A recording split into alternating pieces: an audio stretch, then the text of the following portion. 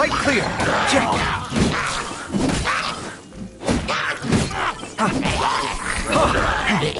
Scanning.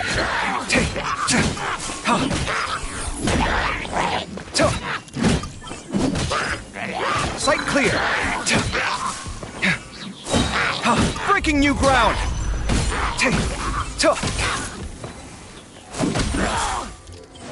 Come at me.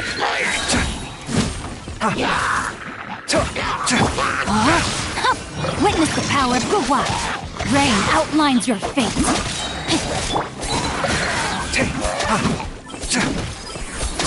Watch and learn. Scanning.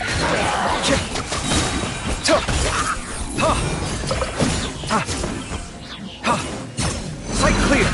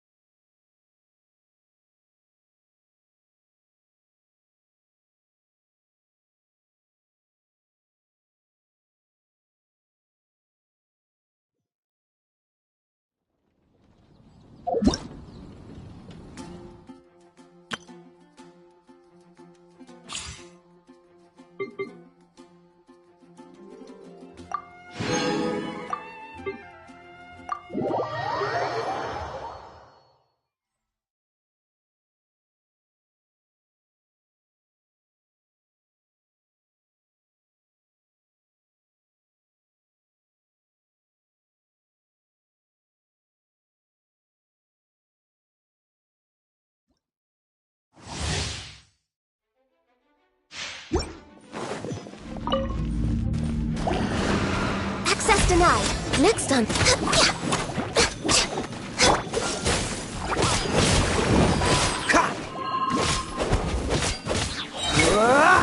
Oh, so sorry. Dodge this!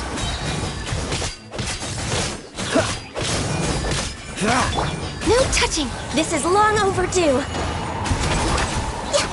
Next on the agenda.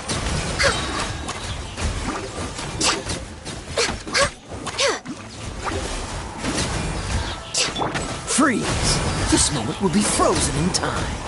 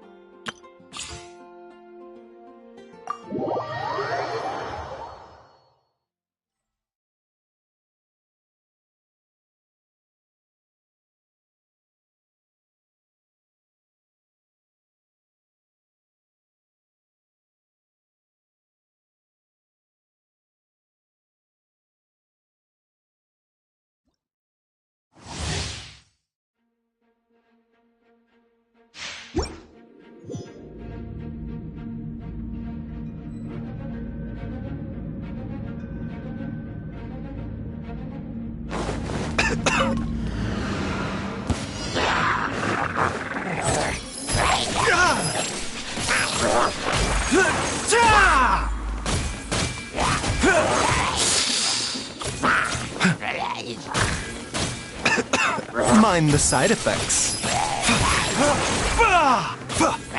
You're in for a little shock. Come a little closer.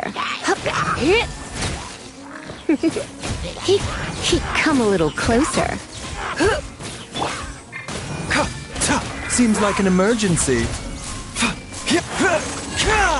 A bitter pill to swallow.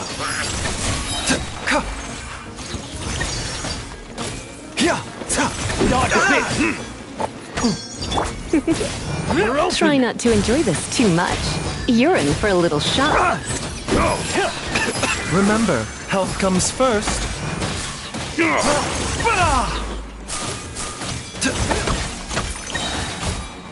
Mind the side effects. Come a little closer.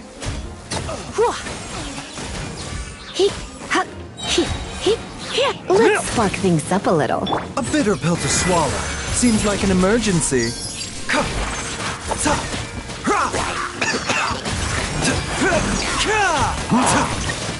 Mind the side effects.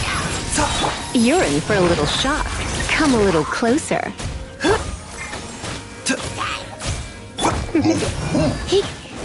Come a little closer. A bitter pill to swallow. Taking a turn for the better.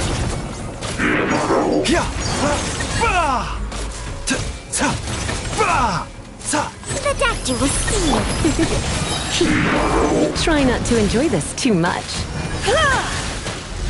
You're in for a little shock. Come a little closer. Mind the side effects.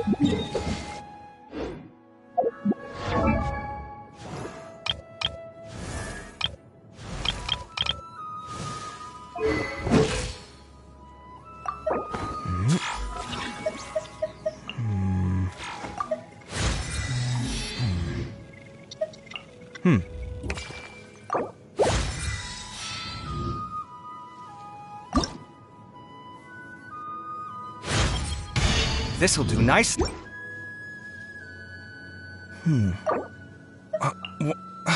Where's my key?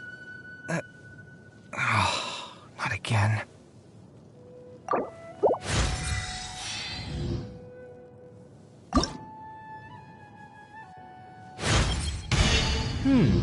Got any more where that came from?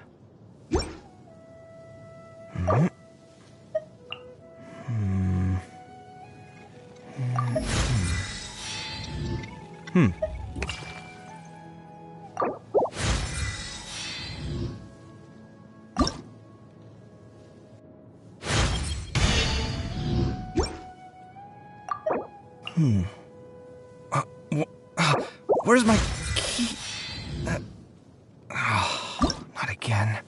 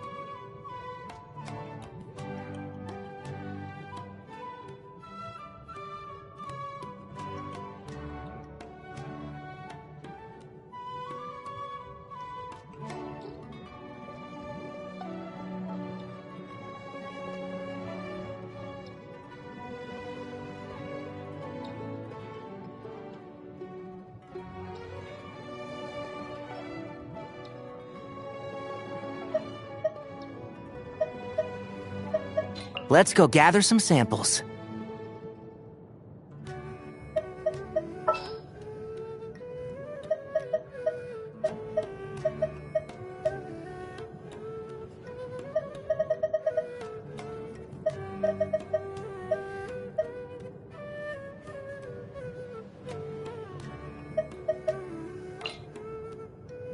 Need a hand?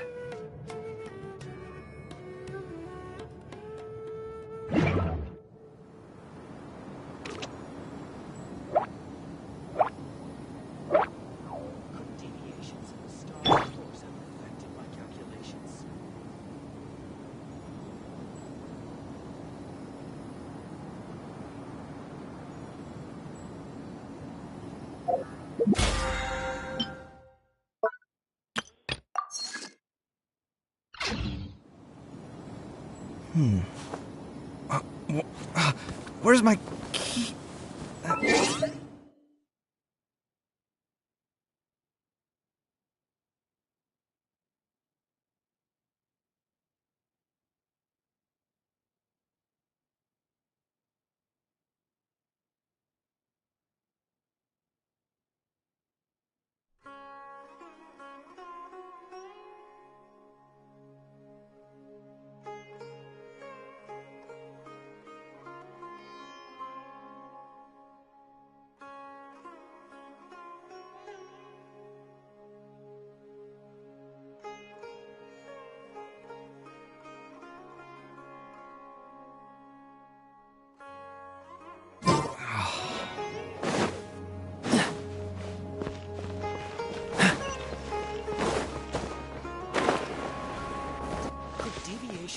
star's course have affected my calculations?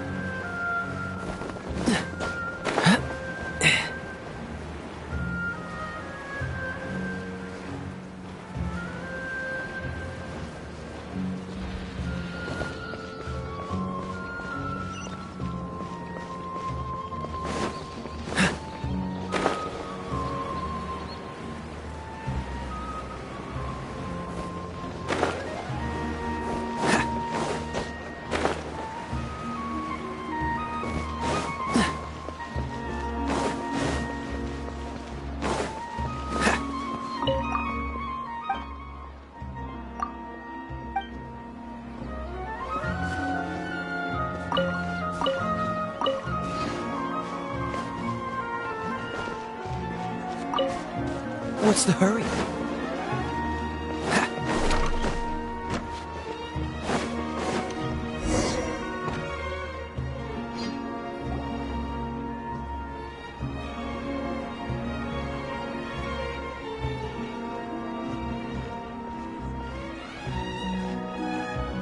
Miru! It's nice to see you again! Oh, hey there, Traveler in Paimon. Are you here for some shopping too? That's right.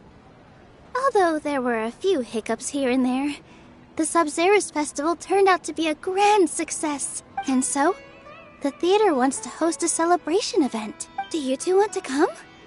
It'll be a really fun time. It's something like a tradition of ours. Whenever we wrap an important performance, we'll get together and unwind. Rehearsals are exhausting.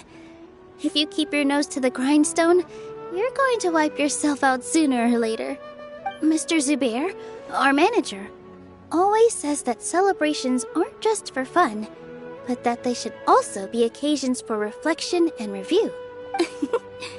But no one remembers that once the celebration starts. It's not like he can't also have some fun himself. We've been to a lot of festivals during our adventures. Will your celebration also have lots of yummy food and drinks? Of course. We always do lots of eating, toasting, and gift exchanging. We try really hard to show our appreciation for everyone. Ah, so we'll need to bring a present. No way! Treat others how you want to be treated, right? Paimon already has a great gift in mind. But maybe you could lend Paimon some more of first? It's fine. No need to stress, Paimon. You can come, present or not. The gift exchange is just to make the celebration more entertaining. You two being there would be the best gift of all. It'll also be a good time to introduce you to the rest of the theater.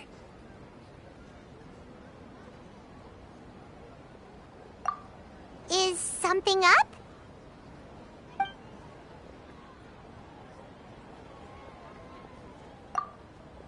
You mean when I danced at the square right in front of the academia?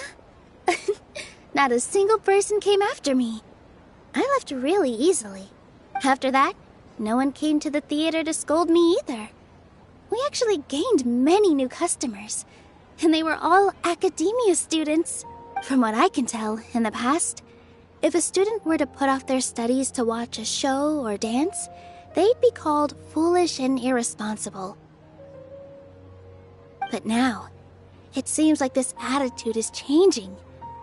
People are starting to believe that engaging with the arts can help them balance their moods, and through that, improve their research efficiency at work. Anyway, it seems like people have to personally experience something to gain a good understanding of it. They should thank us for opening their eyes! That'll probably take some time. They're still droning on and on about experimentation and proof. Will they really gain more appreciation for the arts if they continue to think of everything like that?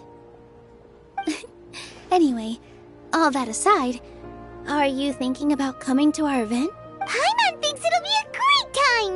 What do you think, Traveler? Alright, then let's head to the theater.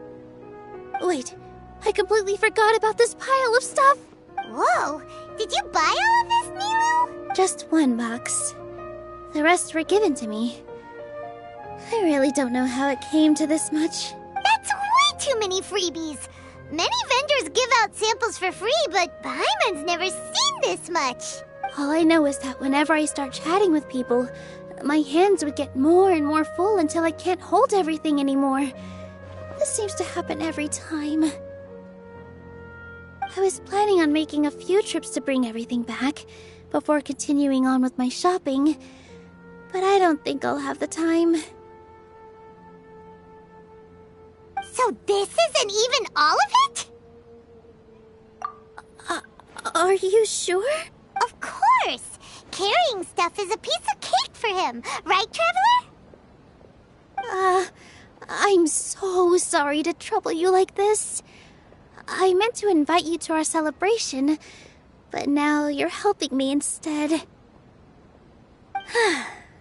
Well, let's hurry up and grab the last few things, so we can get back to the theater.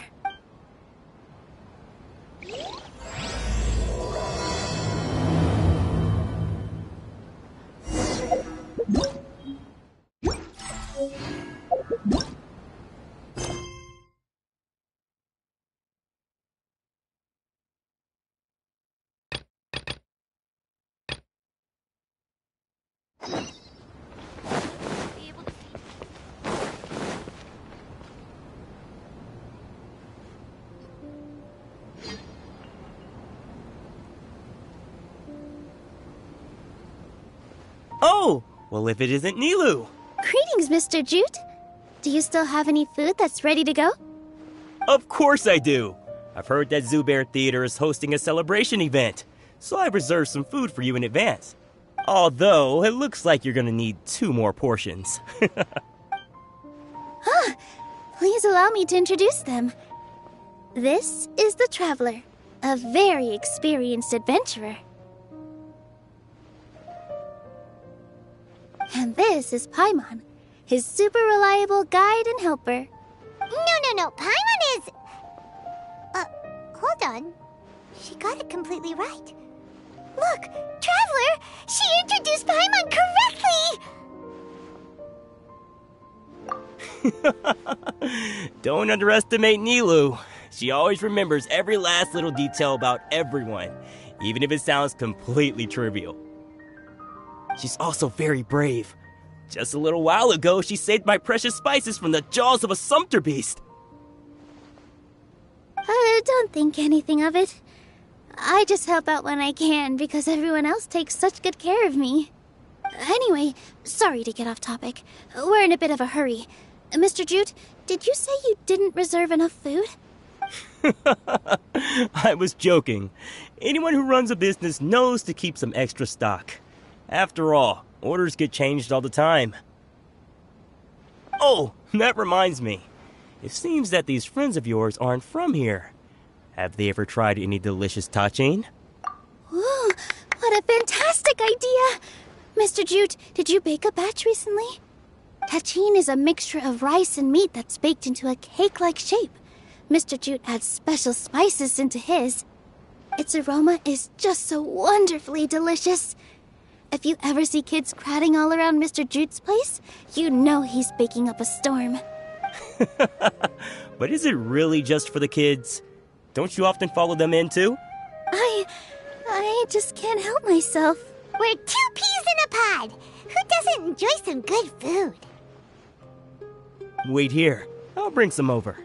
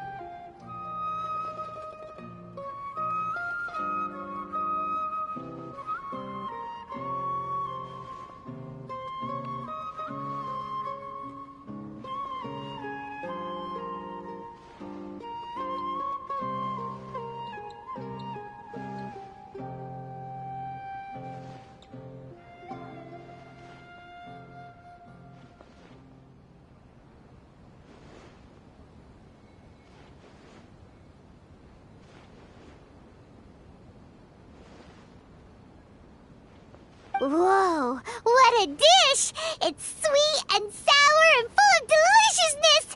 Paimon can't eat it fast enough! No matter how many times I eat it, it's still so delicious. I wouldn't have offered it as a treat if I wasn't confident in the taste. I baked a lot just now, and it's all packaged and ready for you to take back to the theater. You made so much. Is it really okay to take them all? It was nothing. Making 1 serving or 100 servings is all the same to me. If anything, I should be thanking you for helping me clear my inventory. Don't worry about it. What kind of person would I be if I made you pay for a treat? Make sure you got everything. Feel free to come back anytime. I'm starting to understand how you got so many things. Yeah. Everyone has their own way with words. And it's really hard to say no. Let's go to the next store. Nilou, good timing. I have the textiles you ordered. If you took any longer, the Sumpter beasts might have gobbled them up. You and your jokes. Sumpter beasts won't eat those kinds of things, Mr. Offsheen. Jude said that some Sumpter beasts ate as spices. Were they yours? Oh, yeah, really sorry about that. Nilou, if it weren't for you, I would have lost half of my profits that month. Trying to pull anything out of a Sumpter beast's mouth is like playing a game of tug-of-war. So they really do eat anything, huh? What's that supposed to mean? Come now. You know, Sumpter beasts sometimes eat not because they're hungry, but because they like gnawing on things. The textiles you ordered are highly durable and woven from the finest thread. So even if a Sumpter beast got snacky, it'd still have to chomp on it for a full day. You've tested this before? But of course! How else could I be so trustworthy? Well, that one time was an accident. I wouldn't dare experiment with such a precious product. True. It does sound like some good fabric. Ho ho! Have I piqued your interest? If you want to buy some, now's a good time. Buy 2 bolts and get 20% off. Ooh, that's a pretty good discount. What do you think, Traveler? No thanks, Mr. Offsheen. You can't use that kind of tactic on her. Look, you've already sucked her in. Tactic? So you mean everything he just said to Paimon was a lie? I wouldn't go that far. It's just that Mr. Offsheen is really good at spinning stories. A word from him, and you'll find yourself buying things you don't actually need.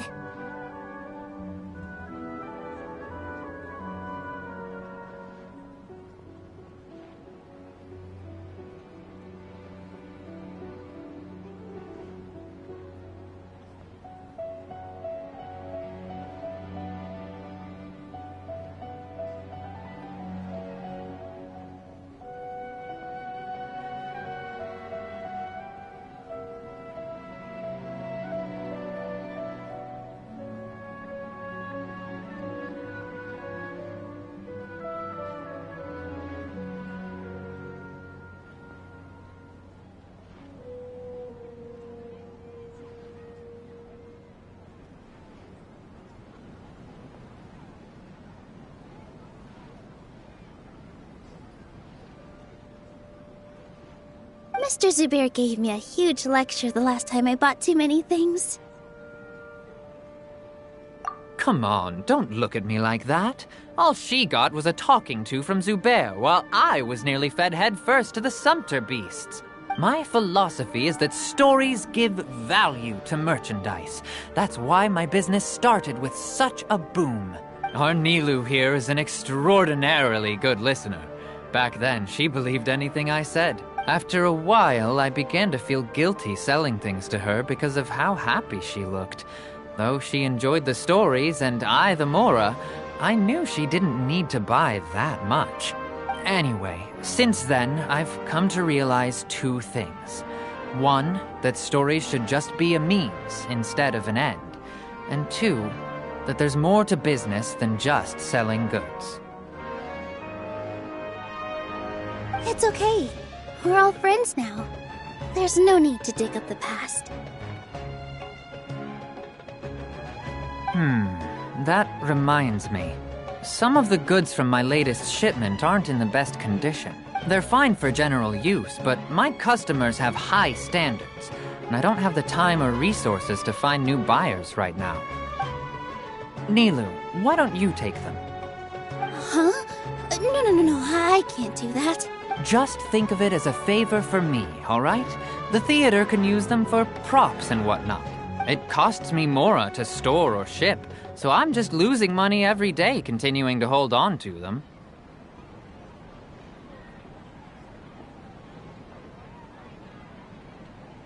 Even so, let me buy them at market value.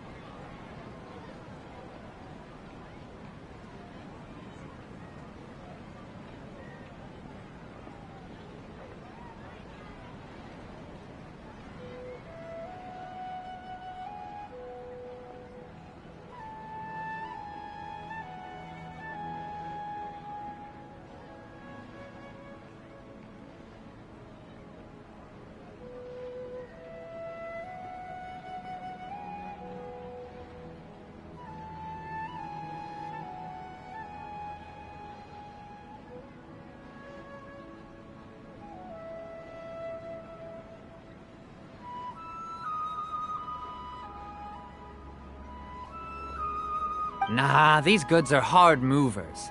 Besides, if I let you pay, wouldn't it mean that I'm just using stories to sell my goods again? Just take them. If you really feel that bad about it, give me some theater tickets later. Oh, yeah, you should also take some while you're at it. Adventurers are always in need of materials, right? Wow, even we get a share of this? Hurry and take it. Just looking at it all is giving me a headache. Thanks for the huge favor. There's still one more store. Are you alright holding on to that much stuff? Paimon, why don't you lend a hand?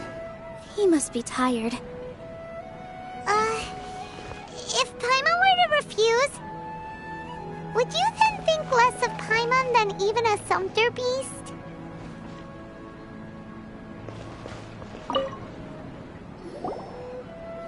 About time, Nilu. Farhad here was snooping around your props. Please, I was only looking at them to get a better idea of what your new show may be about. Wouldn't spoiling yourself just ruin all the fun? Yeah, please wait for our official performance. These two look familiar. I think I've seen them before. Ah, weren't they at the Sub-Zerus Festival? Yeah, and they're coming to today's celebration too. Oh, the more folks the merrier. I was actually just talking to Farhad about also stopping by tonight. Oh yes, please do. I'm sure Miss Raykar and Miss Nadja would also love to have a chat with the two of you. We even prepared a small gift. Let me show it to you. Ta-da! It's a flower wreath. I really think we should wear some of these to give the event a more celebratory feel. Wow, it's beautiful. Did you make it? Farhad did most of the work. What a surprise, huh? He actually knows a lot about crafts. That is pretty surprising. Hey, why can't I have a little side hobby? I worked really hard on that. I know. I watched you make it. I wasn't making fun of you. All right. Why don't you also try some on? We've got some wreaths in your size.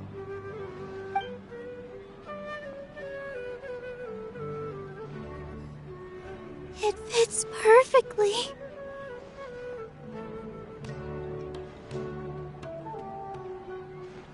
They're so pretty! Is there one that Paimon can wear? Unfortunately, we already gave out all the child-sized ones. I wasn't expecting the theater to invite such a fascinating guest. Fascinating. Huh. That sounds kind of weird, but Paimon will let it slide. Oh, you all sure got a lot of stuff there. Let me help you carry some. I'm a porter by trade, so this is what I'm best at. That'd be great! Please and thank you. But we have a pro now. Thanks for the help, Mr. Farhad. But let me make one thing clear first. Don't try to ask about what's in the new show. Otherwise, I may not be able to hold back Mr. Zubair this time. You're so obvious that even Nilu saw right through you. Shut it. Fine. It's not like I want to get on his bad side either. Including Hushang's things, though. We'll each need to carry a box if we want to move everything in one trip. Even my strength has its limits. Paimon looks like she doesn't want to, so I'll carry a little extra. Although I may not appear super strong at first glance, I actually do a lot of strength training on the regular. Strength and balance are both really important for a dancer. No, let Paimon. Paimon will help carry things. The Traveler's right. Paimon shouldn't freeload.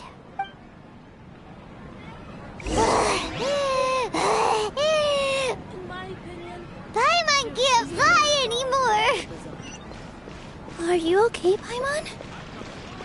Paimon's good to keep going. But Paimon now understands when people say there's no such thing as a free lunch.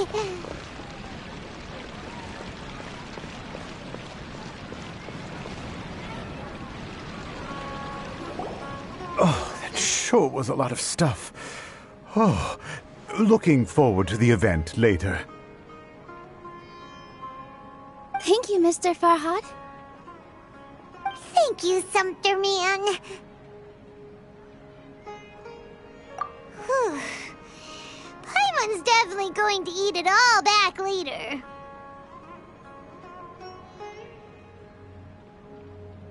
All right, I'll leave you all to it.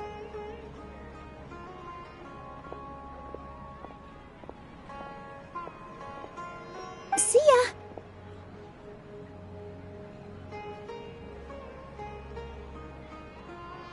Good thing we had Mr. Farhad with us, or else that would have taken way longer.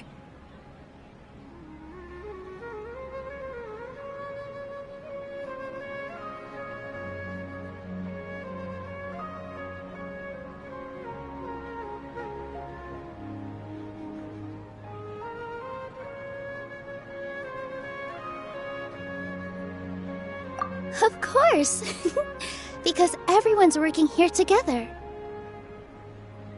We're all like neighbors, so we're always helping each other out. It's easy to forget that everyone's running a business. With this many freebies being thrown at you, you probably don't need to work. I felt so guilty at first, like I always owed someone something. I was always thinking of ways to repay others. Later on, I realized that it's actually like what Mr. Afshin said. By taking the freebies, I was helping everyone out and saving them money.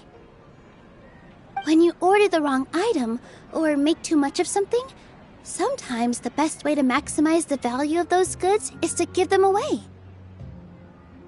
That's why there's no need to stress over the freebies. All of us repay others by helping them when they need it. Oh, that actually makes a lot of sense. This has become our norm, and no one keeps track of the back and forth anymore. So really, don't worry about it. Alright, I have to bring all this to Mr. Zubair and do a little bit of prep. Feel free to hang out here for a bit. It'd be nice if you could also get to know some other people at the theater. Nope. Mr. Zubair's really on top of everything. You two are our guests. So please, just relax and look forward to the celebration. Wow, the atmosphere here is so nice. Let's take a break and immerse ourselves in this warmth. Hey there. I saw you two helping Nilu move some stuff. Are you two also here for the celebration event? You got it! My name is Raykar. Nadia and I are this theater's prop engineers. I also help out with some other tasks like housekeeping. The little ones causing a ruckus are my children, Soreen and Abi. I hope they aren't bothering you. They always get really excited every time we hold a celebration event. Yes, they are. Everyone here takes great care of them. There's good work here, the pay's always on time, and Nilu and the others will often volunteer to play with the kids. I'm quite content with this current way of life. Do you mean your life wasn't nearly as good before? It's all right. It's all water under the bridge now. My husband and I were both adventurers, but he passed away from an accident. Material struggles can always be overcome, but ever since then, I haven't been able to spend much of my energy on anything else. But I still consider myself lucky. Mr. Zubair has helped me a lot, and the atmosphere here is tolerant and kind. Sorry for bringing up such sad memories. Oh, it's all right. I don't mind. Once the event starts, you'll be able to see for yourself the kind of atmosphere I was talking about.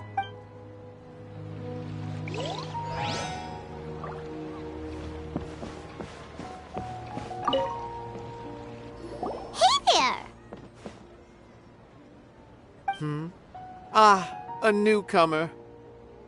Doesn't look too bright. Hey! Talk about judging a book by its cover! You, on the other hand, you're a special one. How would you describe the concept of art?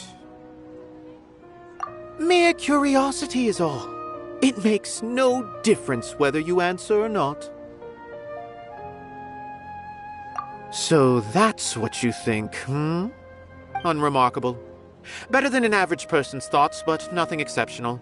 Is art a product that we create and bring forth? Or is it a naturally existing resource? I, for one, believe it to be the latter. Paimon doesn't follow. I've been staying here for a long time. On occasion, I'd assist them in penning lines of dialogue, but most of my time I just stand back and watch. I prefer to abstain from writing as it spoils the viewing experience. The existence of the theater, of Nilu, and of humanity itself. All of these can be considered as forms of art. It is not some intangible construct beyond the horizon. How does that have anything to do with us? Let me ask you this. What do you think is the meaning of art?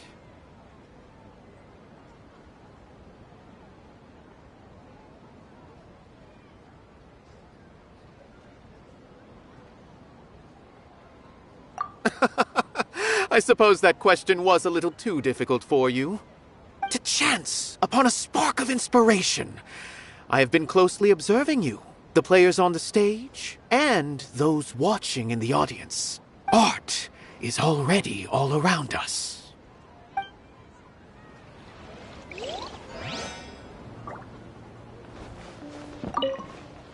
Hello.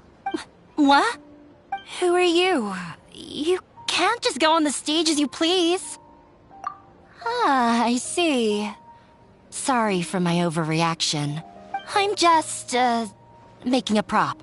No time for chit-chat. Is that embroidery? No. Well, yes, but not really. It's a prop. It's just, some fabric. An ordinary piece of fabric that we use in a show. Sorry. I really do need to focus and start working on it. What an oddball. Is prop making something to be that jumpy about? Oh well, it's none of our business. Look! Nilu's back! Let's meet up with her. The event's probably about to start.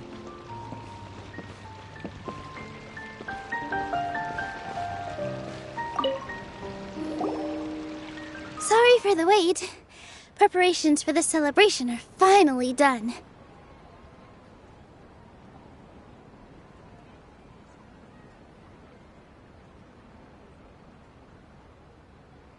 I'll call everyone over, and then we can start. Let us give you a hand. Thank you. Maybe prepared a gift, then we could also be a part of the exchange. As it is, all we can do is wait and watch. Maybe we shouldn't do this after all. I didn't do that great of a job, and who would even like it? Oh, don't think like that. Remember our promise? We're going to give everyone a pleasant surprise. And besides, you've never attended a celebration event before, so this will be a great opportunity. Everyone will love you. I'm still not really sure about this. There's nothing to be worried about. Just take a step forward and give yourself a chance. There aren't any scary people here, right? Right. Huh. All right. Maybe this will help. Everyone, over here! Inaya has something great to tell you all. Wait! I've already said that I'm not ready yet. What should I say?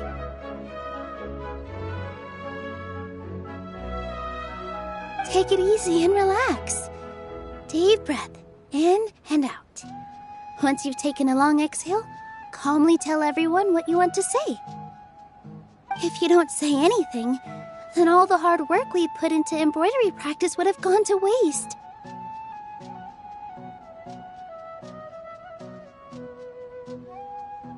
Using it as a gift, though? It really isn't that good.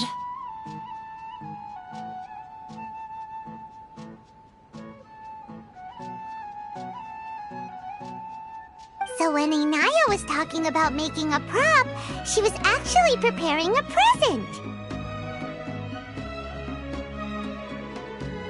Yeah, it feels like she still doesn't really see herself as part of this community. But it looks like Nilou's trying to ease her through.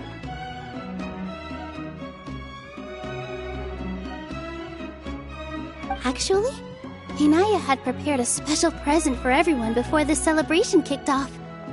Woohoo! We're gonna get our first present from Miss Inaya!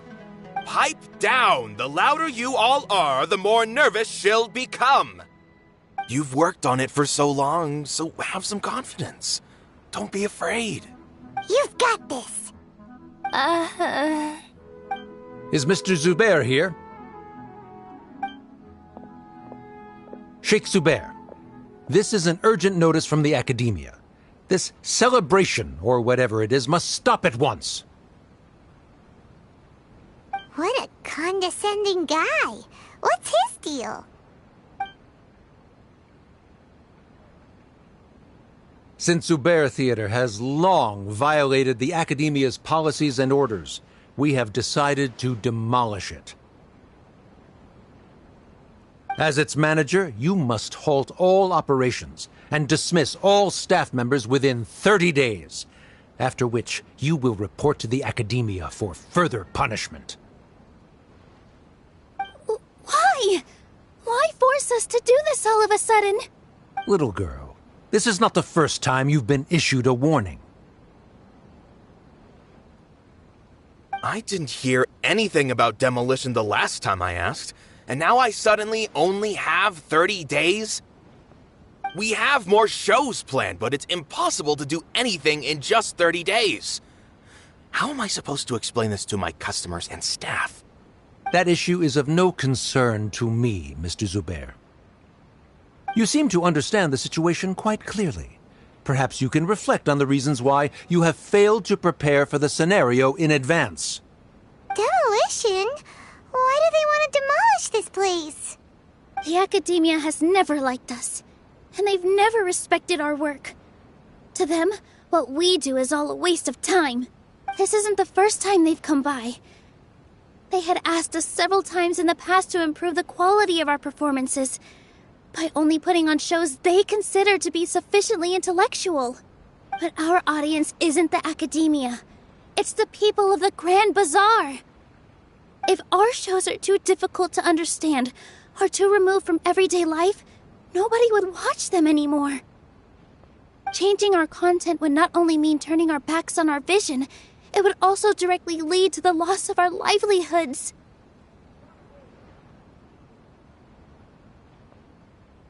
Yeah, The theater is very important to each and every one of us. The way they're doing things is so scummy. But I also don't know how we can stop them. I do not wish to explain everything again from the beginning. Time is of the essence, so you should act with haste instead of asking frivolous questions. But none of us plan to accept this. Such an abrupt notice is contrary to established policy. Ask whoever you will. The answer will remain the same. We have already given you sufficient notice. Enough! Does your audacity know no limits, Father?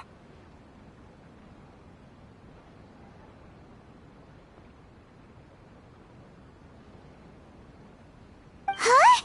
Father? Their family? What academia? This is all because you don't like Zubair Theater. You're just using the Academia's name to threaten us.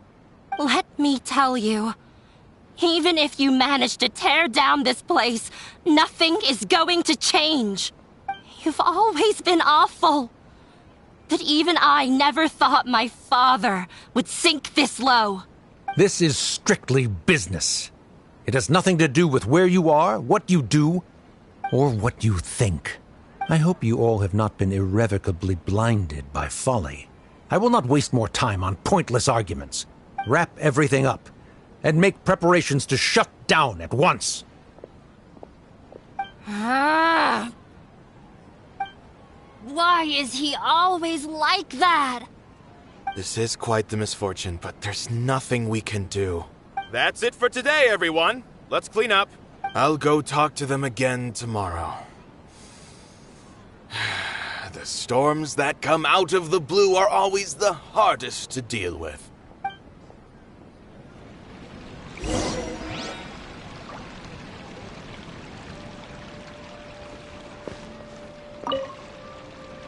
Sorry. I invited you thinking this was going to be a happy occasion. I didn't know that things would turn out like this. There's no need to apologize, Nilu. No one could have seen this coming. Paimon just wishes she could have at least gotten to the food. Is what that guy said true?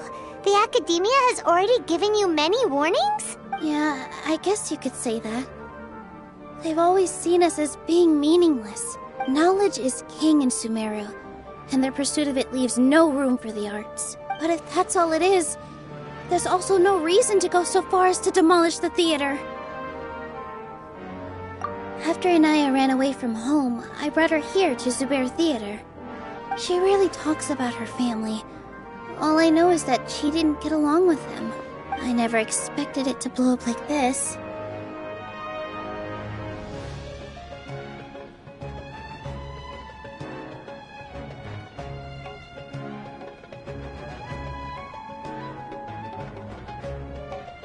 If you did nothing wrong, then there's no reason to listen to the Academia, right?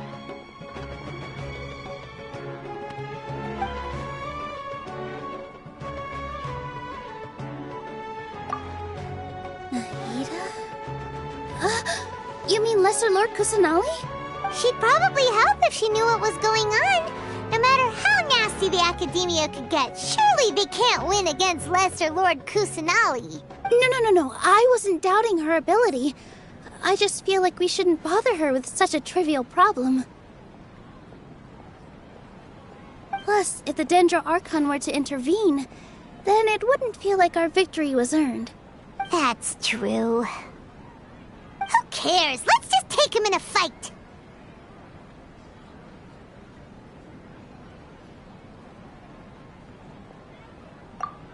That's true. I'll try to think of something. We can't just let everyone suffer in a perpetual state of fear and uncertainty. What to do?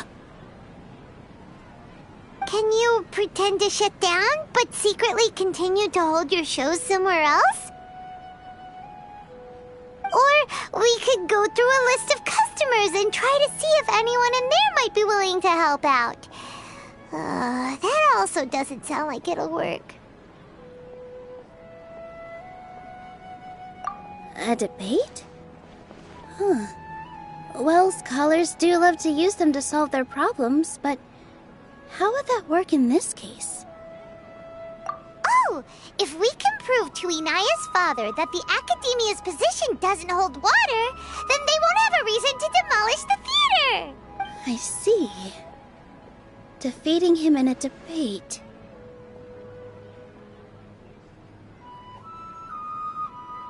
It's a good idea, but which one of us could hope to win against a researcher? Huh? Me? No. I'm the literal worst at arguments. I can't debate.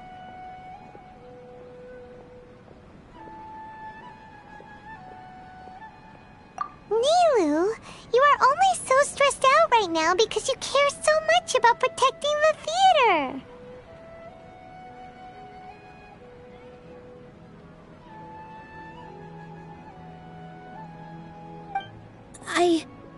This theater holds a special meaning in all of our hearts.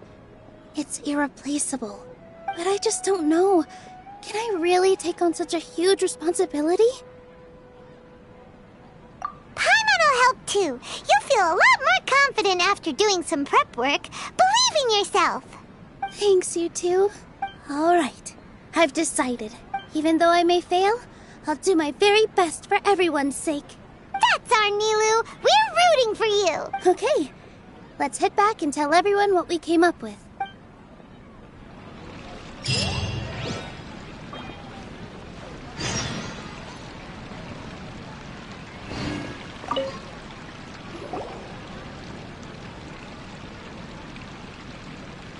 Trying to best the Academia in a debate is attempting the impossible.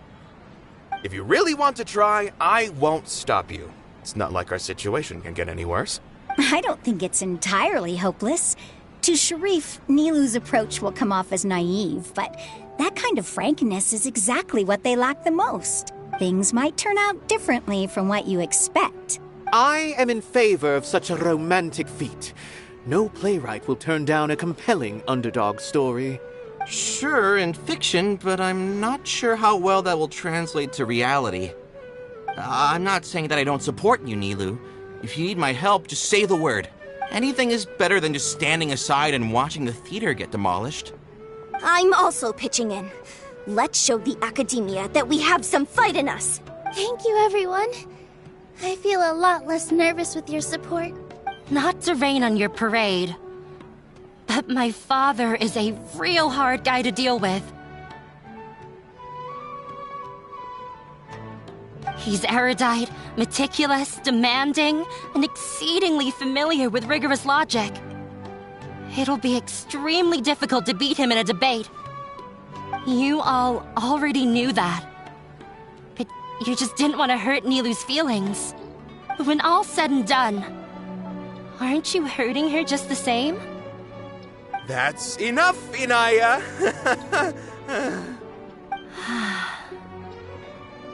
Sorry, I ruined the mood. I just can't force myself to expect a positive outcome.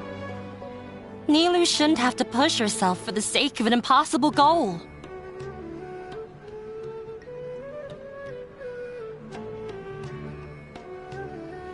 Yeah, it's way too early to give up. You're right, Inaya. We're up against the Academia. Everyone knows that they're very powerful. Being skeptical might actually be the more normal response. But I still want to try. I'm reluctant to just let Zubair Theater go. And it's not just me. I think everyone else here feels the same way. If we're unhappy, we should speak up and let our voices be heard. Say what's on your mind, and do what you think should be done. If we fail after that, then at least we won't have any regrets. I mean, after all, the only thing we can control right now is our choice at this very moment.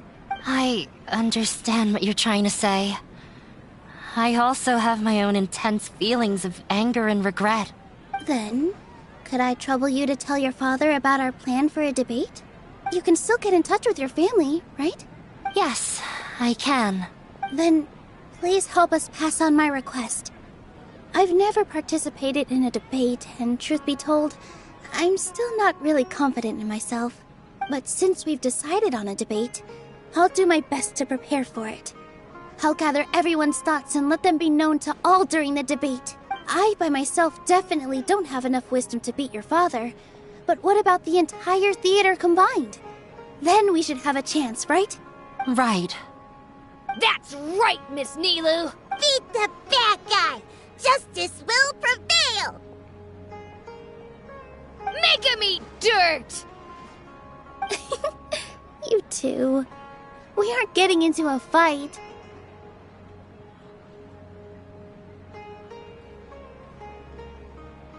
But thank you for your encouraging words. I'll do my best. Well said back there, Nilu. I felt that I might have said a bit too much.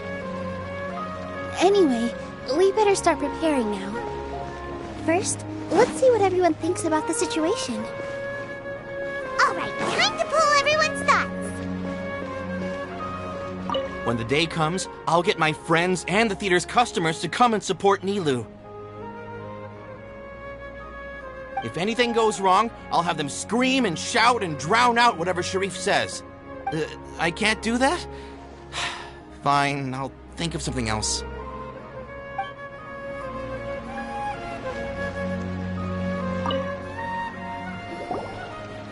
I didn't expect you all to challenge the academia. That reminded me of my younger years. Back then, I feared nothing and no one, and I was always charging into the most dangerous of places. I can't do things like that anymore, but those were some of the best times of my life. Sorry. If the theater really ends up getting demolished, then you, Soren, and Abi will all... It's all right. There's no need to think such heavy thoughts. Even if the building gets demolished, its people will still all be here.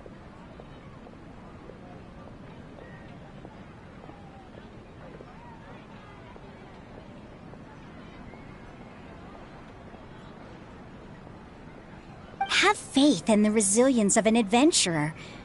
We can always figure something out. But won't you have regrets if things just come to an abrupt end?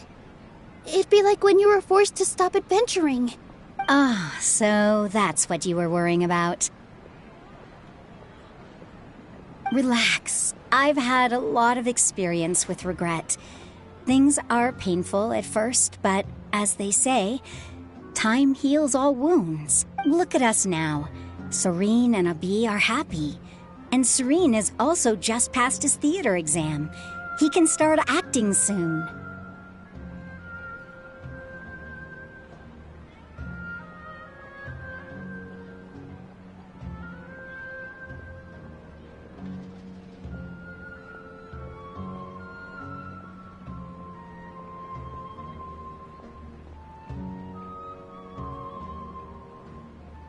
He was thrilled because he can soon perform on the same stage as you. We wouldn't be here if it weren't for our past struggles. And would Soren have become a happier person? That's hard to say. Are you trying to make us feel better? Yes, but I truly do mean what I say. Being here at the theater has taught me an important lesson. The most important thing about an experience is how you choose to interpret it.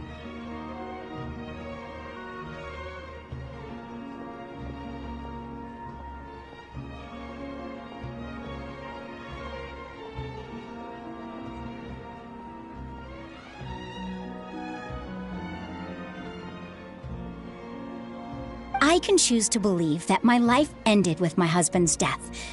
Or I can choose to believe that it was a blessing in disguise for Soren and Abi. Similarly, even if this theater disappears, a new beginning might just be around the corner. Good and bad are all human-made concepts. It all depends on how we choose to see things.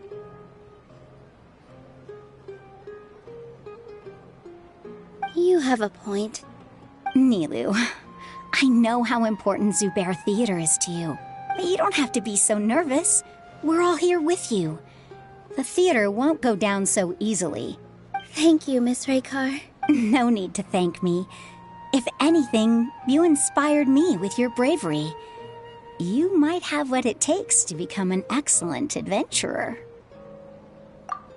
You're too kind. All right, I gotta cheer up. I can't waste everyone's words of encouragement. I feel a lot better. Good. My children and I will be cheering you on at the debate.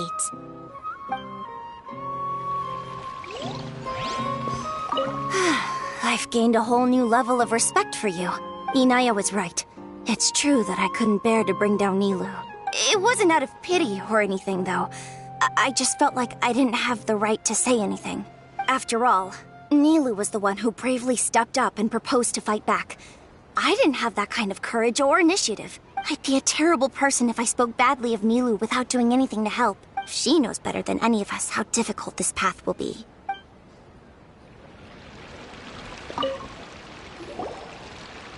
Paimon doesn't really want to talk to him. So, you've already developed some prejudices against me. And to think, I was just about to put forward a suggestion.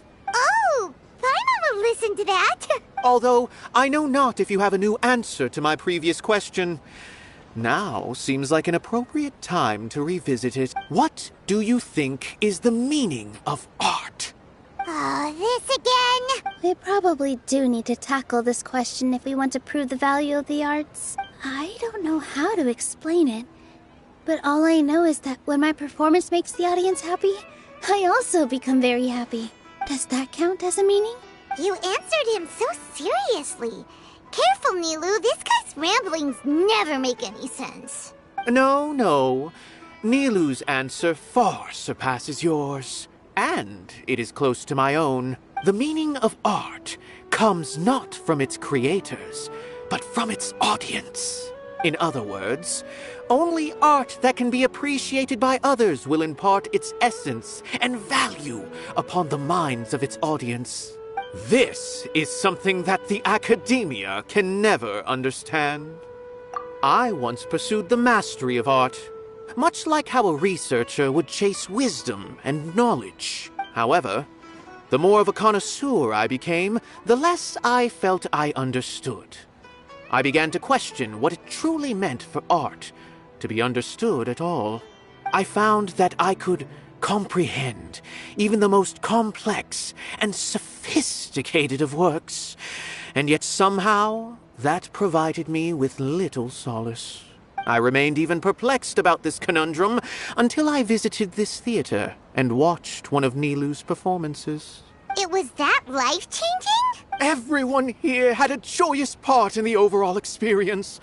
The actors upon the stage basked in the love of their audience, while those in the house immersed themselves in the wondrous ambiance. In all honesty, from a purely critical point of view, the performances here are exceedingly average. Hey, don't say something like that. But what bewildered me was how, despite the performance's middling quality, they captivated their whole audience. They captivated even me. I realized then that I had walked the wrong road. The mastery of art was never what I truly wanted. I left the so-called frontiers of artistic research and came to this theater. For this is where I can finally find what I seek. Art will no longer be a castle in the sky. Whether it be inspiring or entertaining, art must be appreciated by others to confer value. If art cannot accomplish that, then it is meaningless. When you put it that way, Mr. Zubair and I refused to follow the Academia's orders to change our shows for a similar reason. To put it simply, we were afraid that our shows would lose their meaning if people couldn't understand them. I once stood in the spotlight, but I relinquished fame and acclaim for the freedom I enjoy today. I care not for where my feet may take me next, but Nilou, you need to remember one thing. You already stand upon the finest stage there is, and that is a rare gift that should never be taken for granted. You cannot give it up. Not even to the academia. I understand. Thank you for your words of encouragement, Mr. Kasani. Dust the cobwebs away from the eyes of those scholars. He really seemed to care a lot about the theater. Once you get to know him, you'll realize that he's actually a big softie at heart. He'll even help out with furniture repair and painting the stage. Wow. Paimon didn't think he had that in him at all.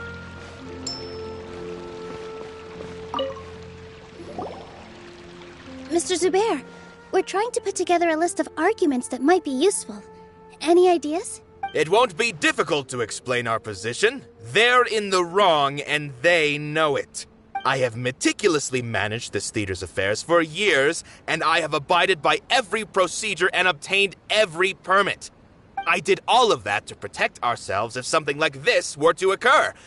I didn't expect them to disregard the rules altogether. Yes, I know. But anyone who's staying at the theater is one of us. If I can't even protect the members of the theater from outside pressure, then I have failed in my duty as a manager. In summary, you need sufficient confidence and strict adherence to the rules. At least for now, they don't have the authority to demolish the theater. As long as you double down on that point and force them to concede it, you'll gain an advantage. All right, got it. I've seen many situations like this before. The academia sure likes to get its nose into everyone's business. While you prepare for the debate, I will also prepare the theater for the potential aftermath. It's best to prepare for the worst outcome. Once you're done chatting, do me a favor and tell our customers that we're canceling all of our shows. Do we really have to? Right now, no one's in the right frame of mind to perform. I have to consider both our staff and our customers. This is the only way. Nilou, you are incredible. With your talent and youth, you had the least to lose out of all of us. And yet you were still the first to take a stand. I've never thought about leaving your theater, Mr. Zubair. I truly love this place, and I want to keep dancing here. I also want to keep dancing with everyone else. You're becoming more and more like her. Do your best. We'll do all that we can, and leave the rest to fate. Her? My teacher. She was an excellent dancer, but she's retired now. If we have time later, I'd be happy to tell you more about her.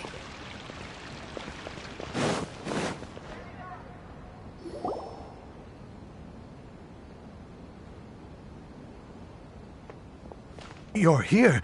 Is the theater actually closing? He's been worried sick for a while now. He wouldn't stop talking the whole way back. Hey, you two. What exactly happened? Did someone come down from the academia? Yes.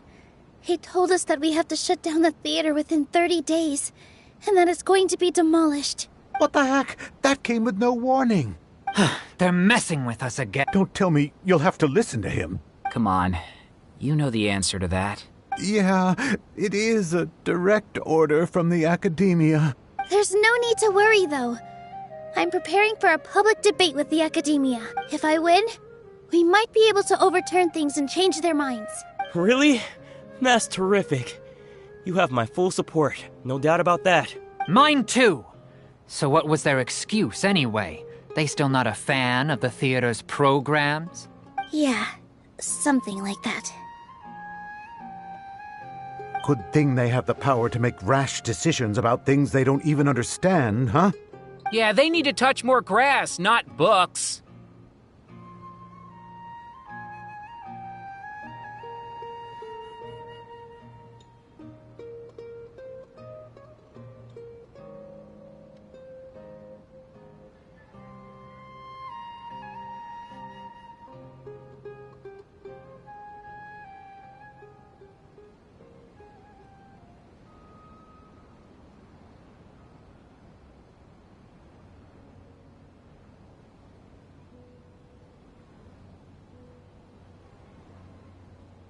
Exactly. They want to look down on us? Ha! We'll look down on them first. Don't worry. Everyone here has your back. The Academia's recklessness won't get them any praise.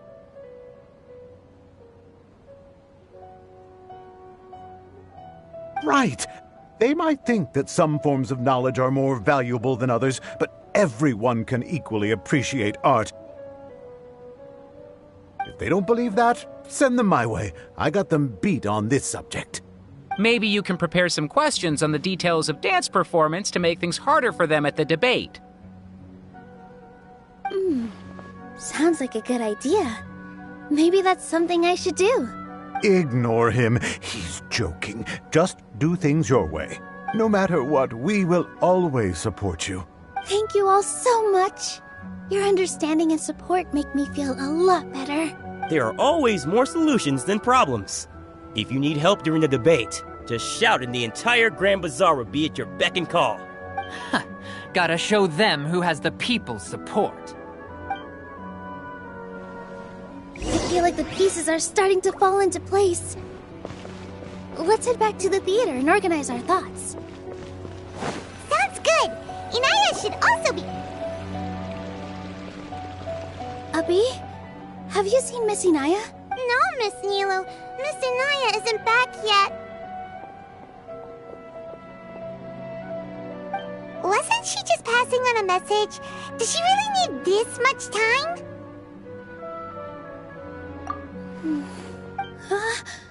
Oh no.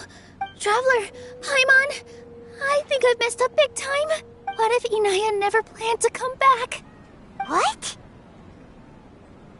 It's just a gut feeling, but knowing her, she probably feels like she's completely responsible for what happened. She probably thinks that all of this happened because she was staying here.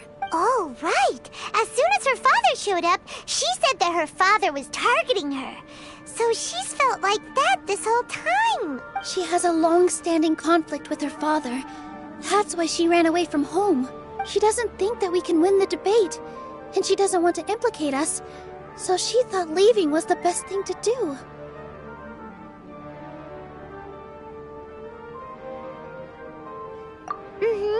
And then she just quietly left afterward.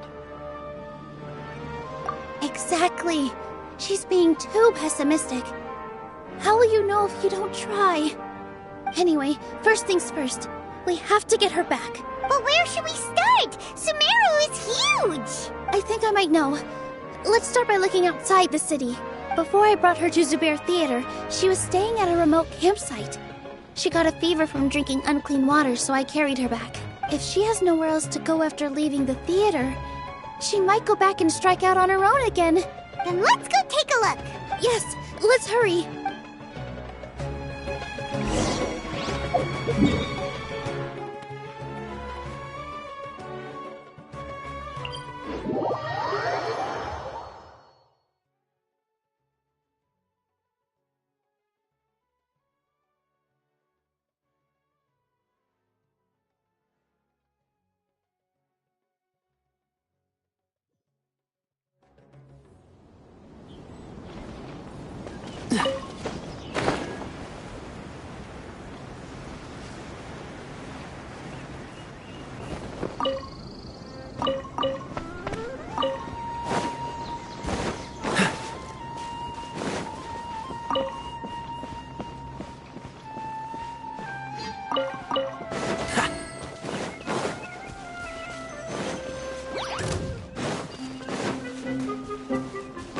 What's the hurry?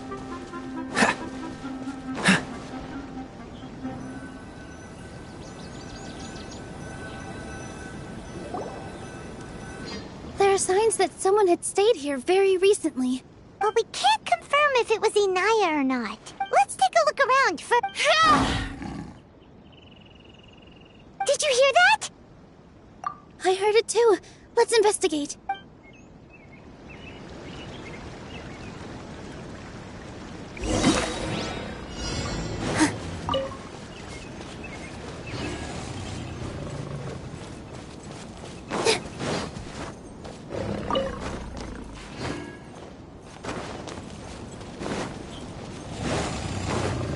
like we're getting closer. The voice is coming from over there.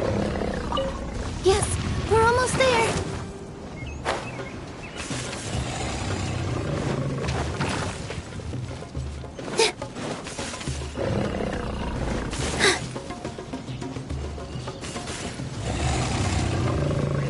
Stay back! It's Inaya! She's being attacked by wild animals! Inaya, don't be scared! We're coming to help!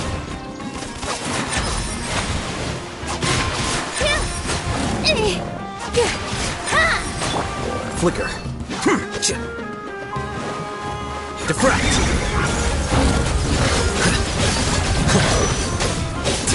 Come at me! One with the forest. I'll uproot you!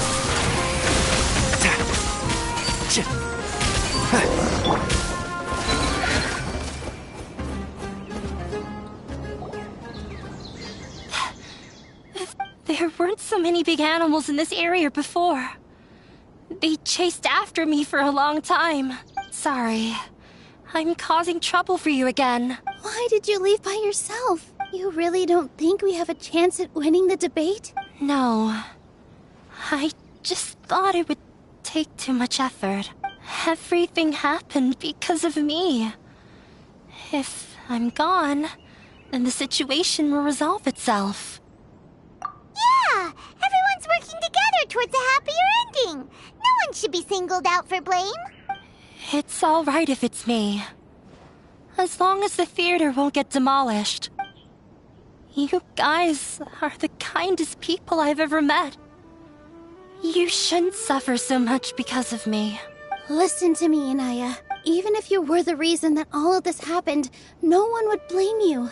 Mr. Zubair said that you're one of us, so that means we will protect you. No matter what happens, we'll stand as one. Nilou, there will always be a victim, whether it's me or the theater. You can't eat your cake and have it too. You can't win a debate against the academia. Especially since your opponent will be my father. My father is an extremely demanding man.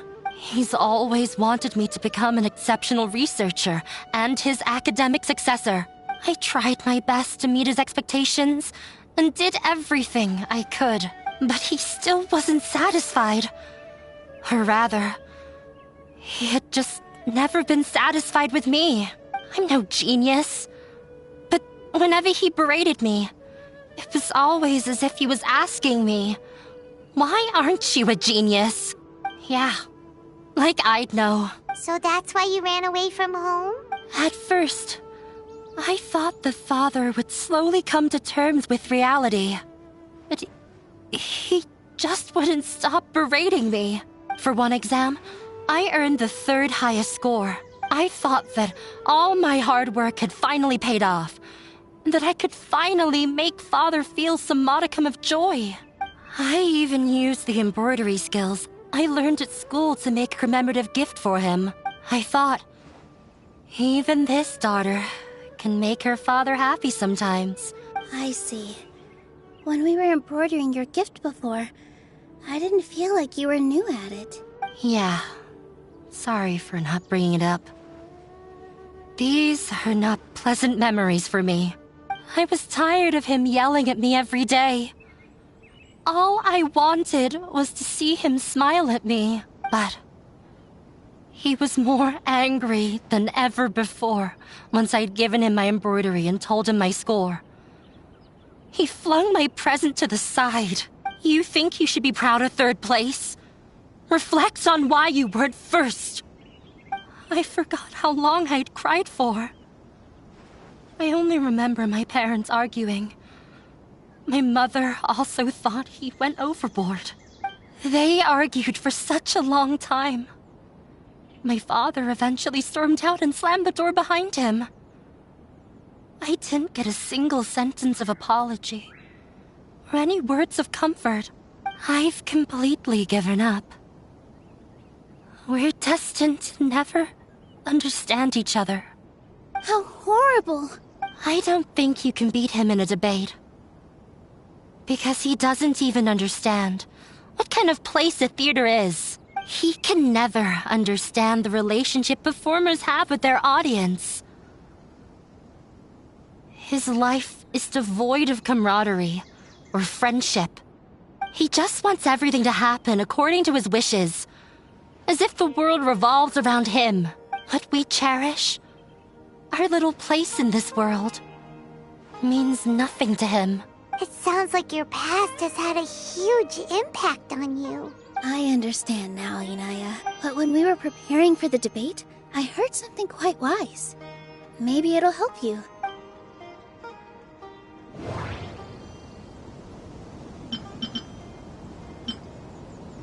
Everyone is free to appreciate art. No form of art is inherently superior. The most important thing about an experience is how you choose to interpret it. Everyone is free to appreciate...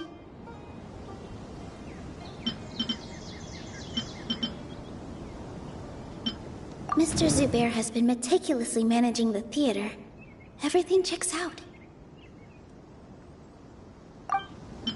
Art must first be appreciated by others to confer value. No, there should be... No, there should... No, there... Miss Raykar has gone through a lot in her life, but she told us that she's very happy to live at the theater now. Although she ran into misfortune, it led her down a new path in life. She sees that as a blessing. She told me that the most important thing about an experience is how you choose to interpret it. Interpret it? I can sympathize with your unhappiness at home, but after you ran away, you ended up at the theater and became one of us. Those unhappy experiences allowed you to really cherish your bonds with everyone, and also gave you the opportunity to become friends with us. Don't let your past suffering keep you from the new life that you've worked so hard to find. Oh. Let the past stay in the past. When I ran away from home, I swore that I would leave my family conflicts behind. But you're right. All I'm doing now is falling right back into it. Maybe you'll disappoint him, but that doesn't matter. You have a new future waiting for you. Don't let go of the answer you've worked so hard to find. That's right. If we put our heads together, there's bound to be a way. You're right. There's nothing to be afraid of. I'm not trying to meet his expectations. So why should I give up because of him? I can't afford to lose anything more. We have to win. The debate will not only protect Zubair Theater, but also allow me to settle things with Father. That's the spirit! Let's go.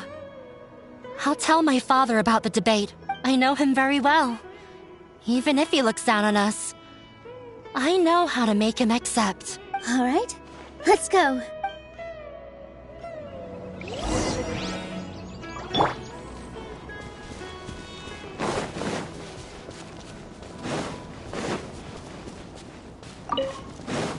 What's the hurry?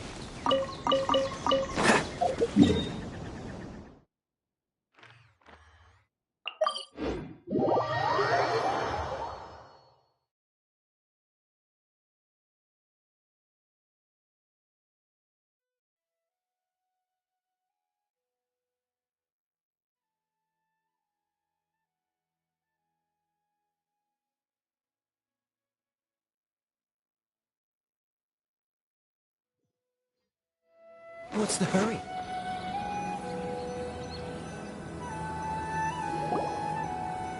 Well, I'm off to meet with him. Please wait here for me. Okay. Looking forward to your good news. That should be everything. The only thing left to do now is to wait until the debate. I'm not sure why, but...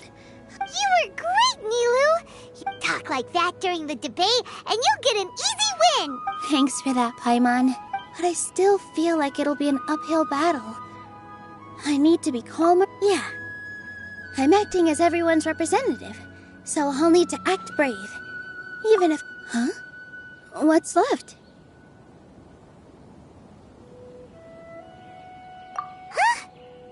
strange question. Isn't a theater just a theater? Wait. You're not asking what the theater does, but what it is. Let me think. How can I put this?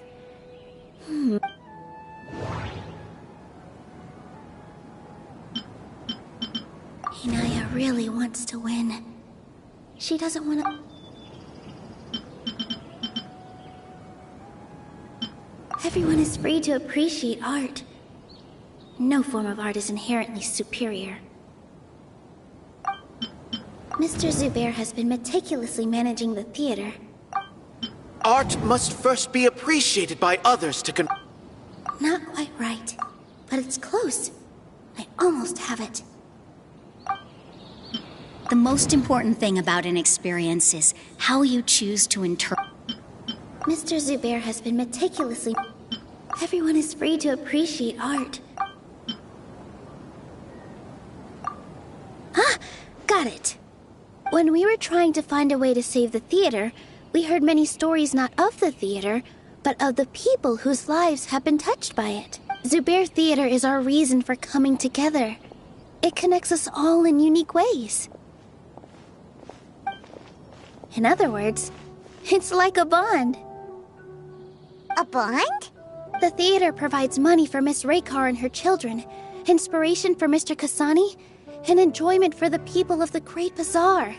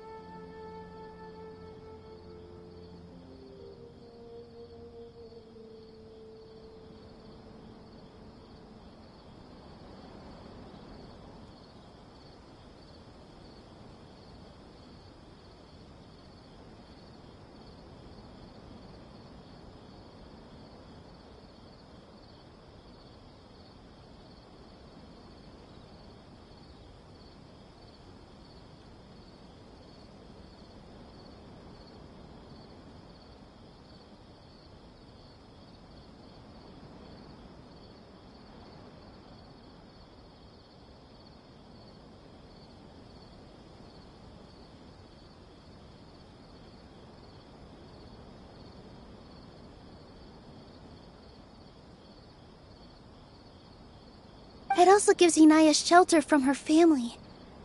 It has brought us together after taking care of every single one of us. And its story won't end here. In the future, many more people will come to the theater and receive its blessing. And we'll all be there for them. Our warm, welcoming community will show them the same kindness we were shown in the past. Aside from the delivery of performances, isn't this another reason for Zubair Theater's continued existence?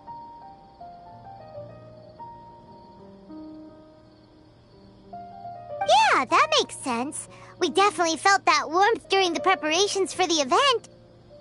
But Paimon doesn't see how this will help in the debate.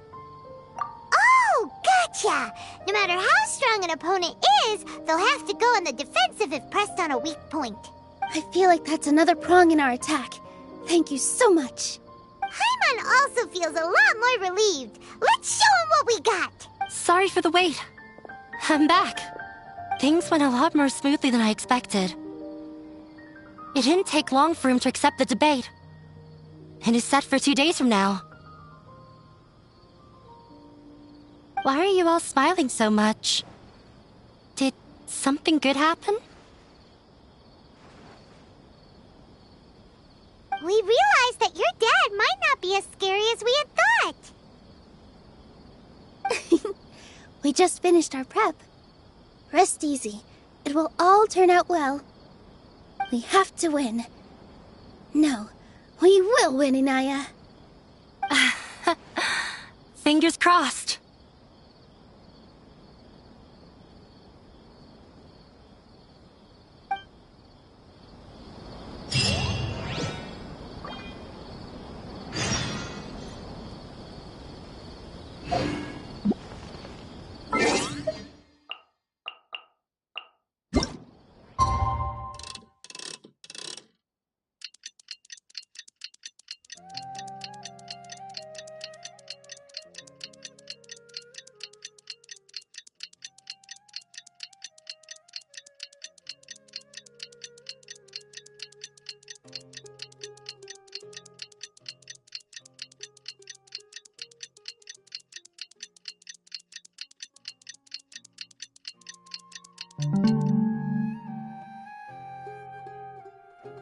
Come on. Let's get moving. We're not frozen in place after all.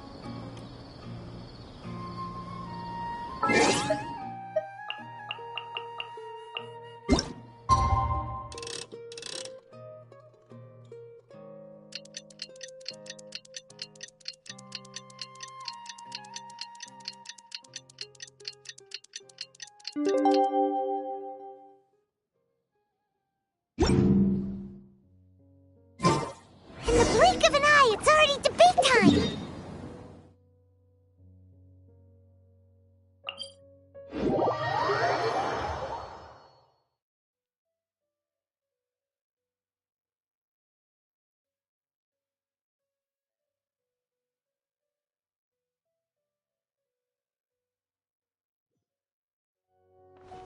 We did a lot of preparations with Nilu.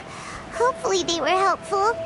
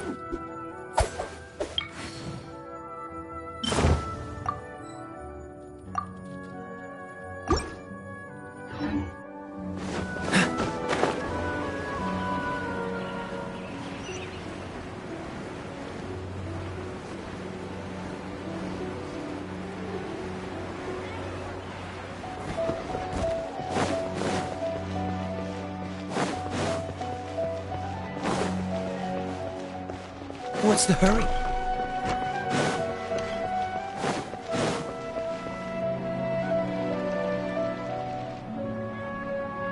Hello and welcome, everyone.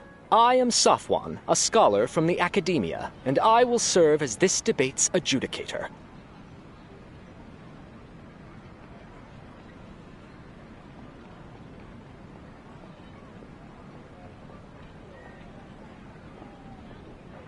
I swear to judge both parties with the utmost wisdom and impartiality. I will neither interfere with the proceedings nor demonstrate bias. I ask for both parties to stand. May the Dendro Archon also serve as a witness to this duel of wits.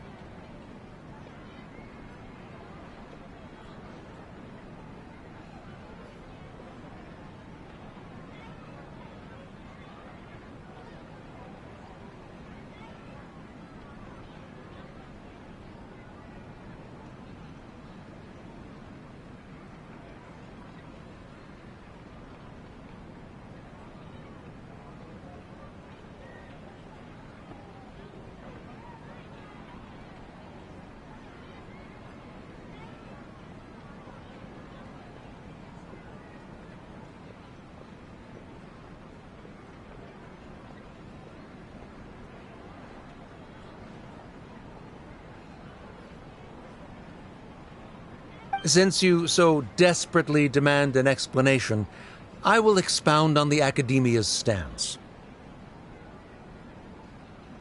You may have misunderstood us from the outset and believe that the Academia is prejudiced against you. However, the truth is that the Academia wishes for every resident of Sumeru to be afforded opportunities to grow and cultivate their wisdom. Therefore, the works they consume should also possess enlightening qualities and intellectual value. We have failed to identify these qualities in the shows performed at Zubair Theater. In other words, instead of struggling against the Academia in pointless confrontations, if you had spent your time reflecting on improving the quality of your shows and enlightening your audience, Zubair Theater would not be today facing such a tragic fate. Aggressive from the get-go. He's really putting on the pressure. Can Nilu stand her ground? Calm down, Nilu. First, carefully analyze what he said. He said that we were shut down not because the Academia looks down on the arts, but rather because our shows aren't up to their standards. However,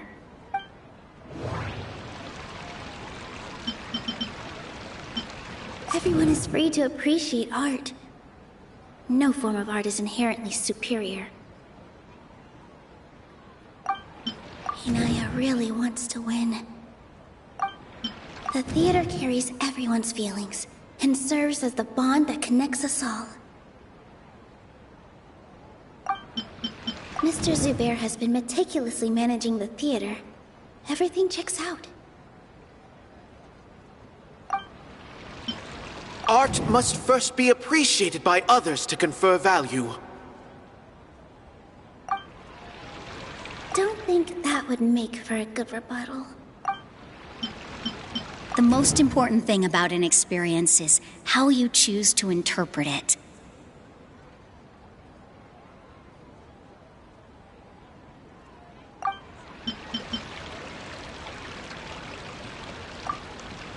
In your eyes, our shows can't meet the Academia's expectations. Shouldn't it be the audience who decides if a show is intellectual or enlightening? Why is someone from the Academia judging that?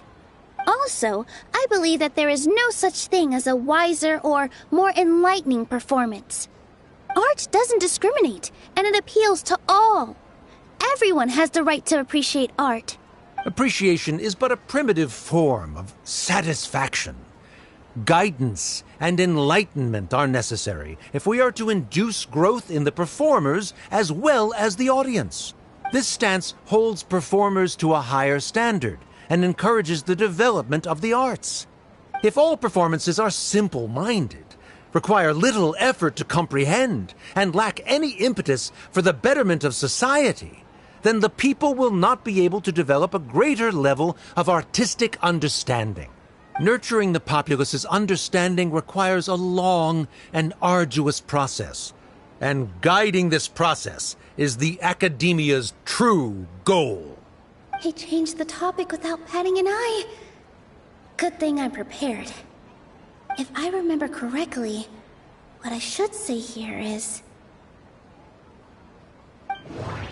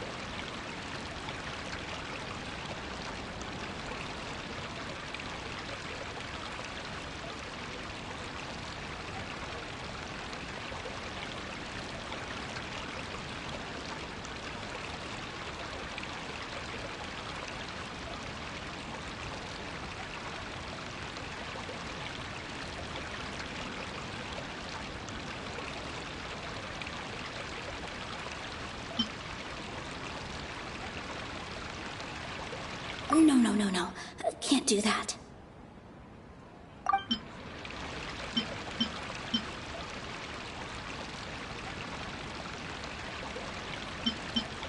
Art must first be appreciated by others to confer value.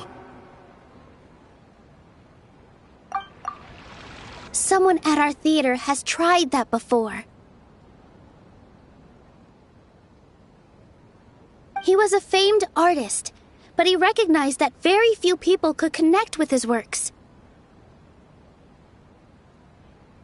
I agree that art should be enlightening, but we can't pursue that goal by creating complicated works. If a work can't tap into an audience's personal experiences or feelings, then its contents may as well be a castle in the sky. What's the point of performing a show that its audience can't even follow? That would only be forcing people to watch something they don't like. You can only reach that conclusion from a place of ignorance.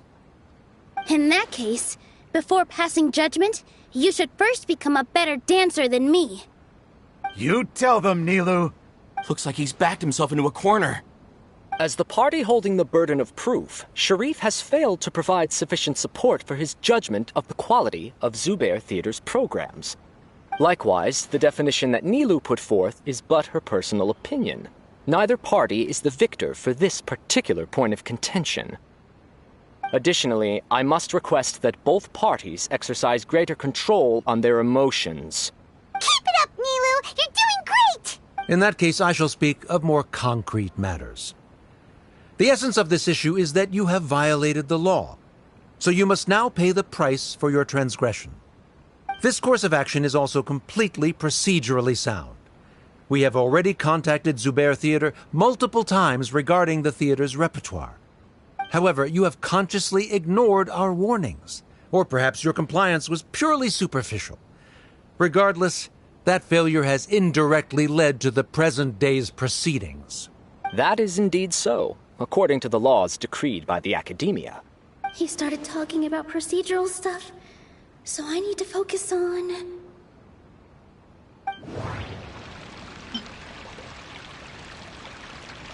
The most important thing about an experience... Art must... Mr. Zubair has been meticulously... Mr. Zubair has already provided signed copies of all documentation related to our operations. Everything is perfectly filled out and valid. Although the theater's performances don't align with the Academia's requests, the law doesn't say that Zubair Theater can be demolished only because of that reason.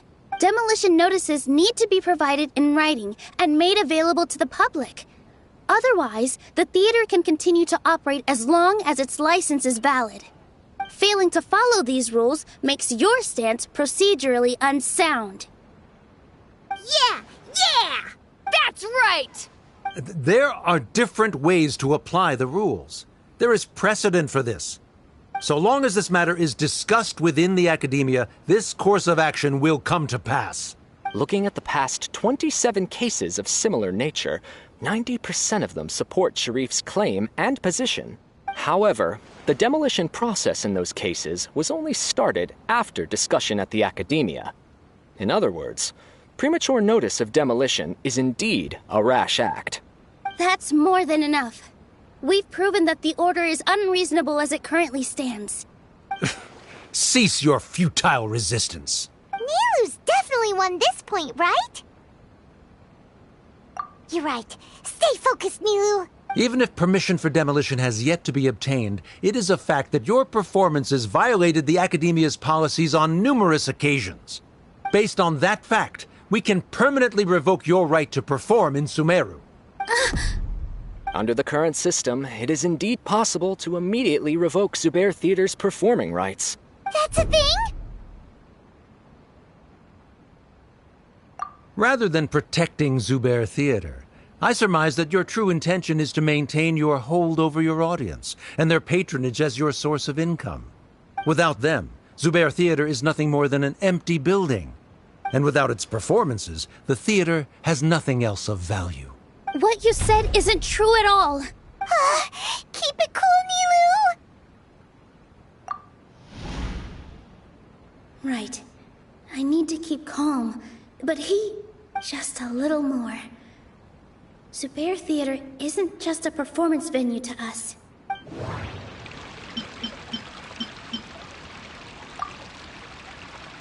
Zubair Theater isn't simply a performance venue to us. It means more than that. It's been our home for a long time. Miss Raykar can't go on adventures anymore, but she has found a stable career and a new life at the theater. Her son, Sorin, has already passed his theater exam, and he'll soon be our newest member. Mr. Kasani found a new way to look at art.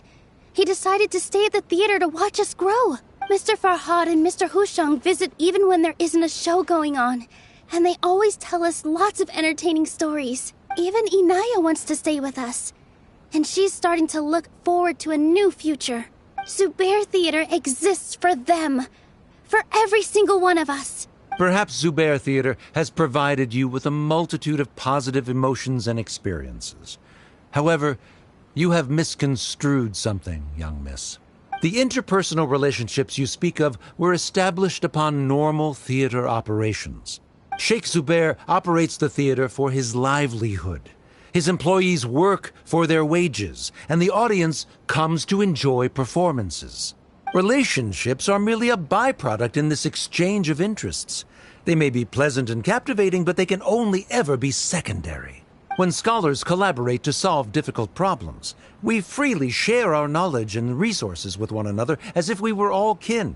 However, this collaboration ends after the results of our work are published. The reason is simple. We are scholars, and there are new projects that await our attention. He really doesn't think much of relationships. Paimon also thinks he did a lot of prep. He's been solid as a rock. Sharif's argument is currently the more persuasive of the two for this point of contention. The continuance of the interpersonal relationships Nilu spoke of remains hypothetical before the theater's demolition, whereas the situation that Sharif described has been well documented at the academia. The academia has made significant academic contributions, in no small part due to its researchers' efficiency and ability to compartmentalize. Oh no, what should we do? Things are going in the opposite direction. A setup? So Nilu's got him? Good. He said what he said. The next argument could decide this debate, but is this really the best thing to do? It might be too cruel to Inaya. She already agreed to this. She wants to win, no matter what. Me too. Mr. Sharif believes that interpersonal relationships are a byproduct of working towards a goal. Once that goal is achieved or abandoned, those relationships would have no more reason to continue. Then, if someone has failed to live up to his expectations... If someone has failed to live up to your expectations and ran away from home, then she shouldn't be your daughter anymore. Right? Inaya... Sorry, Nilou. As expected, I should be the one to say it. You don't need to shoulder this responsibility for me. If in your eyes, the purpose of my existence is to become your academic successor, then that goal has ended in complete failure. By your logic, that means there is no more reason to sustain our relationship as father and daughter. Members of the audience who do not belong to either debate party, please speak with caution. Let her speak. What she does not say, Nilou will. No matter how many disagreements we've had, the truth is that you are still my father. You're so immersed in your own world, you can't understand why we come together for the sake of relationships. Yeah, don't look down on us. You can watch a dance anywhere, but there's only one Zubair Theater. I'm almost starting to feel sorry for this guy, what with the idiotic things he said. Order! Order! Members of the audience, do not interrupt debate proceedings. I confess that this is the final argument we had prepared. Disown me, and you will win the debate. But before that, Father, I have some final words to say. I've been doing some soul-searching. Not about whether I should have run away from home, but whether there was any point to my personal rebellion against you. I kept trying to earn your approval, but I only disappointed you over and over. The truth is, I ran away from home as a means to vent my recurring frustrations. That is to say, I was exerting pressure on you, and hoping you'd give up on your lofty expectations. But by doing that, wasn't I just doing the same thing as you? I won't force my expectations upon you anymore. At Zubair Theater, I have found the life I've always wanted. I will move on from my family troubles and strive towards my new goal. But if you dare to harm this place, then I will stand with my friends here and fight against you.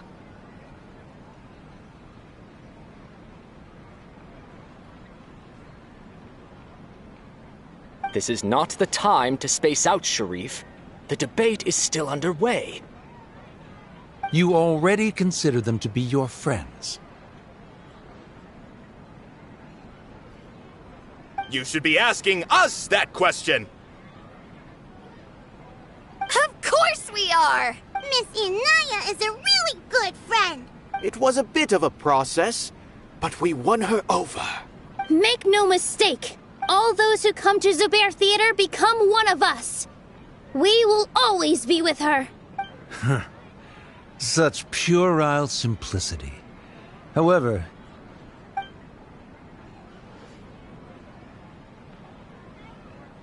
it is surprisingly a relief. Wait, what are you... never mind.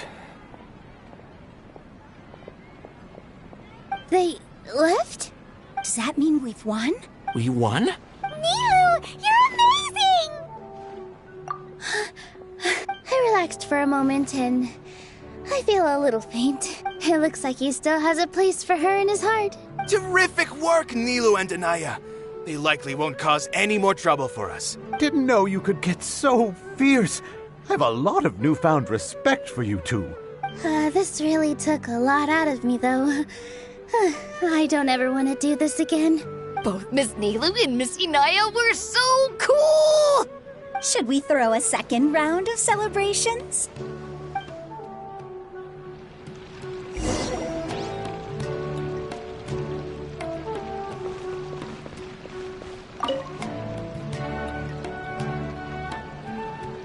Oh, it's you.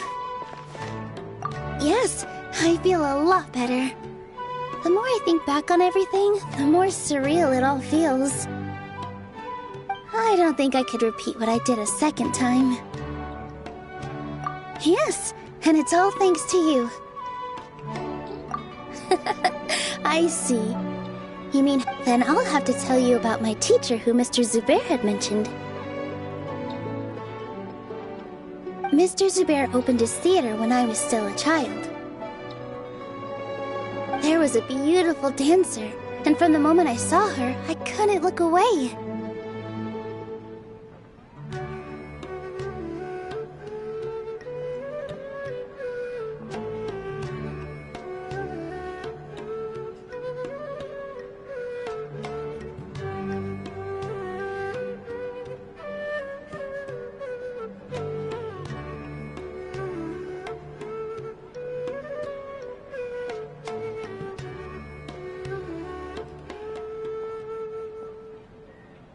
I thought to myself, the gods must have blessed her with such talent.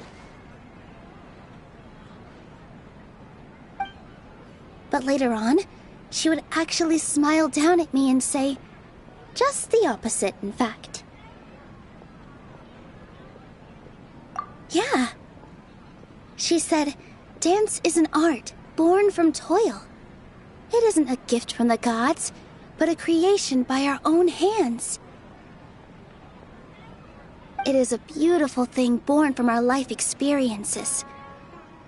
Whenever there is joy or something to be celebrated, people will dance.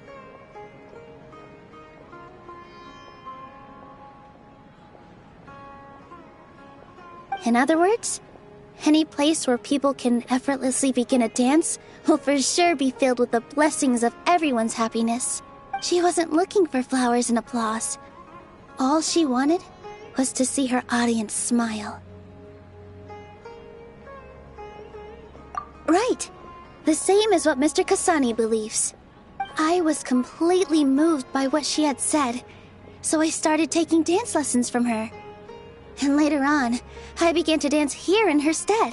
Before she retired, she told me, for as long as you live, never forget what dance means to others. This is why Mr. Zubair and I never intended to listen to the academia. Even though it ended up causing everyone a whole lot of trouble, thankfully, everything worked out in the end. Although, I do have a small regret. Yeah, even though she has already decided to stop fighting with her father, they never managed to have a real conversation with each other. Before he left, Mr. Sharif looked like he had a lot on his mind. He probably has a lot of things he wants to say, but will now perhaps never get a chance to.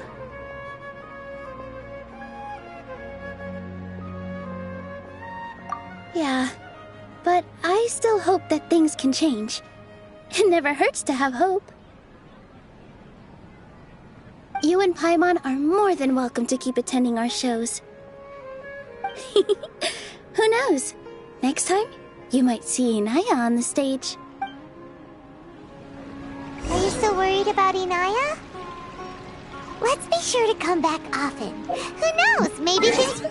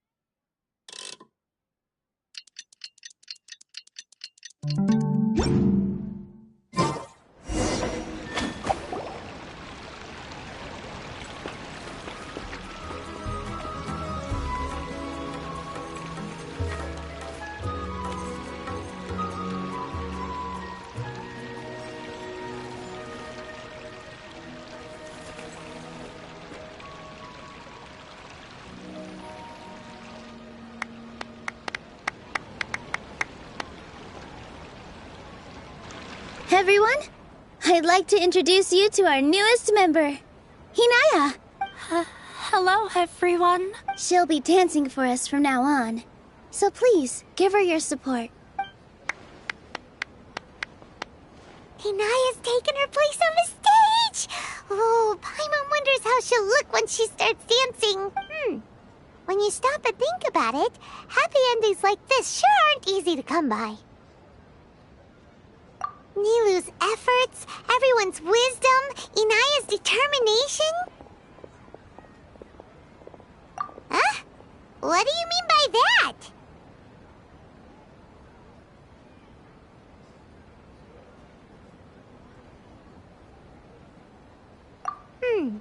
You do have a point there.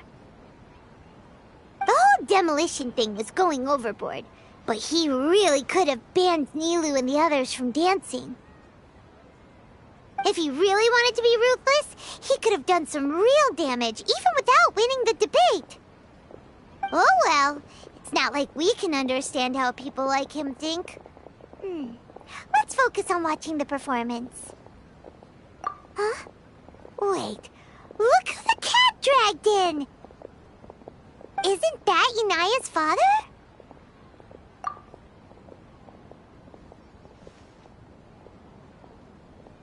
Oh, it's you two.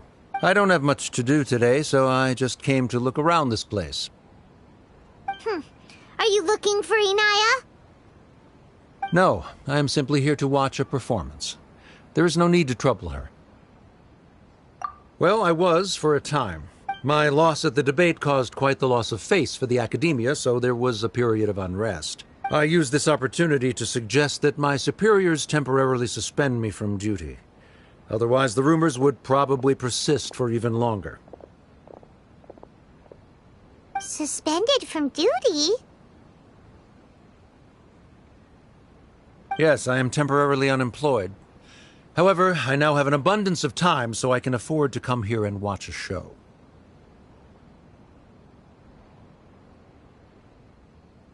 I admit that I do not understand the magic that this theater possesses, but my curiosity has been piqued.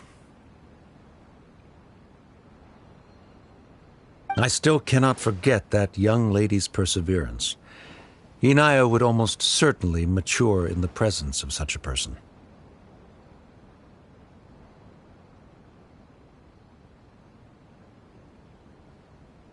There are no parents who do not worry about their children. I suppose she managed to hit a weak spot of mine.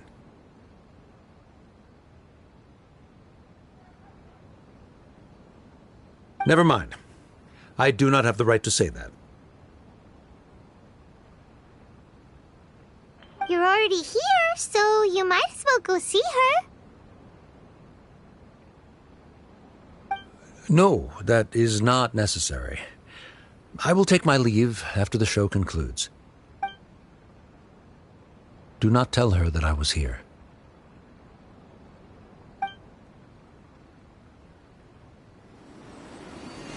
Come on. Who knows if you'll get a chance like this again? But... Huh? You said you were going to make peace with your past. Show your father how much you've grown. Don't be nervous. Everyone at Zubair Theater has your back.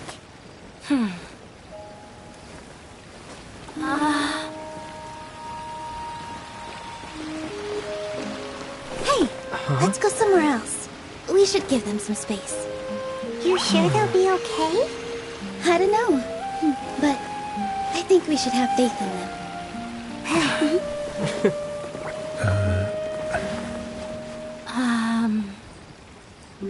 Yes, Inaya. I have something for you. I'm still learning. It's hardly a masterpiece, but it's yours, if you'll take it.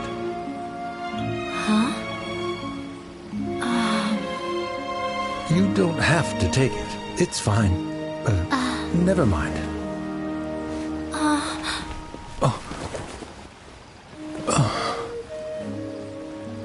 Let's have a heart-to-heart, Father. Like father, like daughter. They're both so awkward with their feelings.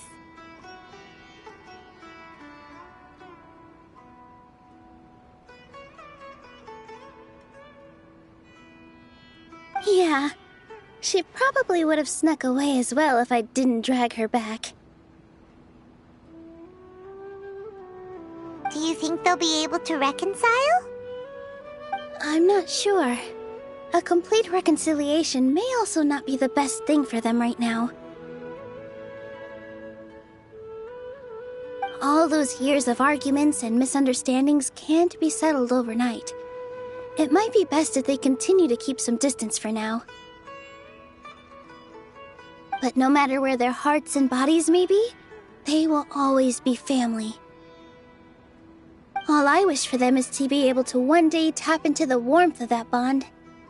Oh, by the way, everyone's really thankful to you for helping out with the debate. So, we made you a little something. Hope you'll like it. Isn't this Zubair Theater? Whoa! This is amazing! It's so detailed and polished! We've also never made anything this complicated before. Mr. Zubair and Mr. Kasani took charge of the design, while Inaya and I made all the little pieces with the help of others. Miss Reika or Miss Nadia made and assembled the centerpiece. As adventurers, you two will doubtlessly travel to many more lands and see many more things. That's why we hope that your time at Zubair Theater will become a fond memory of your journey. You two are welcome back anytime. We'll come back and watch you dance whenever we get the chance. You're welcome. And there's no need to be so polite. You learned fast. Come on, take it. This is the story of you and me. It's a tale that I'll never, ever forget.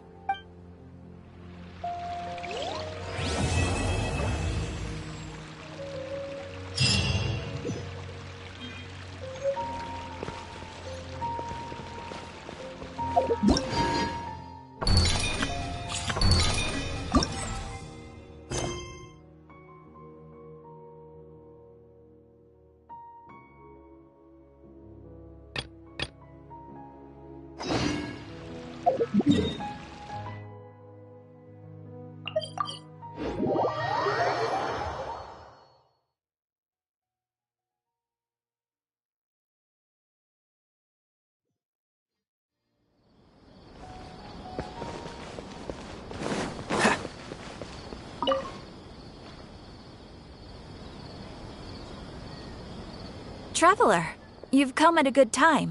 Wait, this sounds like another commission. It is as you say. The commission this time around is of high importance.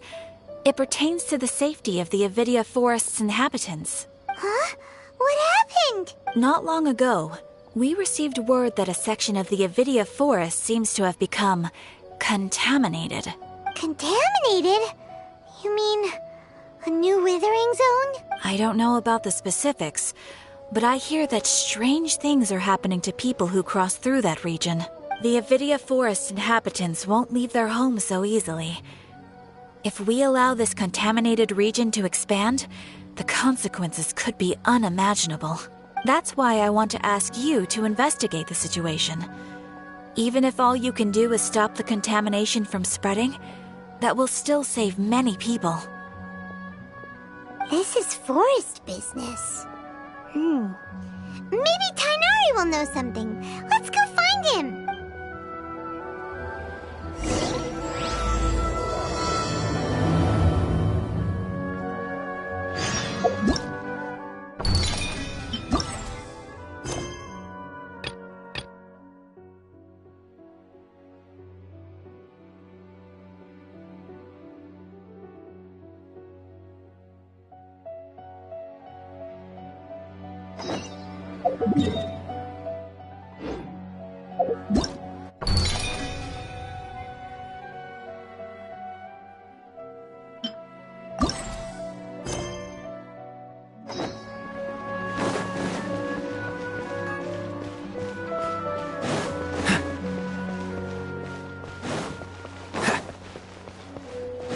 What's the hurry?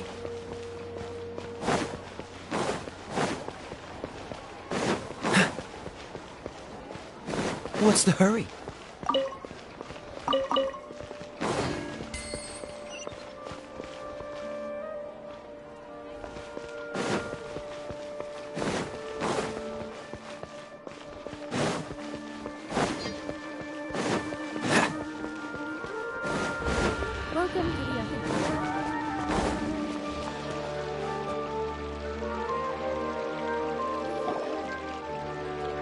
A moment, if you would. Are you two the famous Traveler and Paimon by any chance?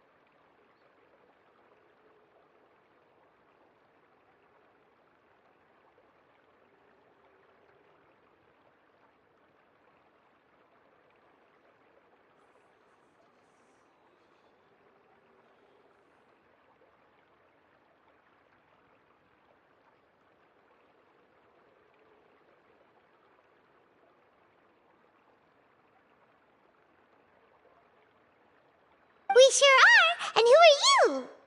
My name is Wikas, a member of the Academia Extravaganza Planning Committee. Have you two heard of this festival? Yep, and that's exactly why we're here.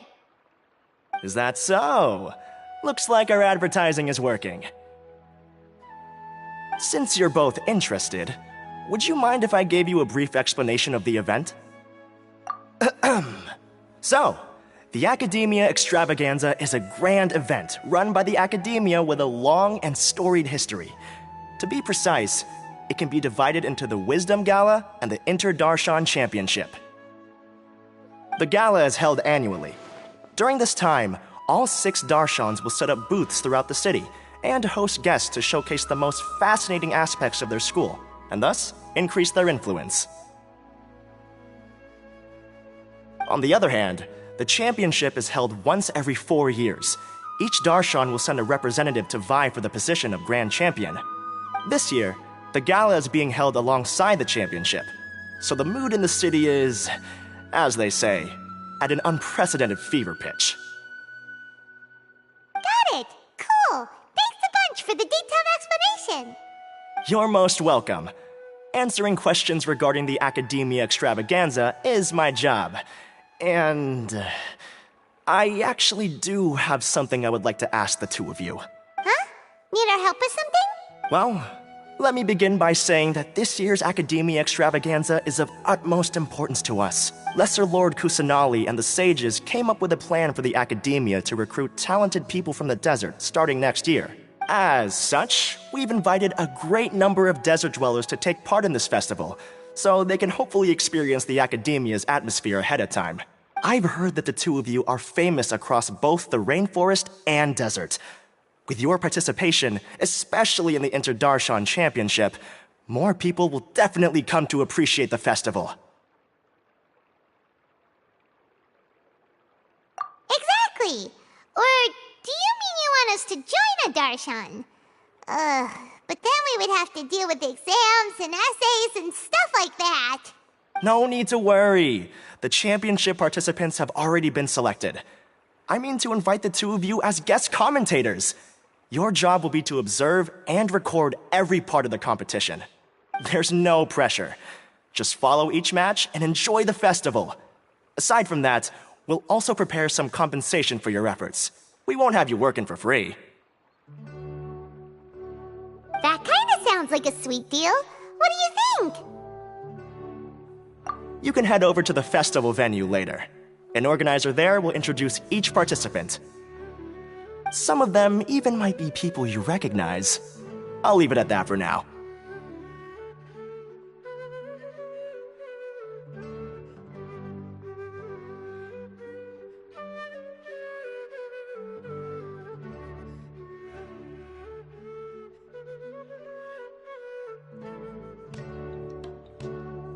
So, how about it? Would you like to take this commission?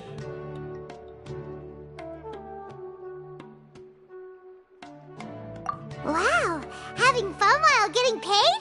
This sounds awesome! The main event venue is at the outskirts of the Citadel of Regzar, and the organizer you're looking for is Karina. Tell her the situation and she'll get you set up. The championship is going to begin soon. I wish you a good experience serving as commentators. If you have any doubts, come find me anytime. Alrighty, off we go!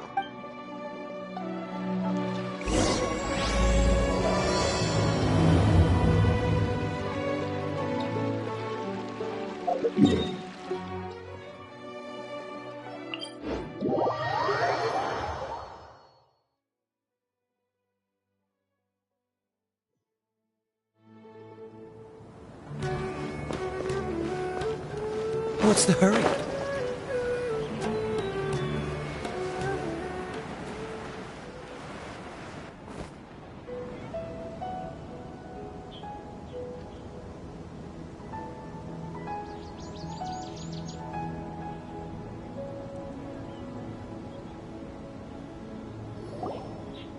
Welcome, one and all, to the Academia Extravaganza! Now then, allow me to reveal the prizes for this iteration of the Inter-Darshan Championship.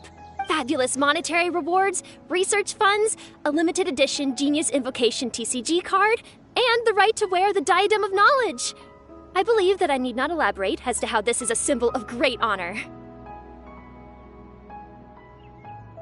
She should be Karina, right?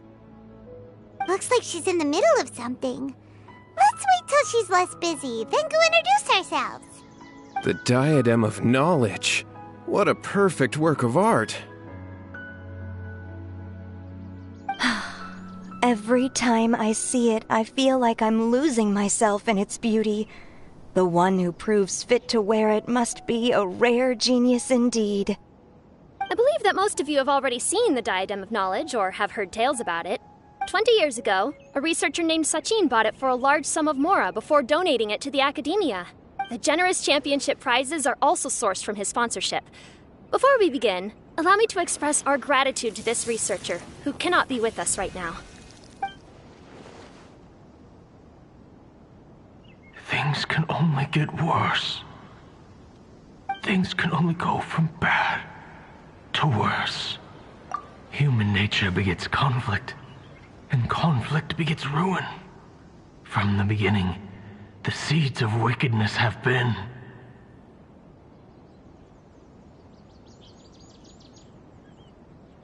Hey, stop spacing out! Paimon called out to you, but you didn't respond. You okay? Did you stay up late without telling Paimon? All right. I'm sure we're all more than ready for the championship to begin. Now then, let's invite our 6 Darshan representatives to the stage. Our contestants are... representing Amorta, Tainari!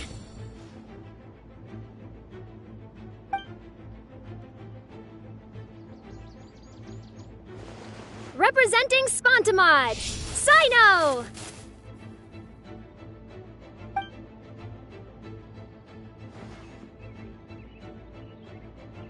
Representing Ratawahist, Layla!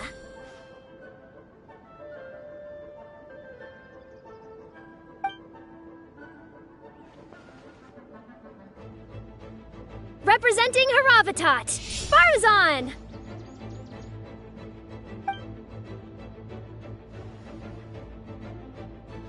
Representing Kasharawar, Kabe! And for Vahumana... Huh? Is Vahumana's representative not here yet? These introductions are pointless. Let's just get this over with. Wait a sec. Why is he Vahumana's representative? Finally, our final contestant is Vahumana's representative, Hat Guy!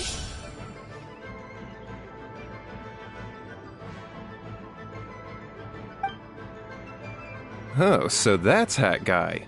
I think I've seen him before. You know who he is? I've heard that he's a researcher from a different country who nominally belongs to Vahumana. Word is that he's written a lot of political analyses. His manner of speech hasn't made him popular amongst most other Vahumana researchers, but his comings and goings are quite irregular, so he doesn't interact with others much. Aside from his more controversial aspects, his perspectives are considered quite incisive. Vahumana has seen a dearth of new talent lately, and some of its existing ones are not currently at the academia, so I suspect he might have been their only option.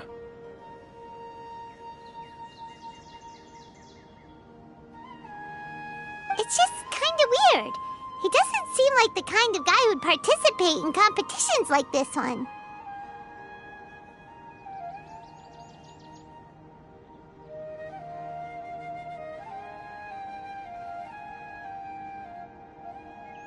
Now that we have our 6 contestants, the championship will soon begin. Who will triumph this time around? Hold on to your hats, because we're all on this ride together. Huh. We really do know a lot of the contestants. Oh, right. We're guest commentators, aren't we? So figuring out everyone's reasons for participating is in our job description. Let's go ask them when we go say hi. Especially him. Paimon still thinks it's weird that he's here.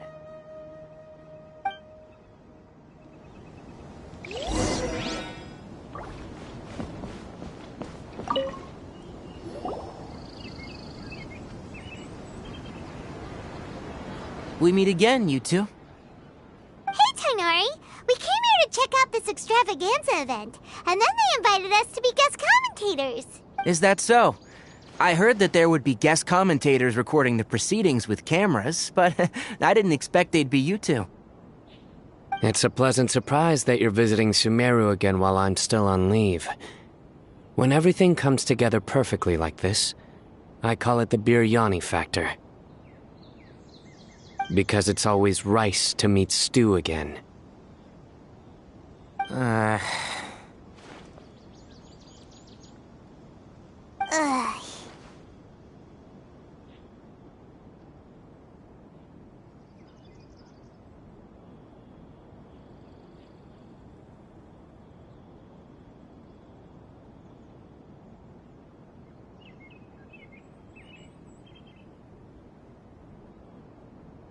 So, Tighnari, you're representing Amurta, and Sino is representing Spantamad. But haven't you both already graduated? Can alumni also take part in the competition? I had wondered the same thing. When I was told the news, I was actually more shocked than you are now. I later found out that anyone who has been a part of a particular darshan has the right to participate. Graduation status has no effect. So that's a rule, huh? There are some restrictions, though. For example, sages cannot participate. Any given person can only participate in one instance of the championship, and so on. That's right. Also, there are 2 methods by which the darshan representatives are chosen. One is self-nomination, and the other is to be recommended by over half of one's darshan.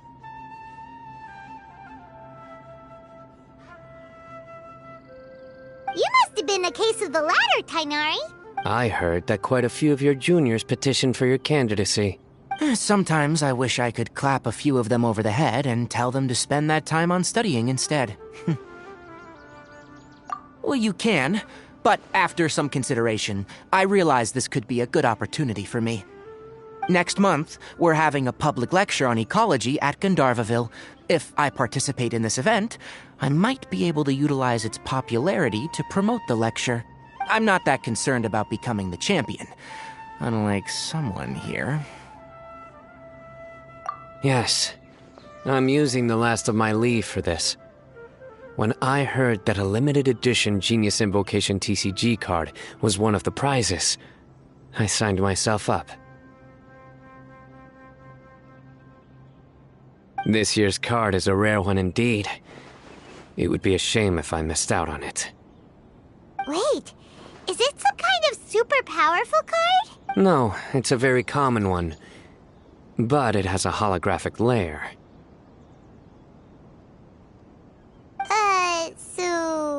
what's the point?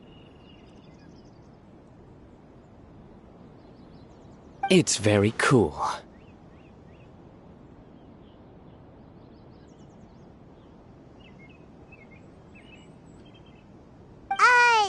Paimon meant apart from being very cool.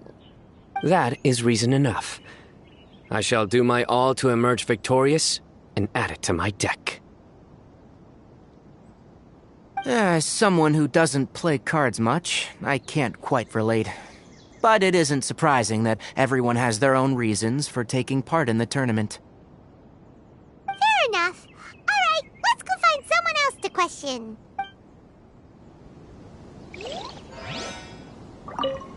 I'm surprised you were willing to come to Sumeru City at all. Well, the atmosphere at the Academia has improved immensely since Azar and his ilk were deposed. Master has been busy recently, so he hasn't had the time to instruct me or try to convince me to return to the Academia. So I've been occasionally visiting the city these days. Trade and business are in greater abundance here, so it's much easier to acquire necessary research equipment.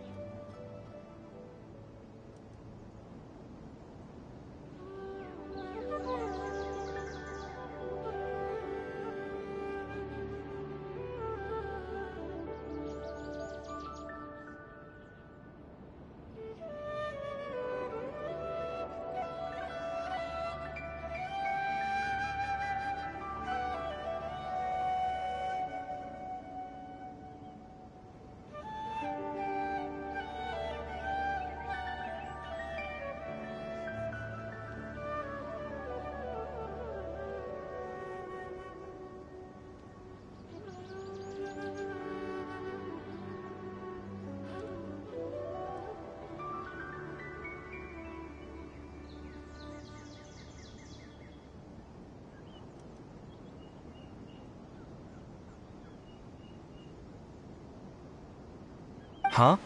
Oh, it's you. Why are you here? We're here as specially invited guest commentators. Our job is to record what happens during the competition. Is that so? In that case, I'll have to trouble you to catch the moment of my triumph on camera. Remember to shoot from behind at a lower angle. You know, to capture a seniors class.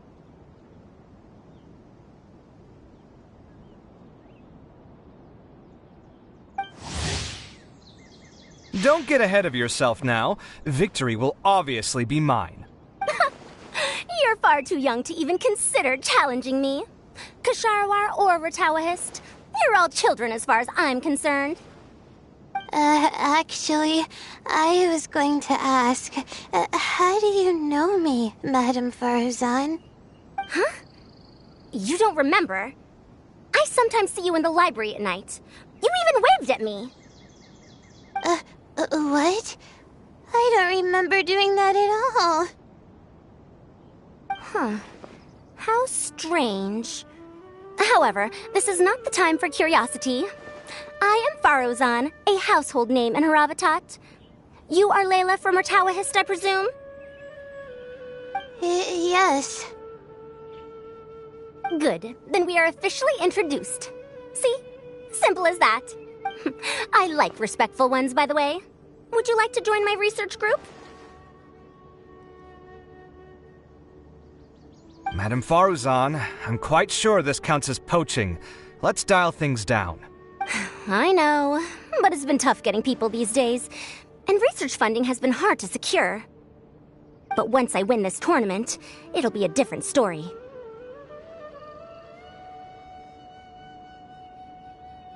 So you're just here to increase the amount of funding you're getting? Well, not just that.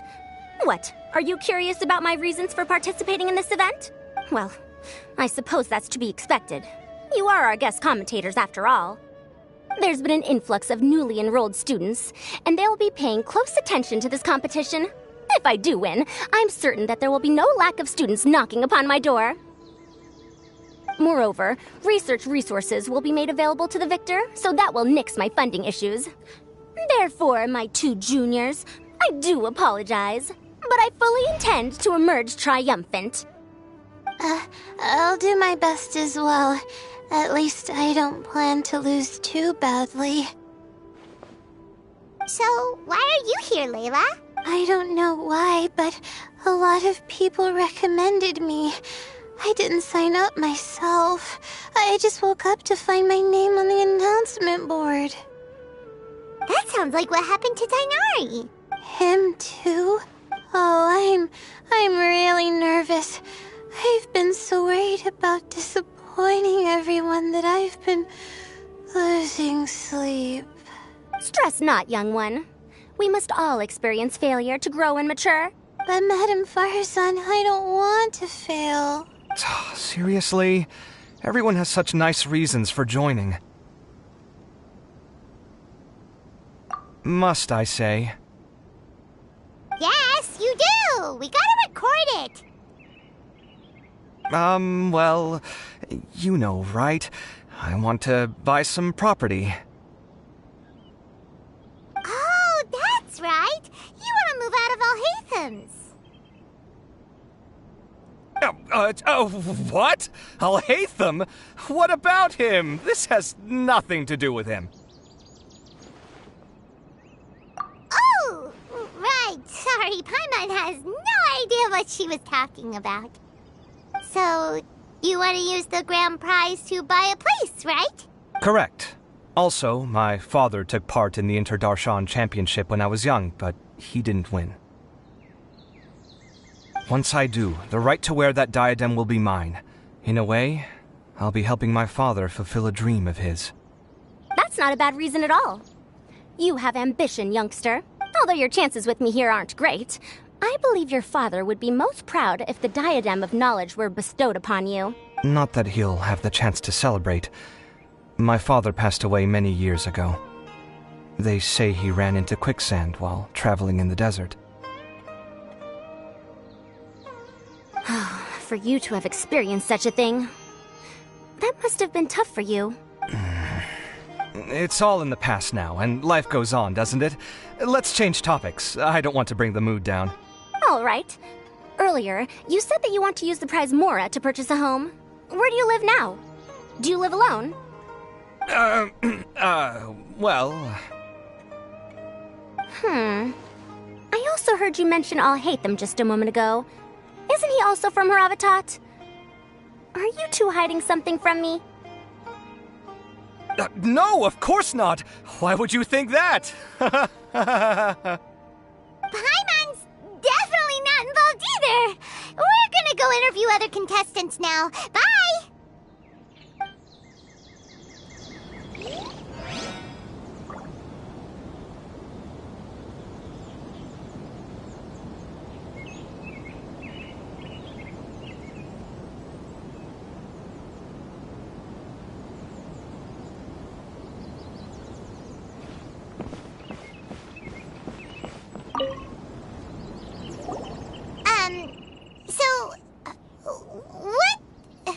What are you...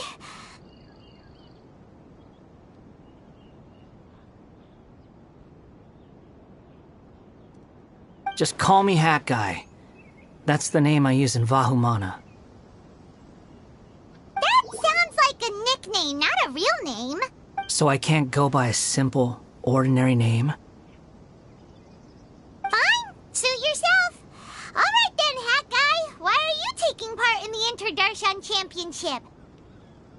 We're specially invited guest commentators, so play nice face and answer our questions! You could be Matra for all I care. So what if I don't answer you? What then?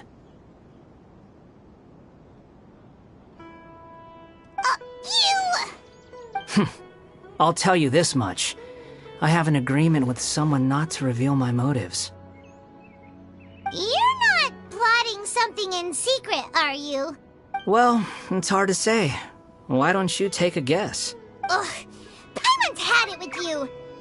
Fine, be that way. Then we won't ask you why you're participating. Instead, why did you join Vahumana? You two sure like to poke your noses where they don't belong. If I don't say anything, are you going to annoy me to death? I heard that the Vahumana researcher named Akaba was researching the Tatarasuna incident, so I wrote a few essays to refute his points. Later, when I was bored, I wrote some commentary on societal issues in Inazuma. I didn't expect Vahumana to consider me as one of them. Someone even invited me to a lecture or whatever. From start to finish, it was just the wishful thinking of idiots.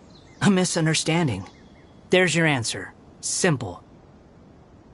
But when Lesser Lord Kusanali heard about this, she went out of her way to get me registered in Vahumana. She used the name Hat Guy.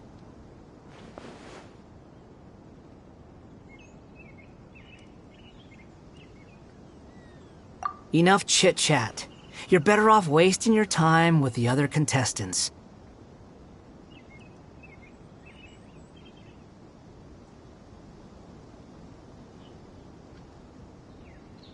Someone's about to get very unlucky.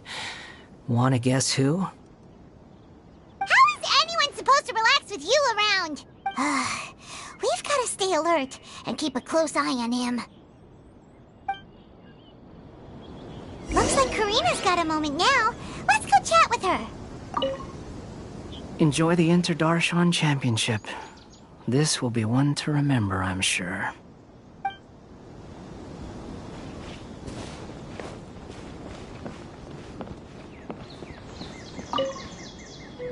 You know, I was just thinking, how did the two of you meet? I was wrestling with a particularly tricky problem, and she happened to pass by while I was puzzling over it at the House of Dana. She then proceeded to provide some comments. Provide some comments? I was bestowing instruction. In truth, I have no intention of solving Ksharowar's problems for them. But I decided that this youngster seemed to have a decent attitude, and so we had a good chat. But ultimately, I am a Haravatat scholar, so please come to me with questions about linguistics next time.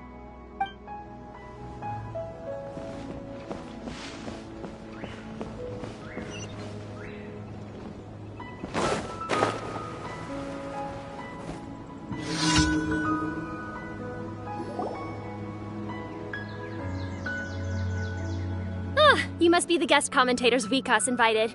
I've heard about you. I saw you two having quite the lively conversation, so I thought it would be best to wait. Are you two free right now? We were actually looking for you, too! Excellent!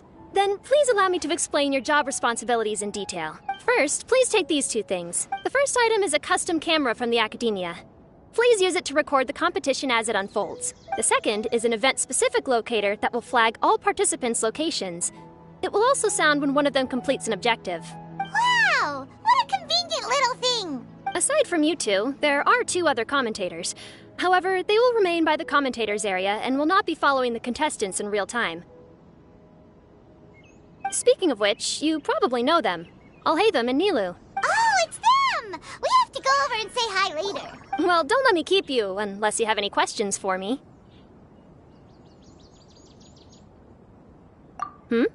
Why do you ask? Really? I didn't see any such person. Could I ask when you saw him?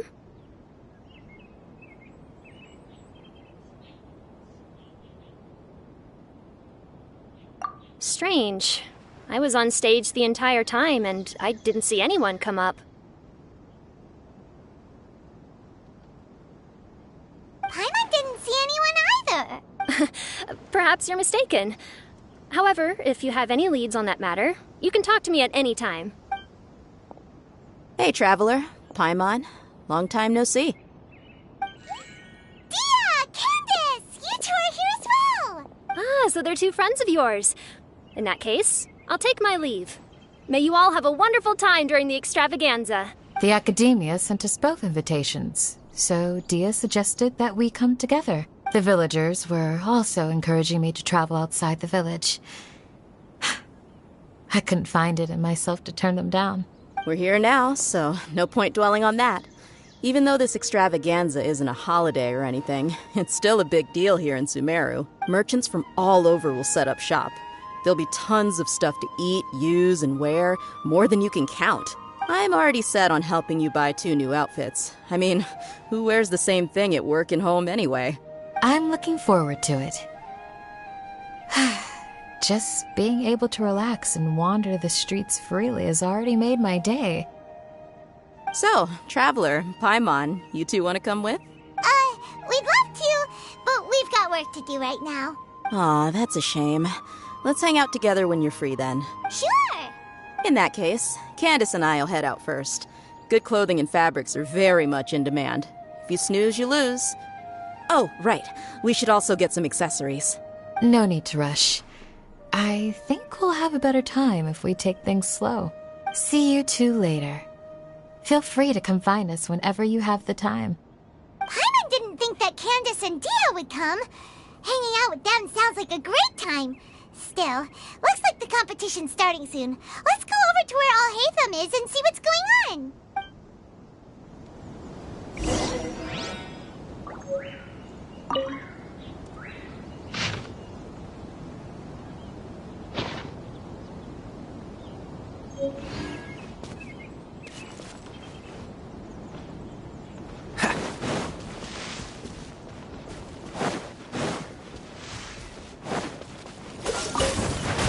Oh, so sorry. Try! Suffocate! Cool it! Here you are. What's it done?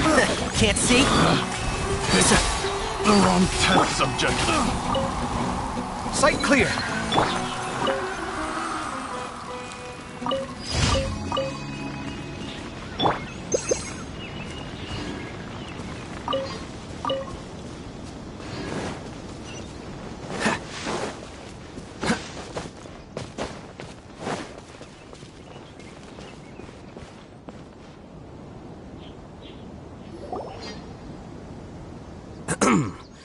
I will now announce the rules for the first round of the competition. Please listen carefully. During the opening ceremony, Academia staff released several cages of butterflies, and many of them are now fluttering within Sumeru City. Amongst these butterflies, 3 of them will be special swift flies. They have a different appearance and also fly a little faster. Your objective this round is to find a swift fly and bring it to me. 3 points will be awarded to the first participant to return, 2 to the second, and 1 point to the third. That is all for the first round. Should you require clarification on anything, please ask any of the other staff.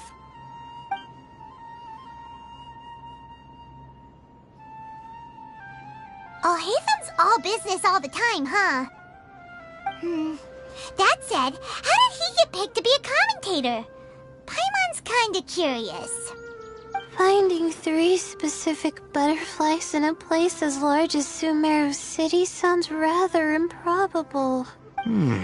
If these swift flies behave anything like regular butterflies... I'm off. It will take some time to search every corner of Sumeru City.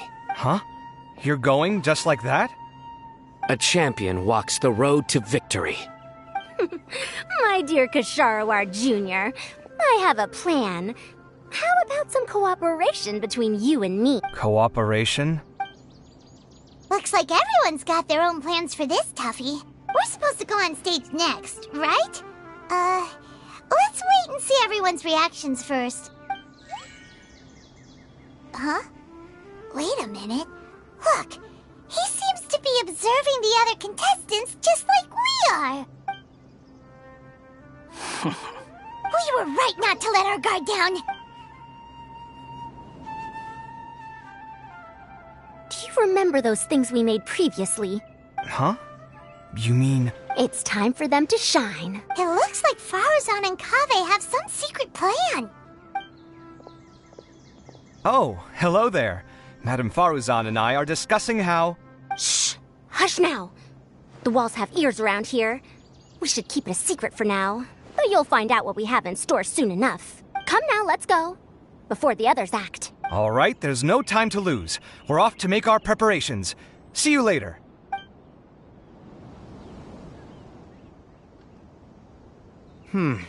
This is basically what I'll need. Do you think you'll have any difficulties? I have most of the reagents with me, and I can buy the rest. Kale, you're here too! Kainari, you have a master plan ready? My hypothesis is that the Swiftfly's morphological variations won't significantly affect their fundamental nature. So I'm planning on using this to lure them out. Of course, I could be wrong. Every mutation opens the door to new possibilities, especially when they are artificially introduced. Details will have to wait until after the post-experimental analysis. For now, Kale and I are going to buy some reagents for our experiment. Alright, well, see you later. Okay, see ya! Hey, Layla! You look a little worried. Yeah, I have no idea what I should do. What color are these Swiftflies?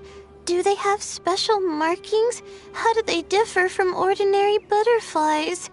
Oh, I can't even figure out these basic questions, and most of what I've learned in the past is completely useless here. Aren't people who research the stars supposed to have some extraordinary abilities? Why not use astrology to solve it? Oh, you're another contestant. A hat guy, was it? Is it that you can't use astrology during the day? Guess that skill's less useful than I thought. No, it's not like that. If it's daytime, all I need is an astrolabe. So, why don't you do that then? Mona Magistus, the astrologist, said that those who constantly use astrology to obtain things that shouldn't be theirs will eventually lose the blessing from the stars. It's just something I read in an academic publication. I really love to read Mona's essays. You're overthinking it. Power is just a tool. It just seems to me that you don't have the resolve to win this. Well, suit yourself. Wallow in your immature ideals if you like. Hey! Seriously? Just walking off after saying a bunch of mean stuff like that? Did I say something wrong just now? Thank you so much. I've made up my mind not to use astrology for this. I think I'll just try my luck in the city. To be honest, I've always been pretty good at observation, and if I'm fortunate, I might be able to find that special butterfly species. Lord Sino seems to have found a Swiftfly. Come on, let's go check it out. Really? Where? The butterfly flew up high, and he's chasing it now. Oh, no time to lose. Let's go see. As expected of Sino. Actually, shouldn't you two go have a look as well? The moment when he catches the butterfly will likely be one worth recording after all. I'll head into the city shortly to start my own search. I'll see you later. Alright, in that case, let's go see Sino first, and then we can check on what everyone else is up to.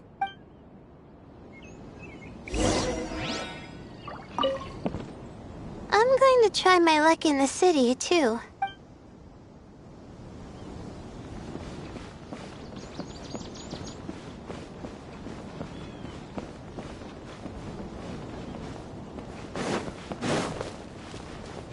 What's the hurry?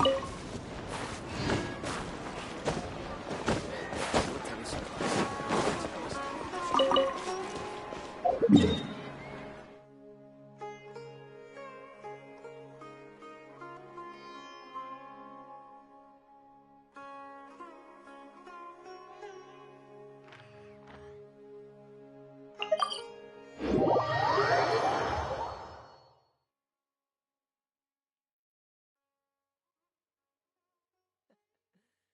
all the other knights already have their hands full.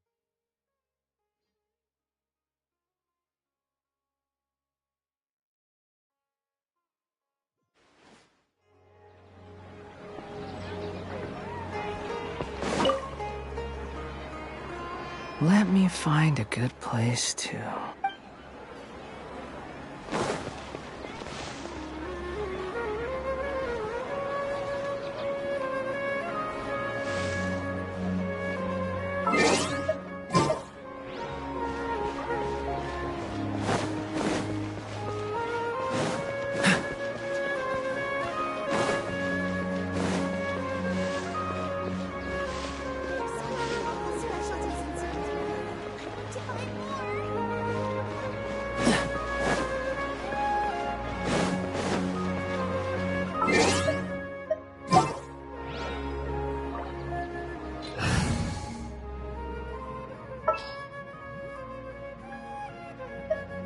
Come on, don't keep me waiting.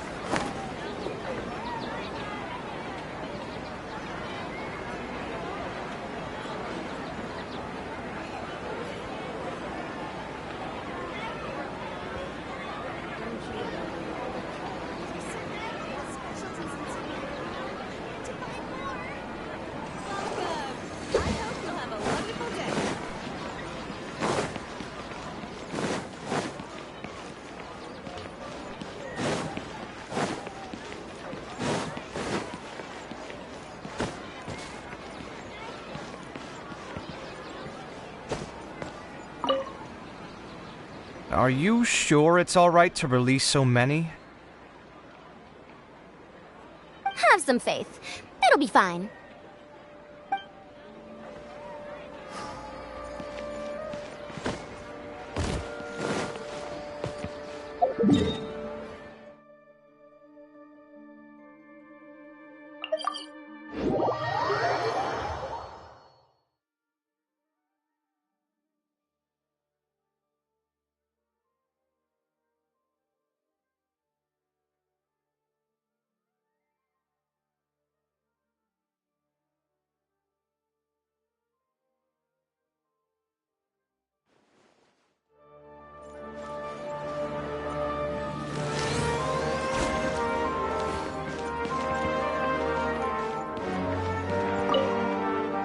Good. We've got all our ingredients.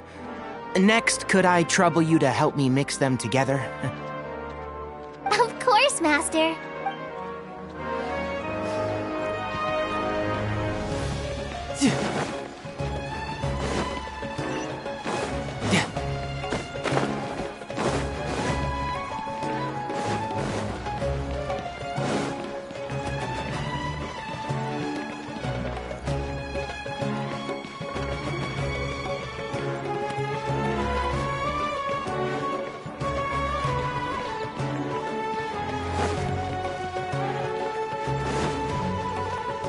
No time to lose.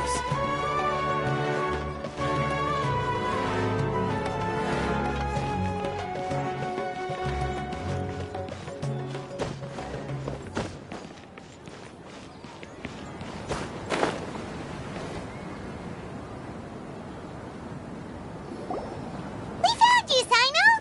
Oh, wait. Is that a swift fly? Stay put. Don't move. He caught it! Huh? Sino, what's wrong? This isn't what I'm looking for. It's a... Finally, I made it. I heard that you caught a swiftfly, Sino. Mind letting me see what it looks like? Hold on. Isn't this the mechanical bait that I released earlier? Why would you catch that instead of a swift fly?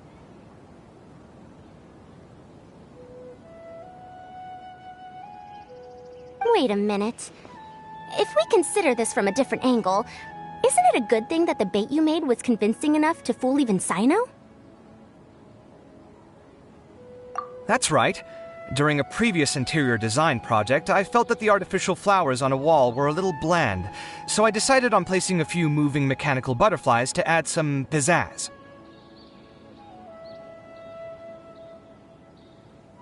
In order to make them both small and nimble, I consulted with Madame Faruzan. Not long ago, the two of us took all those mechanical butterflies and released them into the city. Why would you do that? Need you even ask? Young people these days really do need to get out more. Have you never played that game where you place strips of paper on a bamboo pole and wave it across a field of flowers to attract a whole kaleidoscope of butterflies? No, I haven't. Wait, so you're trying to... That's right. The butterflies within the city will mistake our mechanical bait for one of their own and follow them around. As long as we keep releasing and retrieving our bait, we can capture all the butterflies within the city. What comes afterward is just a matter of separating the swift flies from the others. Huh. Guess that's one way to do it. Do not underestimate the wisdom of your elders. I had already thought of this method the moment the round's rules were announced. Of course, we also owe much to this fine junior of mine here for making such lifelike butterflies. It seems that Kasharawar has not quite declined as far as I had thought in recent years. Their teaching skills at least seem to be intact. Well, I just stuck to what I do best. The idea was yours. No need to be so polite. Once we capture all these butterflies, we shall split the points for this round. Look, one of them is returning now. Huh? Wait a moment. Are my eyes deceiving me? Why don't I see any butterflies behind it? That's because there are none. Seems like your plan has hit a snag. Looks like the match continues. I'll be looking elsewhere. Huh. Strange. Has something else diverted their attention?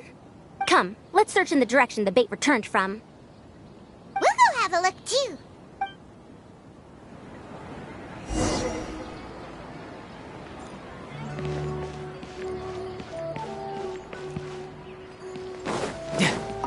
How could it not be real?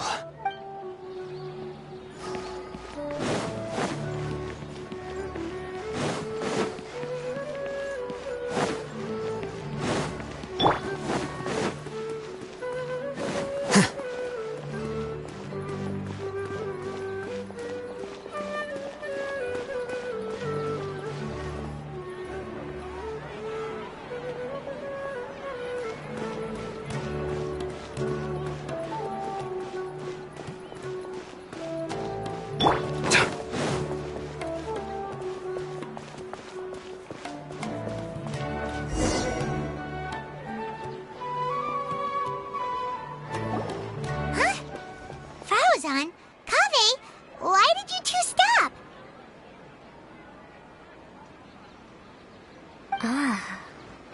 So it was the Morta boy. Tainari! Fascinating, isn't it? The butterflies have all congregated here due to a special incense that I used. I infused it with 3 different types of honey, and the butterflies, following the fragrance, have gathered around me. Butterflies must have really sharp noses then. Wait, do they even have noses? I've never seen one. They do not, in fact, and their vision isn't stellar either.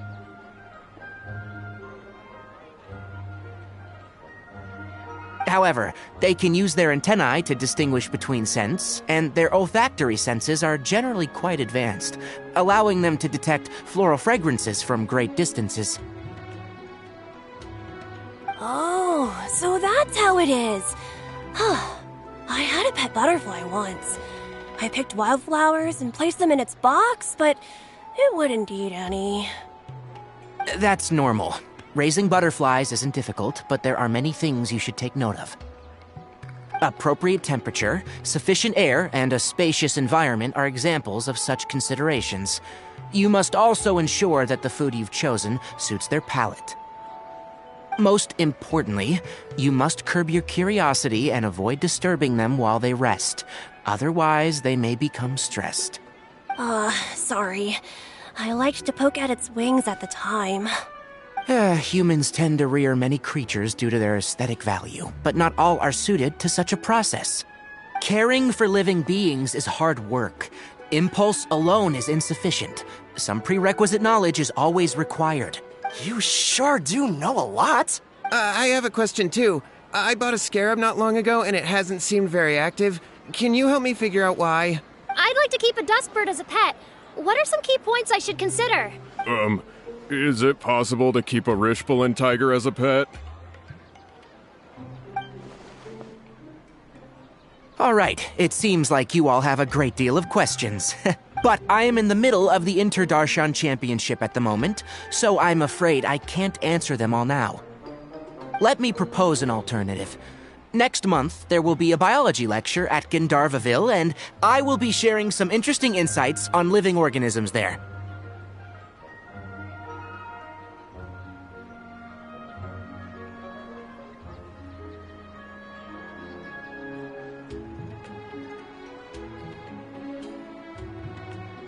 If you're interested, you can attend that lecture, and if you should have any questions, just prepare them ahead of time.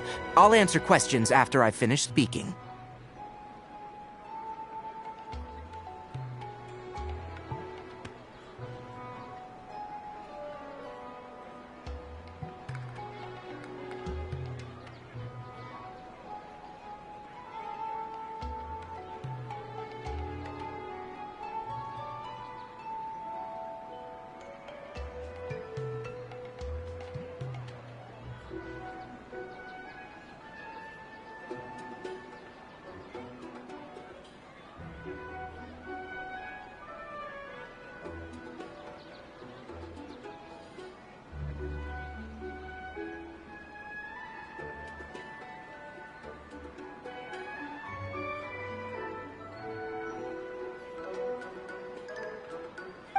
All right, I'll be there.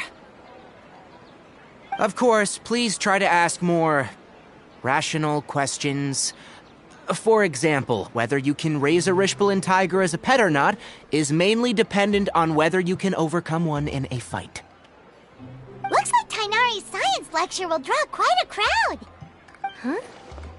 Oh. Was I listening in for that long? Seems Kale's master does live up to his title as a teacher. Madame Faruzan, I've had a look around. Nearly all the butterflies in this area have been attracted by the incense. However, we can cast our bait further away to avoid this area. All right, then let's get moving. We shan't let all the butterflies get away from us if we can help it. Seems like the competition's really heating up. Let's go see how the other contestants are doing.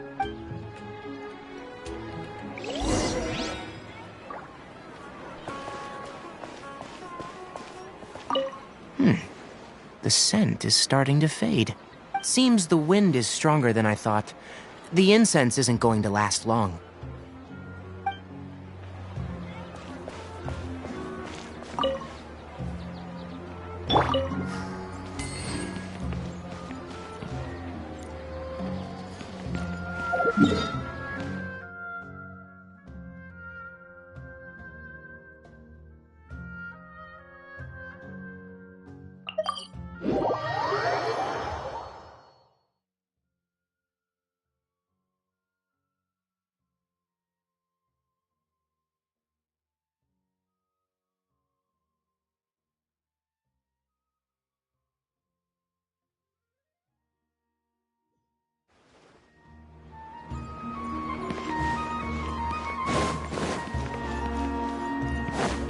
I could get used to this.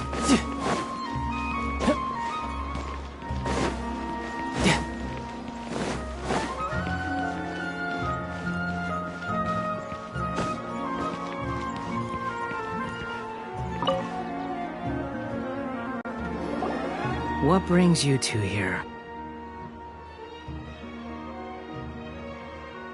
Huh? You're here having coffee? Aren't you supposed to be a contestant? Is there really any need for me to take part while everyone's running around like it's some sort of carnival? Don't worry. I'll get involved once things actually get serious. Yep. Yep.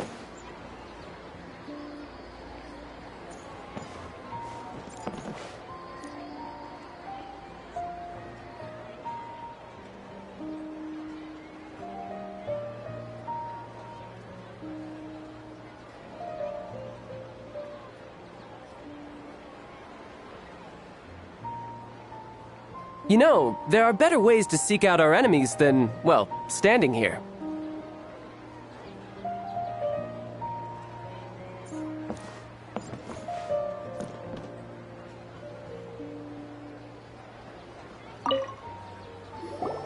What brings you? Huh?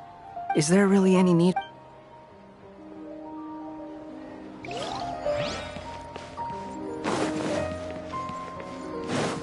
Yep.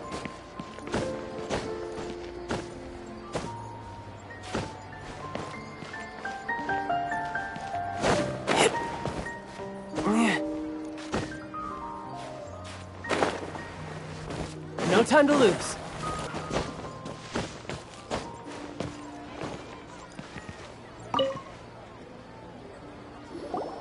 Layla, how are things going on your end? I've been searching for quite a while now, but I haven't seen any sign of the swiftflies yet. Instead, I ended up catching a few mechanical devices that looked very similar to butterflies. I wonder where they came from. Looks like Baruzan and Kave's devices are everywhere now. I'll keep up the search. That said, I've noticed that a number of butterflies in the city has already decreased a lot compared to when the event started. Probably because the other contestants are coming up with their own ways to catch butterflies. Alright, I'll do my best too. Huh?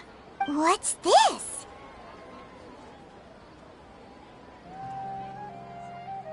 Oh, what a coincidence. I guess I just need to catch it now, right? Oh, please wait. There it goes. It's so fast! Paimon thought all Hatham said they were only a little faster. No, come back. Come on, Traveler, let's go too. The locator's going off. Looks like someone's already caught themselves a swiftfly.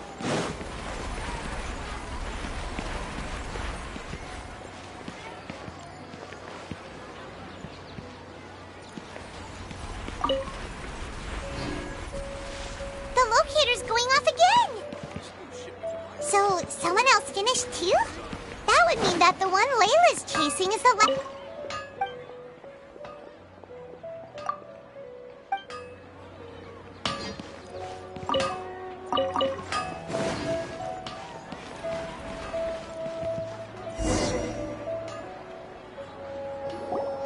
Oh, it just occurred to me that we should also get you a makeup box. No, it's fine. I don't think I'll end up using it. Maybe you won't, but it doesn't hurt to have one, right? Come on, just trust me on this one. Huh? Who are you, and what do you want? Please, don't move. Don't move? Who sent you? Dear. Don't worry, I can handle this. Now, tell me, what do you want?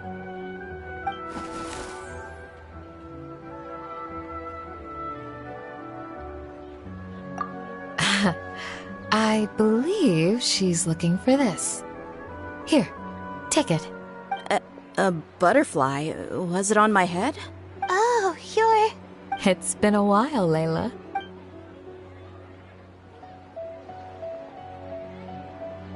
A friend of yours? Oh, so she must be the one you were telling me about. Huh? You two know each other? Oh yeah, it has been some time. The first time I ever woke up after sleepwalking, I somehow found myself in our village. Candace was the one who took care of me then. That's right. She didn't look well, so I gave her something to eat. She said a lot of complicated things about astrology, the night sky, the stars. Not sure I understood it all, but it sounded pretty enchanting. Right.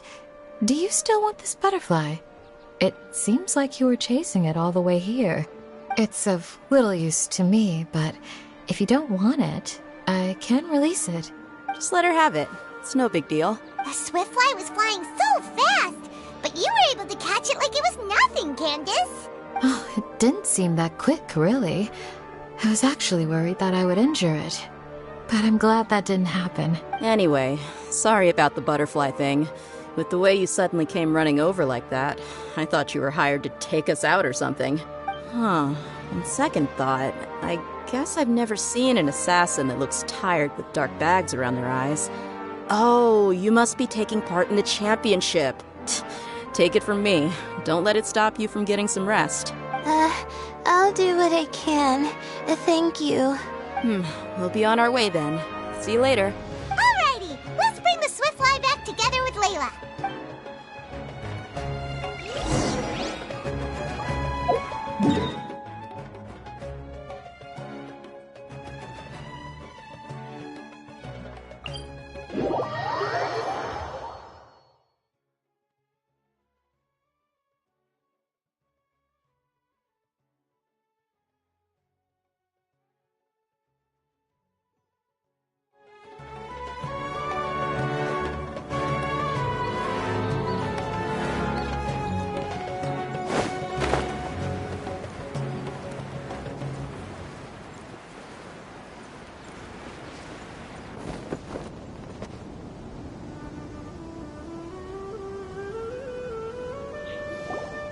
It seems we have a third contestant who has returned with a Swiftfly.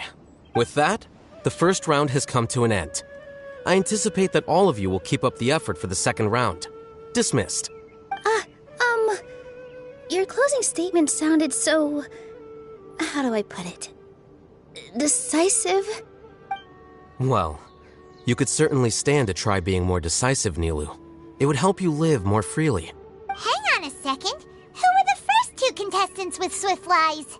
Tighnari was first, and as for the second, it's being discussed right now. Hey, Alhaitham, I think I've come up with a good idea. Second place gets 2 points, right?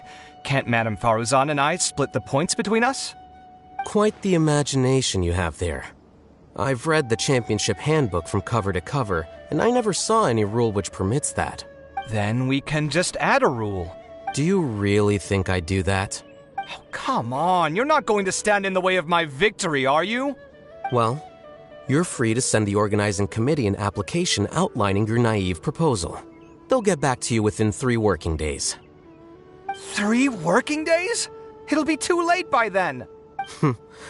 Unfortunately for you, even dreaming is going to cost you.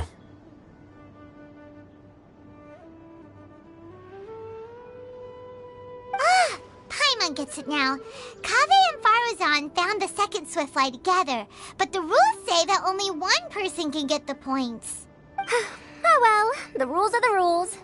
Since you call me madam and politely ask for my help, I shall give you these points. So I'll put the points under Kaveh's name then? No. If I take these points, won't that only detract from your contributions, Madame Faruzan? You might be alright with that, but I cannot do it. Not in good conscience. I don't have any problem with it. There are 2 more rounds after all. Losing one isn't a major setback. But if you insist, I have another method. We can draw lots to see who will receive the points. Lots, huh? What? Is there something wrong with that idea? No. Well, let's do it. All right. I'll get the paper needed for the lots. Give me a moment. Oh, seriously?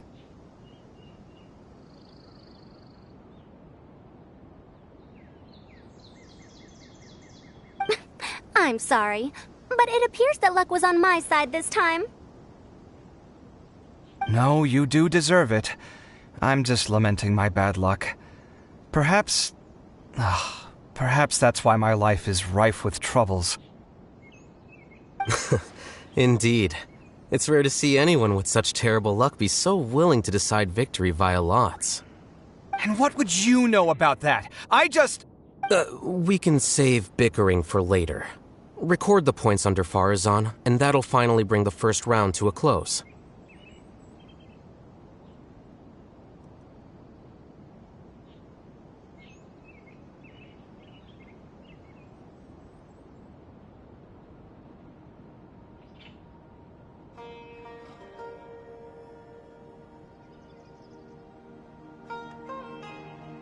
The second round will be held in the desert.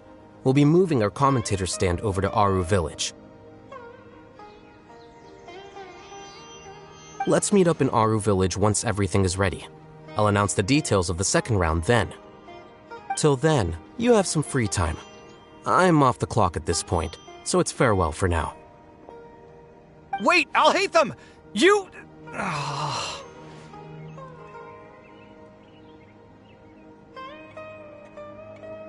Don't be upset, Kaveh. Sighing can carry away your good luck, you know. Oh, so that's how it works. In that case, I'll take in some deep breaths. Maybe that'll help me make up for all the luck I've lost.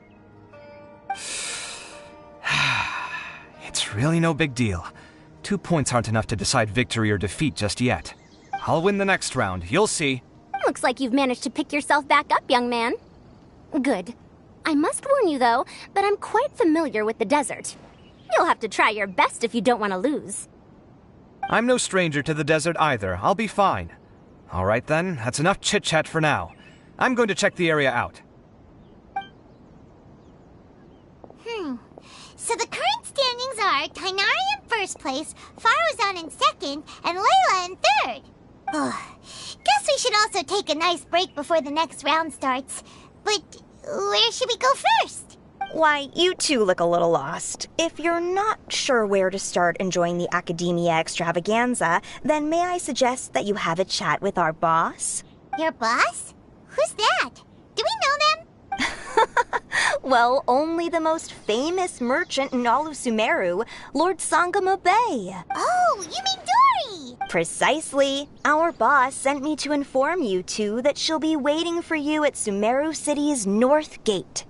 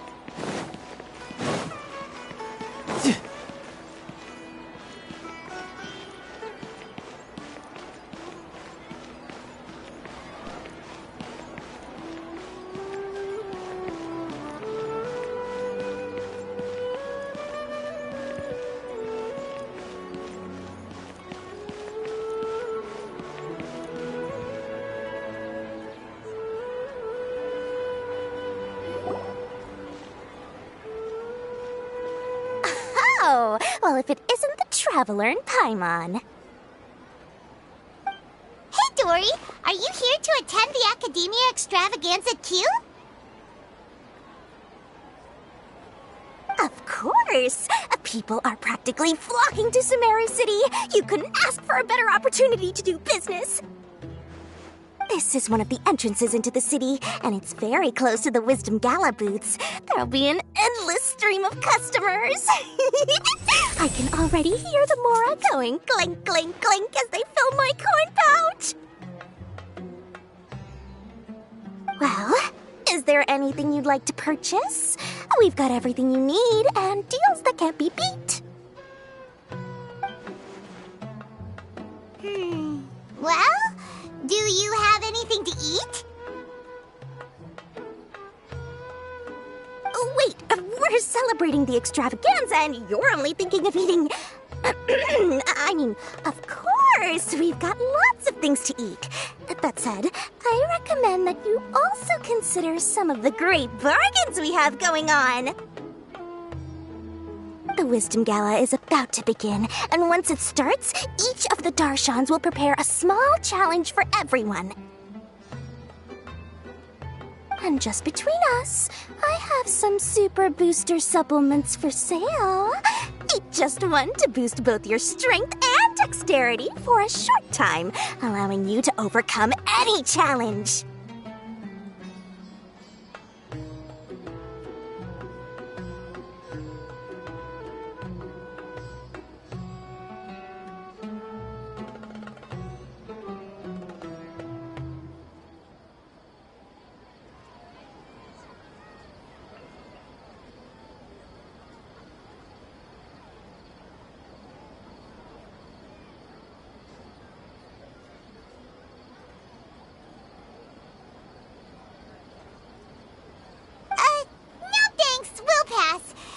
Challenges are gonna be a cinch for the two of us. Just you watch.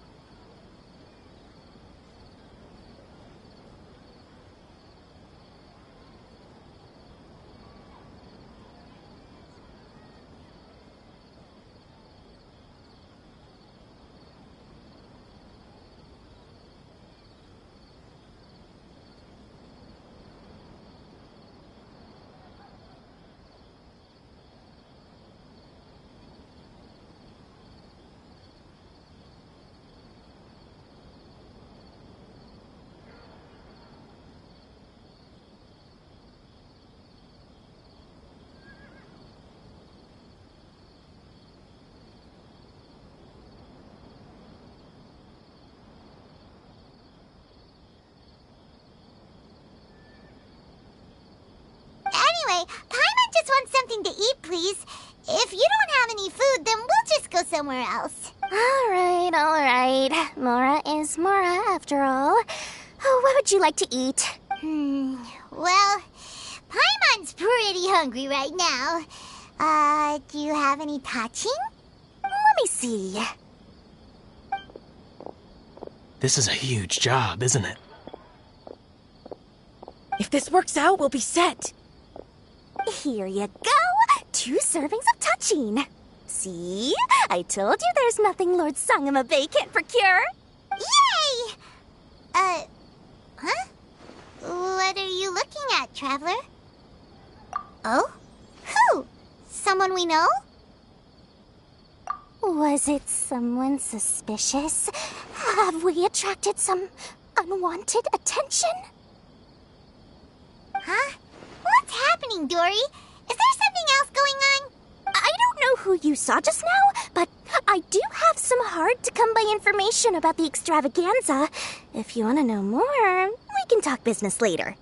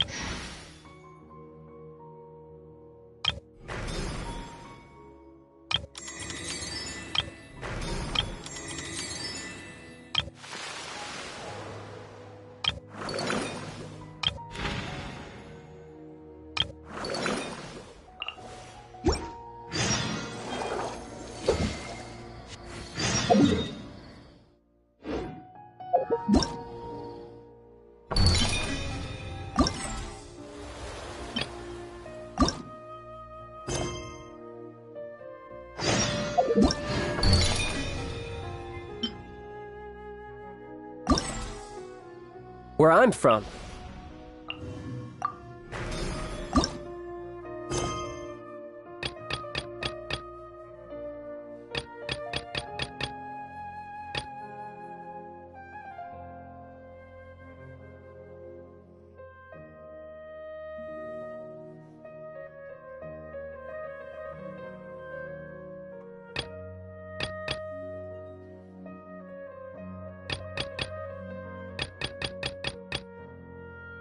If we didn't keep moving, we'd freeze to death. Literally.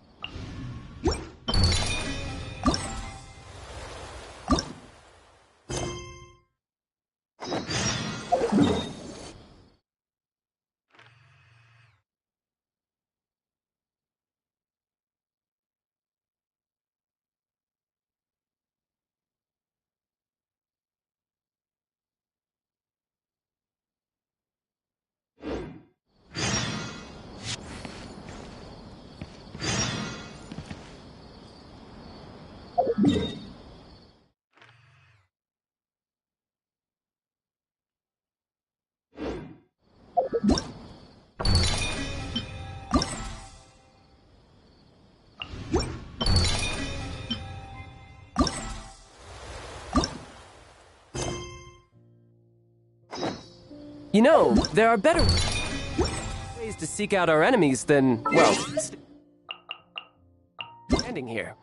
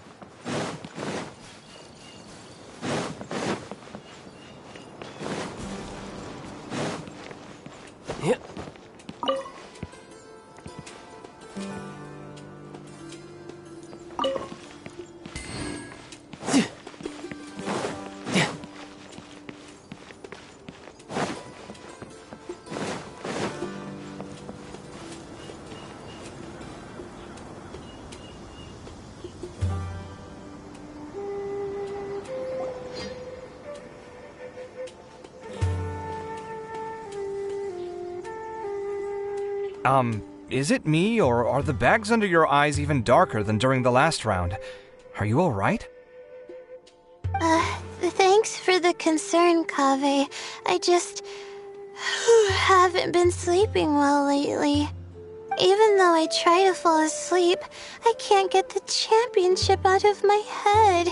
And before I know it, it's morning again. I know the feeling. That happens to me too when I'm agonizing over my blueprints. Do you have any tips for dealing with that? To be honest with you, no. You could say there are many things that don't have a quick fix and can only be endured. I suppose you can think of it as something akin to an illness. Sometimes there's no effective cure, so you just have to let things run their course. I don't know what's stressing you out, but I can feel all the anxiety and pressure coming from you. The next round's about to start, so chin up and do your best. Oh, okay. You do your best too. Looks like everyone's here. I will now explain the second round to you all. There are 3 ley line disruptors buried in the area around Aru Village. These devices can imitate the effects of ley line disruption and will constantly interfere with the environment. Your goal is to shut them down. The first 3 who manage to finish this task will be awarded 4, 3, and 2 points accordingly. Note that each person may only bring a set amount of food and water with them, and that leaving the designated competition zone will result in disqualification. Well, what do you think? Want to team up again?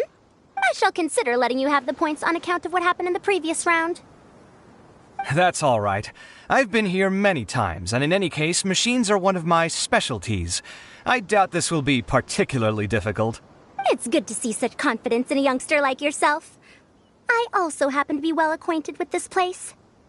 Let's see who will find these devices first. But aside from us, you should remember that there's a favorite for Champion. We must be careful of him. A favorite to win? Who is it? Shh! Not so loud. I mean that boy Tainari. He took first place in the previous round, and if he does so again this time, we may as well declare this competition over. That boy knows a great deal. Perhaps he might yet follow the trail of some desert creature to the devices. That's true. It does look like his odds of winning are pretty high. He already has Kale, who is an excellent pupil. If he were to win this round as well, then wouldn't we just be letting him have all the fun? As his senior, it's my solemn duty to prevent such an inequitable arrangement from happening. I'm off. I'll get going as well. See you later. How are you feeling? I think I'm okay, but I'll take things slowly for now.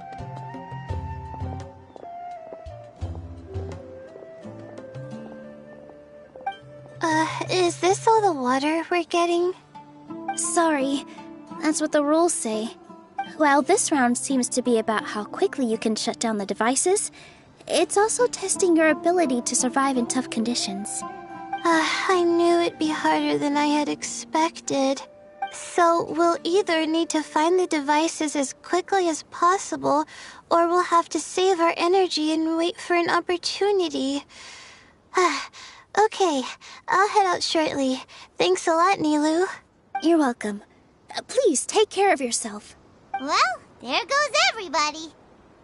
So, who should we visit this time? Let Paimon think. Oh, right! Didn't Faruzan say that Tainari's the favorite to win? Let's go look for him first.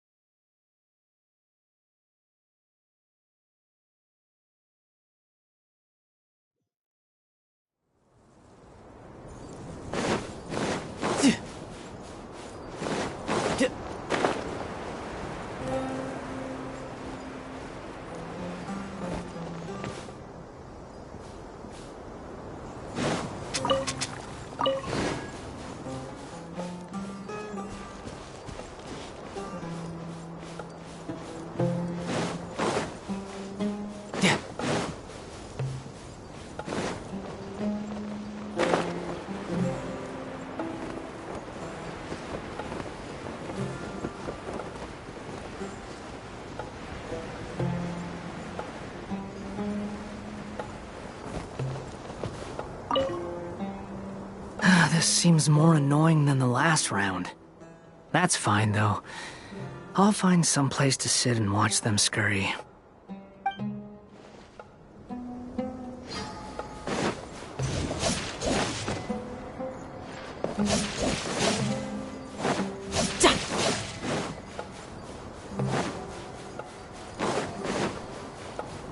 No time to lose.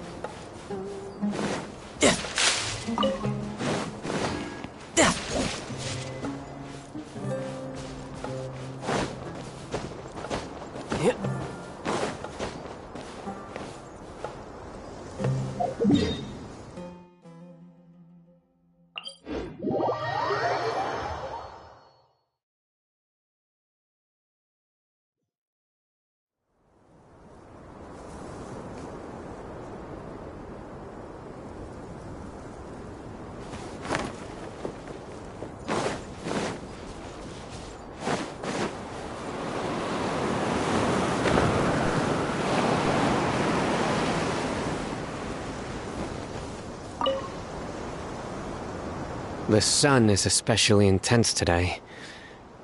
I hope Tainari will be all right.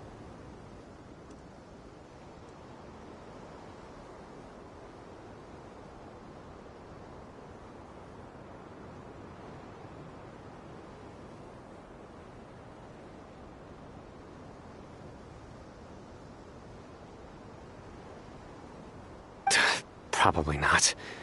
I should go check on him.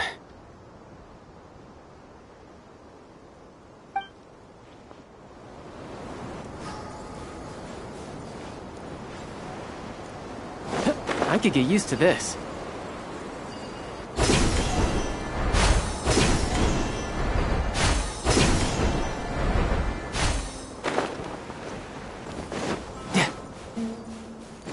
No time to lose.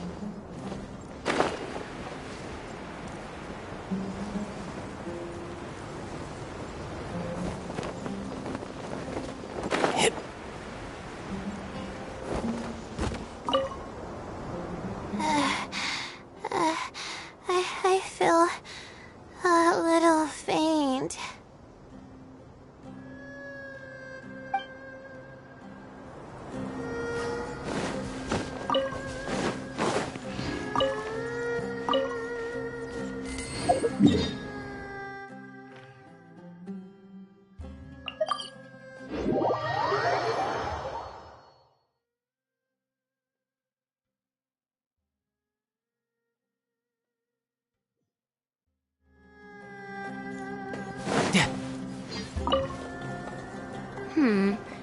Let me see. Where would they put one of these disruptors?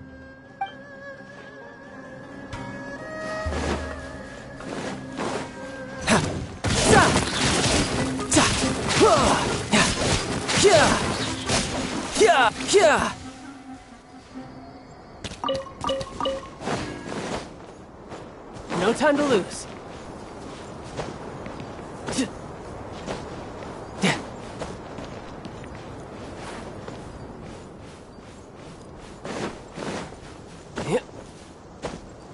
Yeah.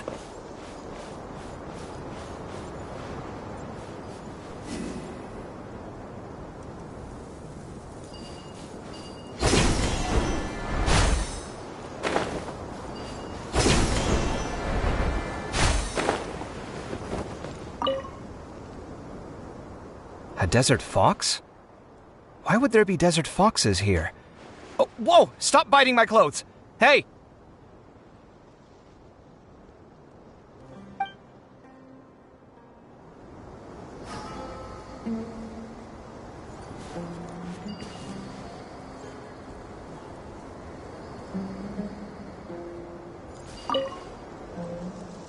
desert fox?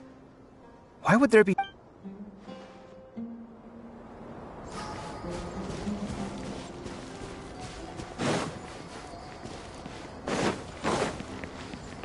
No time to lose. You can run, but you can't hide.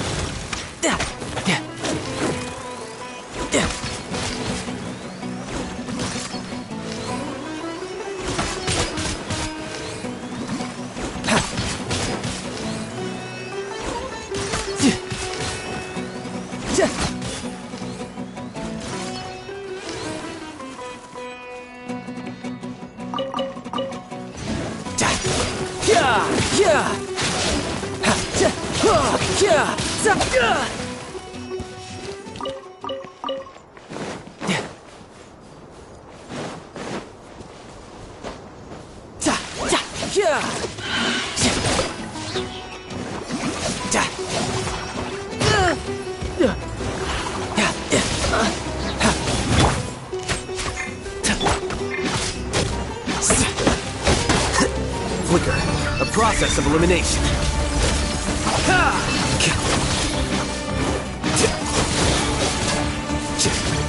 Well now.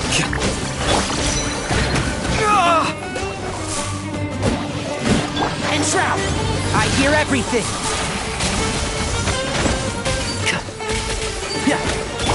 Here you are.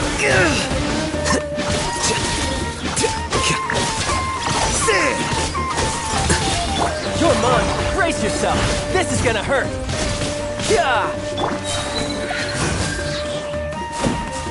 Breaking new ground!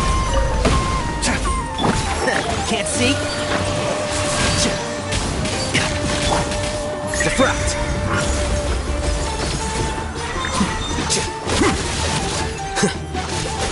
Well now.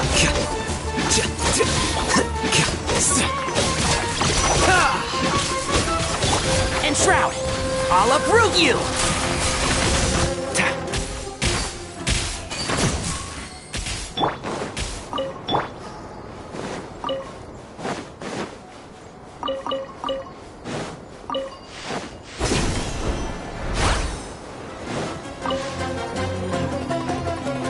No time to lose.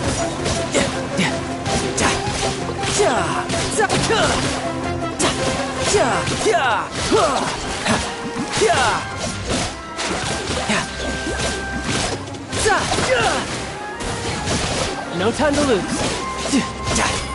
No time to lose.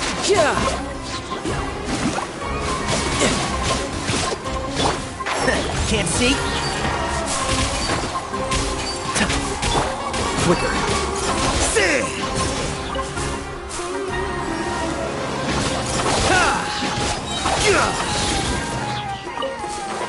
Scatter.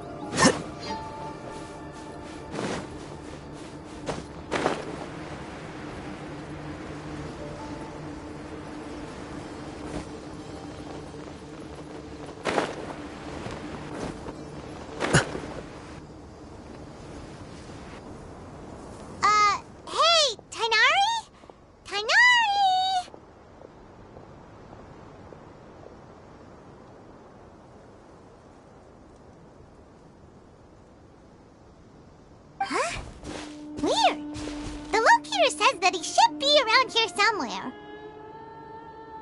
Tainari! Can you hear us?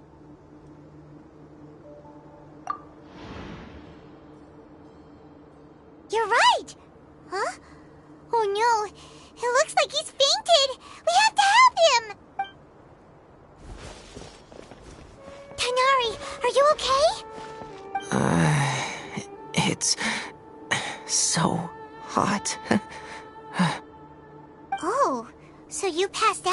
the heat. Are you not used to getting around in the desert? That's right. I usually bring lots of water when I go to the desert, precisely to avoid this situation. I went through all my water very quickly, and with the effects of the disturbed ley lines, I started feeling dizzy. My ancestors, the Voluka Shuna, were originally from the desert. But I guess this is what happens when a species migrates. They become intolerant of their original environment. This isn't the time for a history lesson. Let's get you some water. Humans. Such fragile beings. Your bodies can't even survive extreme changes in the environment. Here, take this.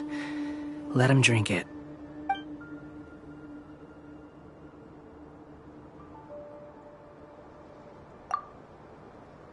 Are you serious? This had better be just normal water. Hey! You're leaving already? Paimon really doesn't get that guy. What's he up to? Anyway, let's focus on helping Tighnari drink some water first.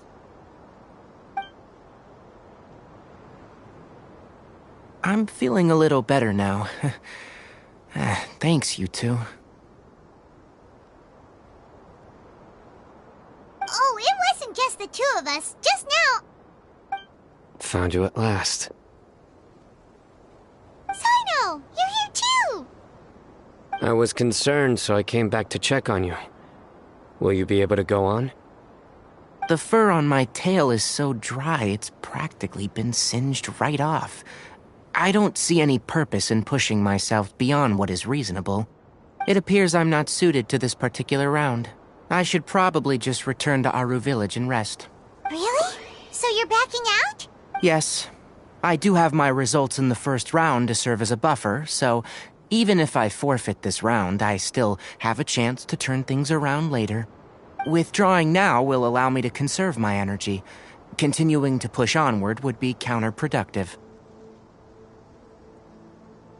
A wise decision. Let's get you back to Aru Village. It's fine. I can make it back on my own. Oh, stop trying to be so polite. Come on, we'll help you back to Aru Village.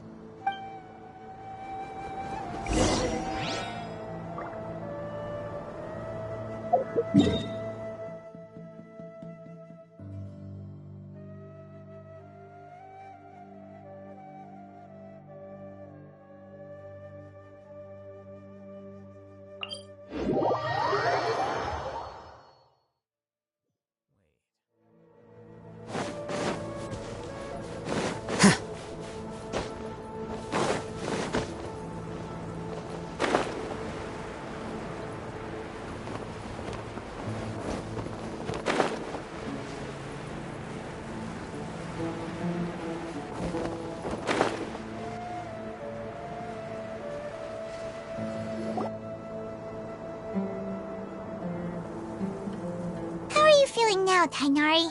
Do you want to rest some more? There's some shade here, so we can stop for a while. All right. Let's do that.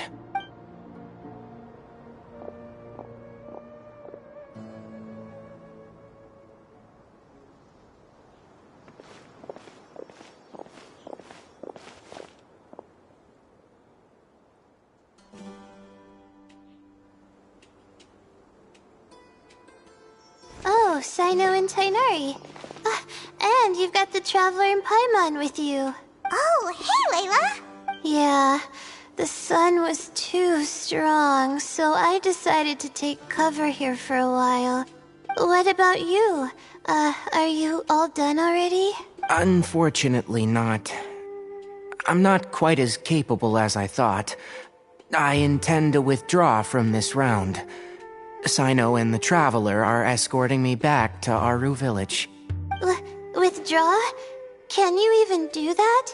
I believe the rules do provide for such a situation. Alhaitham did say that the act of leaving the competition grounds would result in disqualification from the round. Didn't I ask you if you were all right before this? If you had just decided to withdraw then, you wouldn't have had to suffer. Well, I had to try, didn't I? So I tried, and it didn't work out, and now I'm backing out while I can.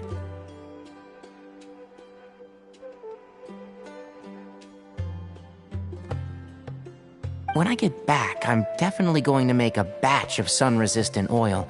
Next time I venture into the desert, I'll be prepared. By the way, you're Layla, aren't you? You don't look very well yourself. Will you be alright? I did feel a little faint when I first entered the desert, but I feel a lot better after resting here for a while. Be careful not to push yourself too hard. Don't worry. I'm just... Feeling the pressure? You can tell? Your expression is similar to the ones I see on criminals' faces when I interrogate them. To tell you the truth, I'm still not sure whether I have what it takes to represent the Ratawa Darshan in the championship. Most people voted for me because of all the rumors surrounding me, and to be honest, those rumors don't really mean anything. Now I don't know how to deal with all the expectations they've put on me. Even the people who usually criticize me voted for me this time. So I feel like I have to live up to their expectations somehow. So their expectations are putting pressure on you. Yes. Actually, I heard that you were voted in as well, Tainari. How do you deal with it? To be completely honest, I don't really feel any pressure. Firstly, those who expect things from you do not necessarily do so for benign reasons. On the other hand, those who do consider your feelings certainly wouldn't want you to push yourself.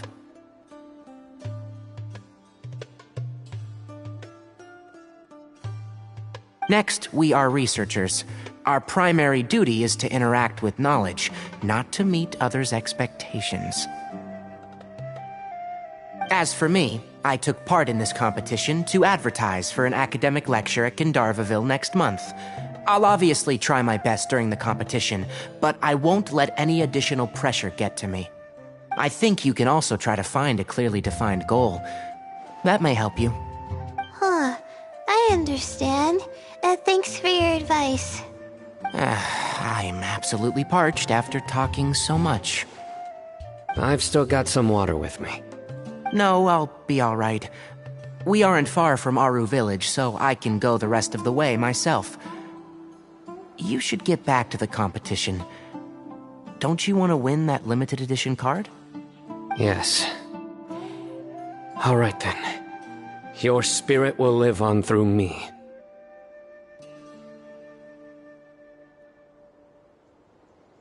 Hey, don't talk like that. I'm not dead, Sino.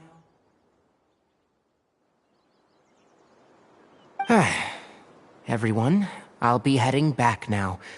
See you after the round ends.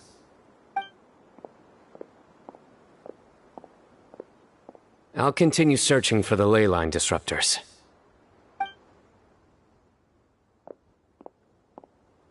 Are you feeling better now, Layla? Yeah, I feel like some of the weight has been taken off my shoulders after chatting with Tainari. It's been a long time since I first left my hometown to come to the academia, and every day here has been so precious. But of course, there have been some rough times. All sorts of complex astrological models, countless quizzes, and essays that took all my brain power to barely finish. Each of those things are like huge boulders barreling at me, forcing me to continue running forward. When I was chosen as my Darshan's representative, it felt like another boulder was added to the ones already rolling behind me. Every time I close my eyes, I think of all the people I'd disappoint if I mess up. Yeah, I think that's what Tainari was trying to tell me. You're our good friends, which is why you didn't stop him from dropping out of this round, and why you don't feel disappointed in me. That's right! No need to feel so down! That said, he did also say that he hopes I could have more concrete goals for taking part in this competition. I don't have any now, but I'll give that some thought. Anyway, I won't take up any more of your time. You still have to record the other contestants' progress, don't you? Perhaps they've had some breakthroughs while we've been chatting. True. We should go look for the others. Now, who's left? Tainari's dropped out for the round, and we just saw Sino. You could go see how Madame Farozan's doing. I've heard that she's quite knowledgeable about the desert, so she's probably made some progress by now. Okay, let's go look for Farozan!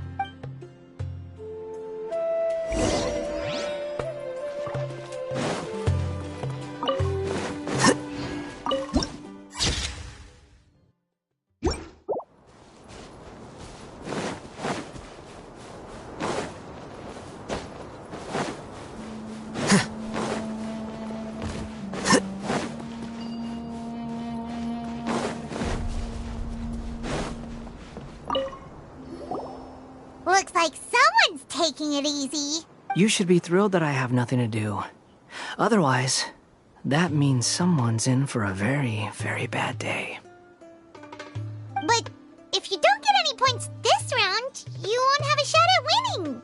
It's not like I care about winning or clout. Really, the real prize for me is watching all these people fight over something so useless. Oh, you reminded me of something. There shouldn't be any more incidents after this round. If you'll excuse me, I have somewhere to be.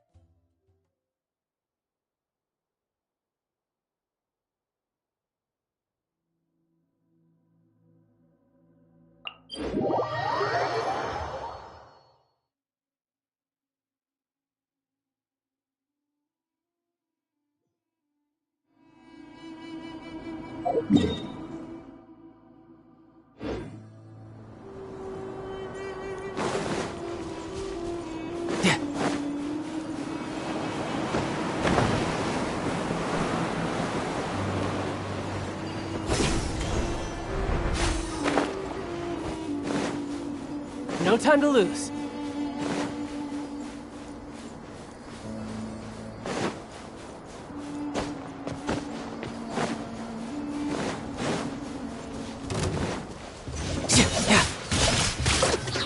Shouldn't let your guard down.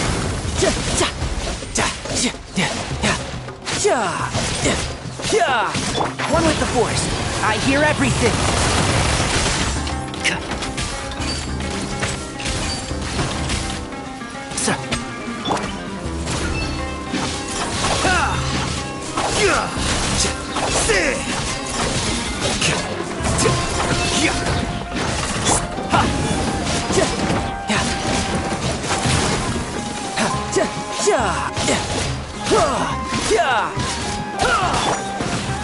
Can't see?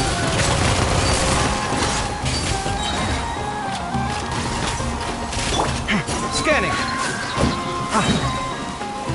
Ha! Watch and learn. And shroud.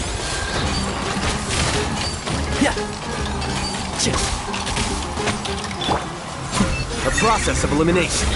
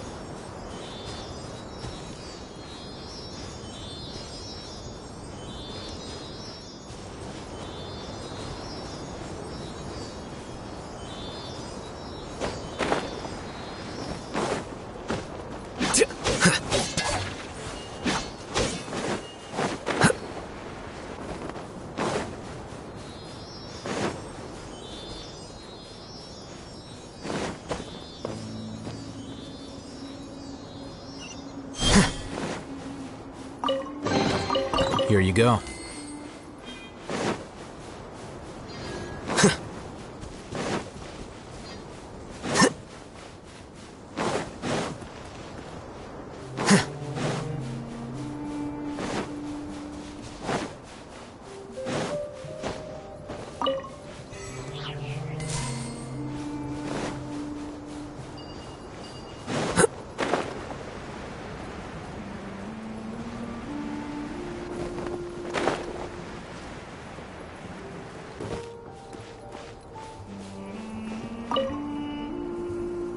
There's another one.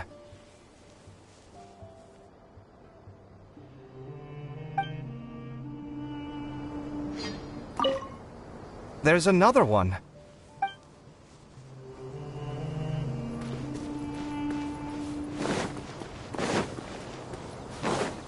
Sounds good to me.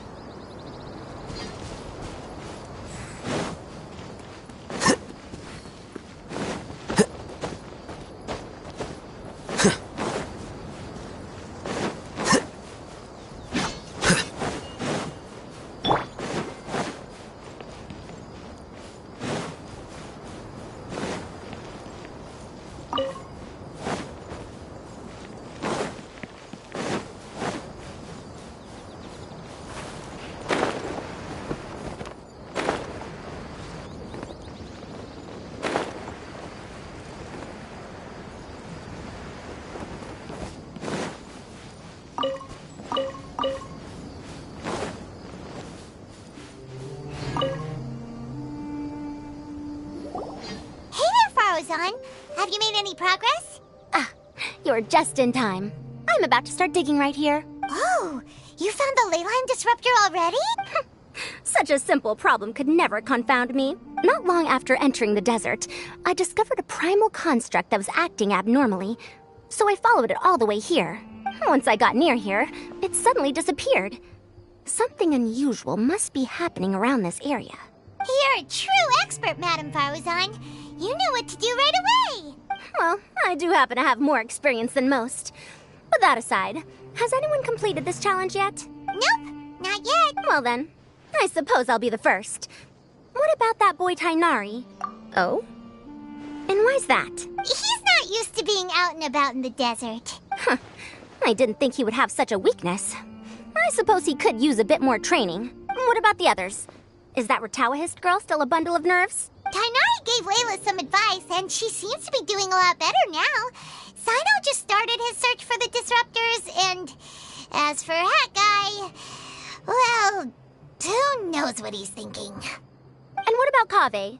Has he found a ley line disruptor yet? Paimon doesn't think so, or our locators would have already let us know. Strange. What's he lollygagging for? With his skills, you should have heard something from him by now. Well, I'm afraid the most thrilling moments are already done here. You should probably go find Kaveh and see how he's faring now.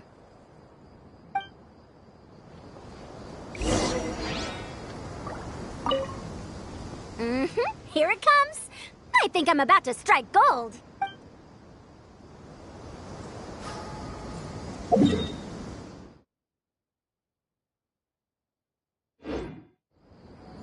No time to lose.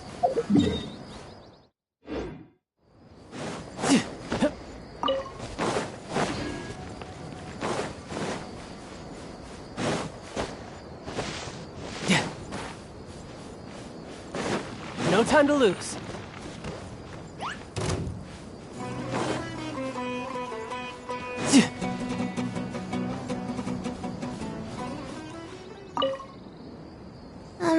I think I'll start by doing a loop Around the competition zone.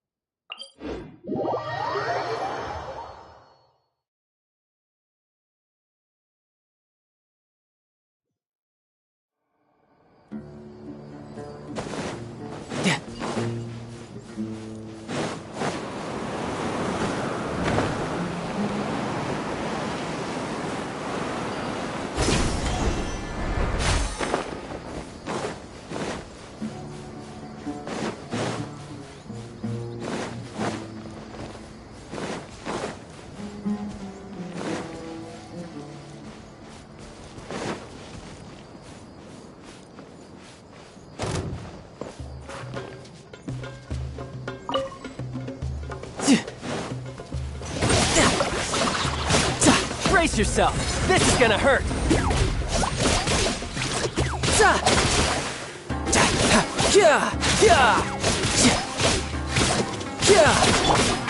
Can't see? Let's nip that in the bud.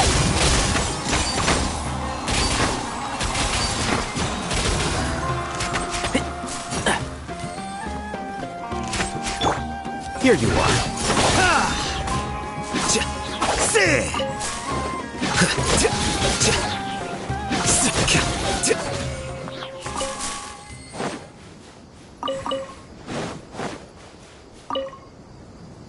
I will never give up. How did the rest go? Oh, right. I will never give up. My will is my greatest weapon.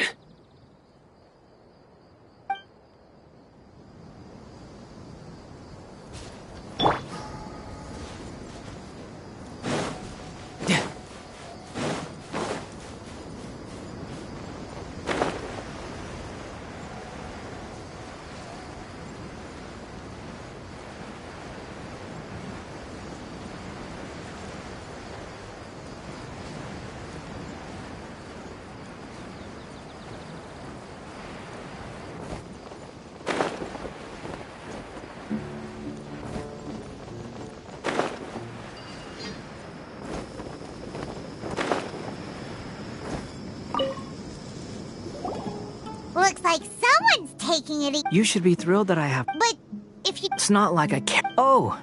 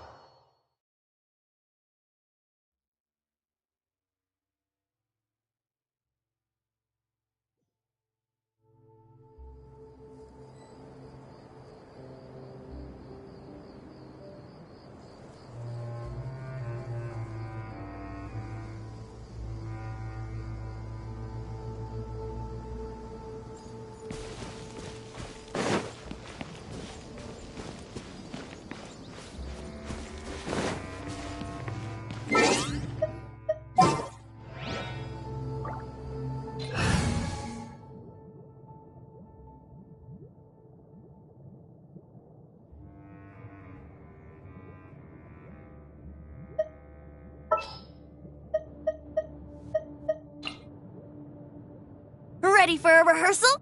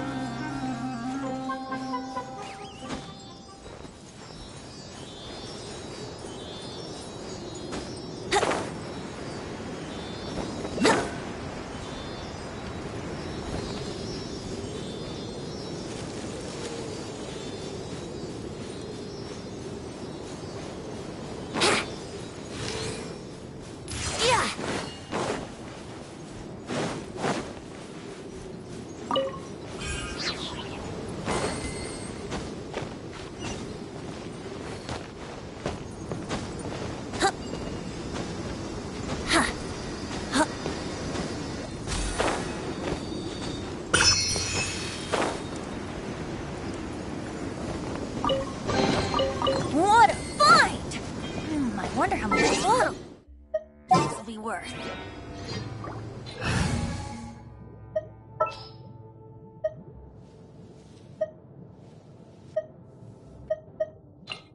Is that the client?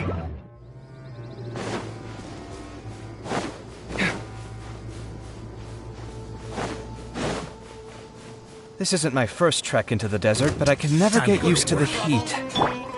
Enshroud!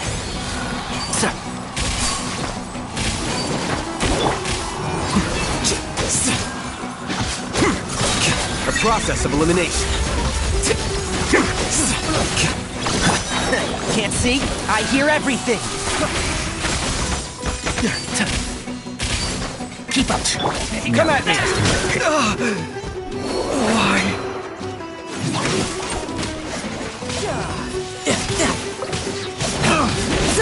Gotcha! Tricks up your sleeve! Shouldn't let your guard down.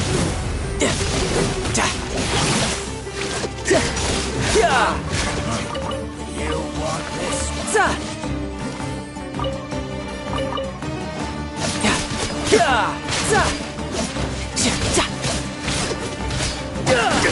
Who's next?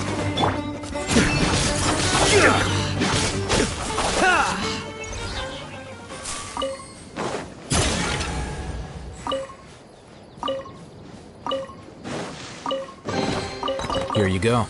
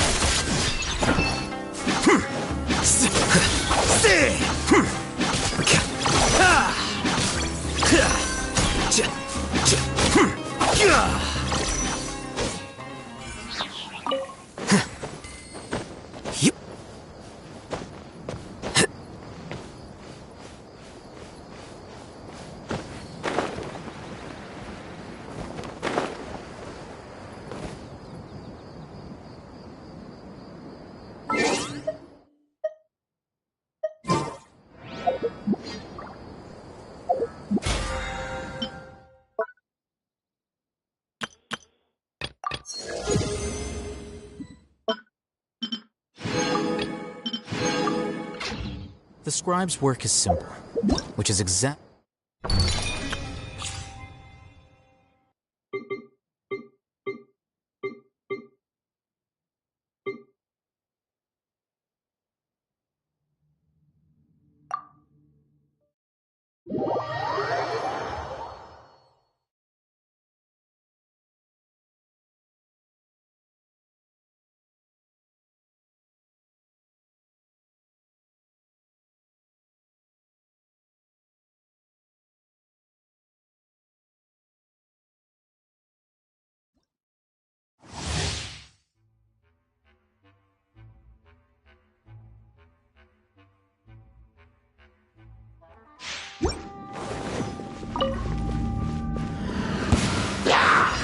Do your worst! Ha!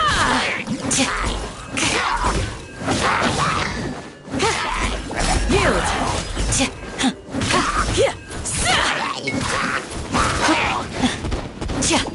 Flee!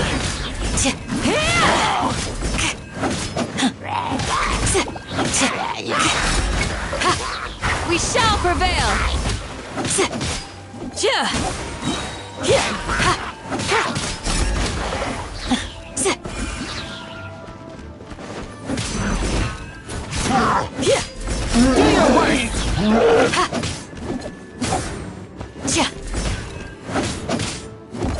Yield! Hear my prayer! Dodge this! This moment will be frozen! Just like we rehearsed!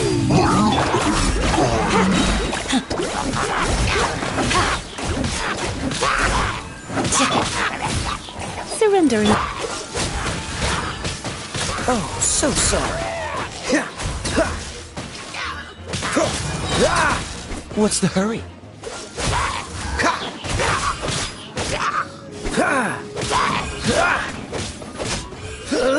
Freeze!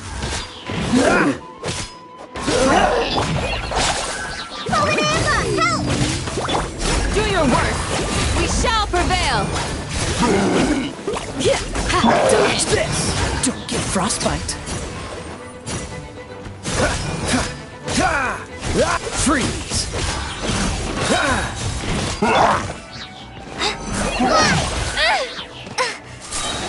Right this off the side! Wait! Hear my prayer! This moment will be frozen in time. Cool it!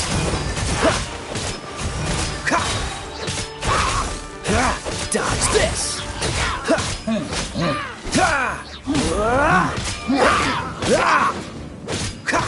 Freeze!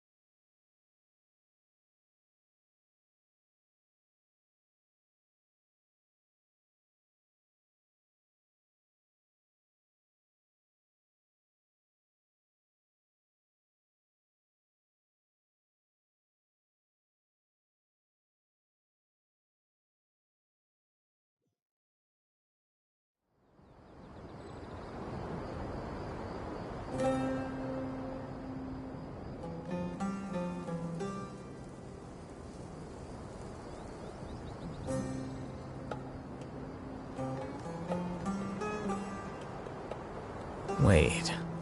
Huh?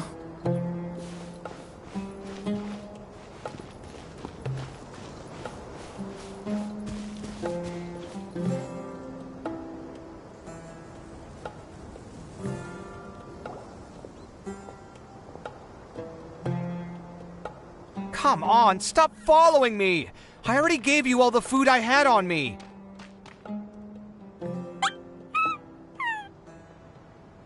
You can cry all you want. I don't have any more food. All I have left is a half bottle of water, and I can't possibly give you that. Without water, traveling in the desert will be incredibly difficult, and I still need to find what I'm looking for. Marak, can you help me out here? Keep them away. Kaveh, there you are! Farozan told us to come see how you're doing. What are you up to? Just thinking about it makes me upset. Not long after I entered the desert, I was accosted by these fellows. I don't know why, but they didn't leave the competition grounds, and now the ley line disruptions have left them confused and circling around the area. The moment they saw me, they wouldn't leave me alone. They even cheated me out of my limited food supply.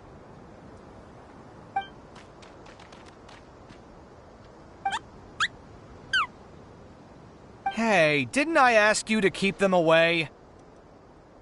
Kaveh, is this flying metal thingy yours? That's right. This is my toolbox, Marak.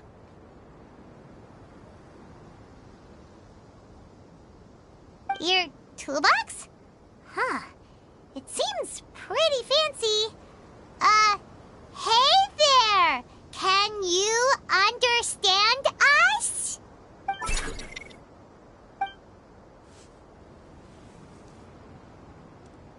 Sometimes I need to carry things when I go out, so it's handy to have a portable toolbox. Well, this definitely doesn't look like an ordinary toolbox, that's for sure. It's a long story. When I was working in the desert, I ran into a merchant group who had a machine core they excavated from some tomb. It was clearly from King Deshret's civilization. His technology still isn't fully understood, and Kshahrewar has many different opinions on this topic. Our current theories cannot explain such mysteries. Upon seeing such a rare, complete specimen before me, I forked over all the mora on my person to purchase it.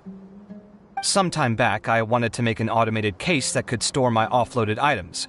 With that core, I created Mirak. It can't understand commands that are too complex, but it can serve as my assistant and help me with things like mapping and surveying. Most importantly, it can't talk, so it can't give me any attitude.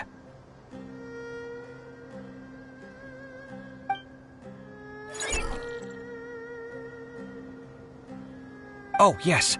Thanks for helping hide the fact that I live at Alhatham's place earlier.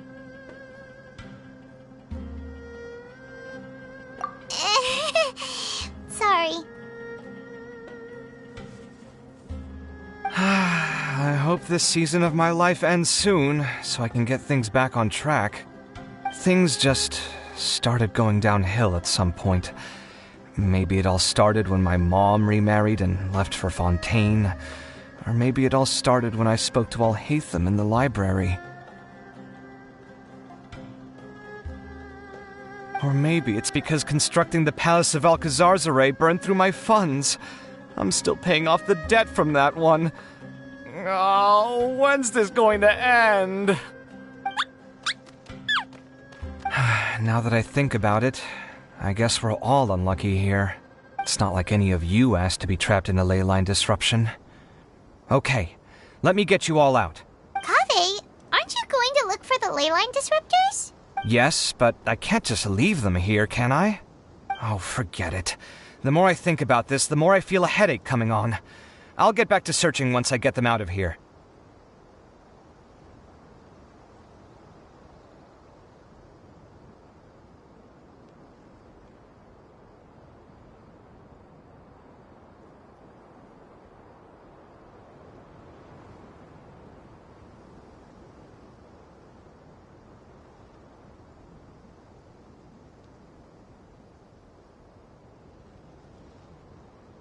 Time's a-wasting.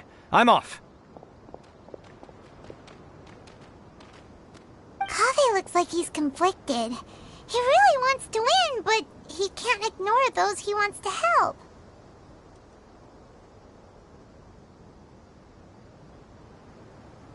Paimon's always felt like he's the type who easily gets himself into tough spots. Paimon doesn't mean this in an insulting way, but he seems like the kind of guy who'd be really easy to take advantage of. Whoa! Someone's done already! Right? Wonder who it is.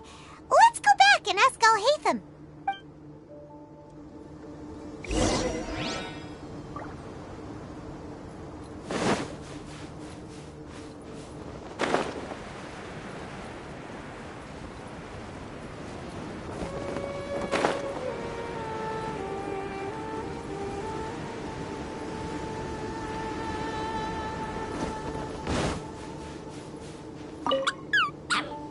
Quiet! I'm currently trying to find a way out of here.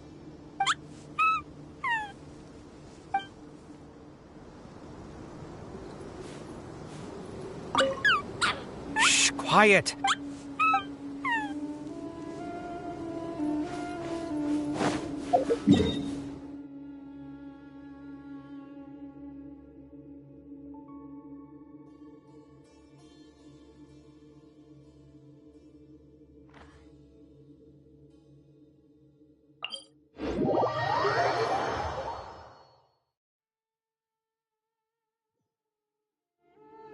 Curses.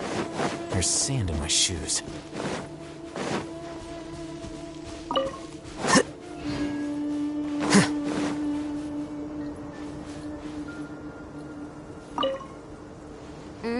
Here it comes. I think I'm about to strike gold.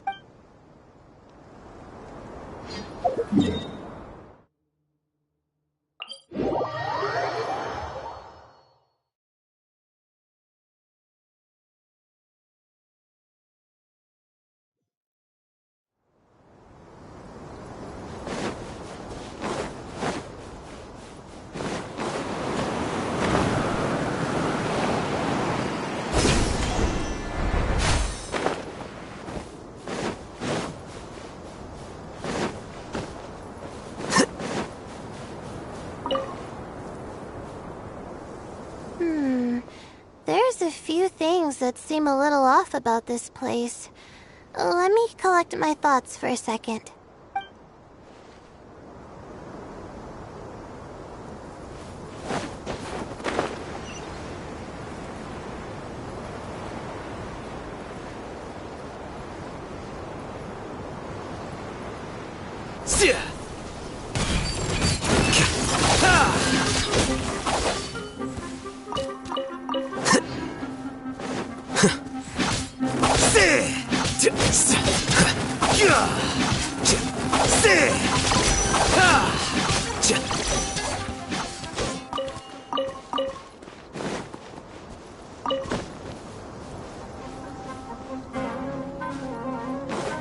Defract! Here you are.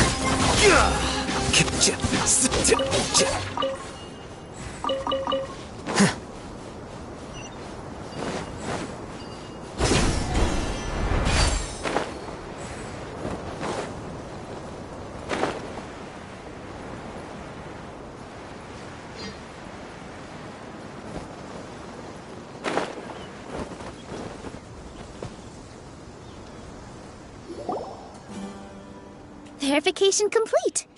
Congratulations on being this round's first winner, Sino. Ooh, so Sino was the quickest!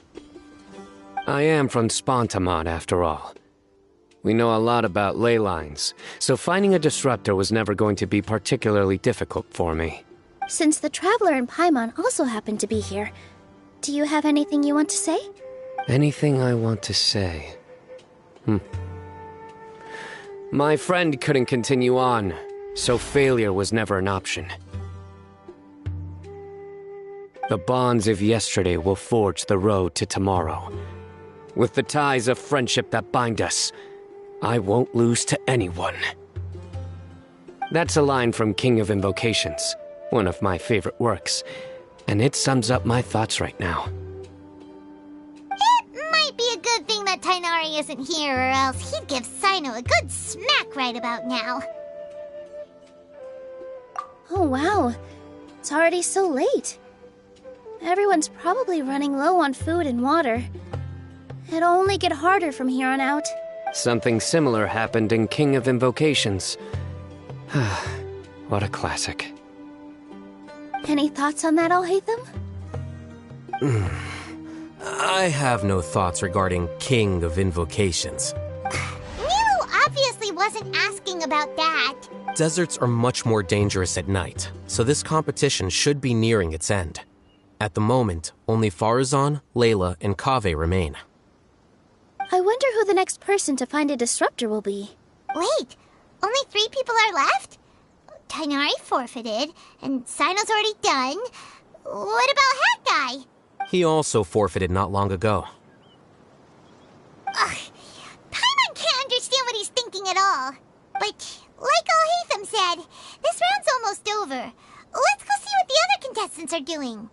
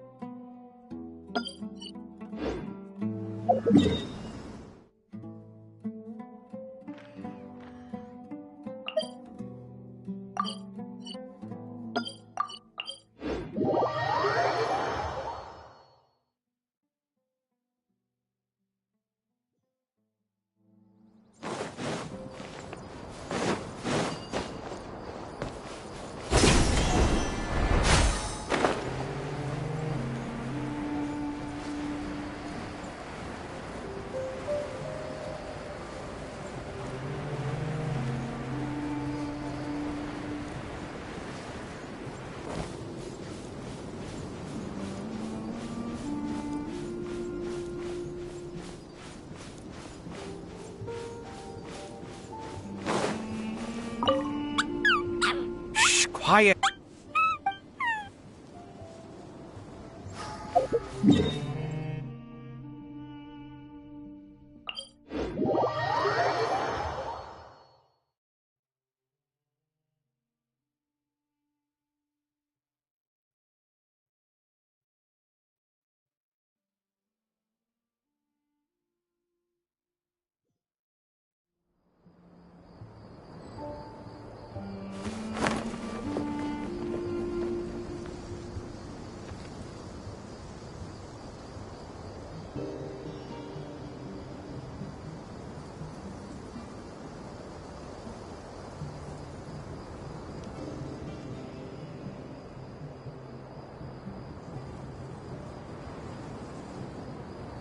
You know, there are better ways to seek out our enemies than, well, standing.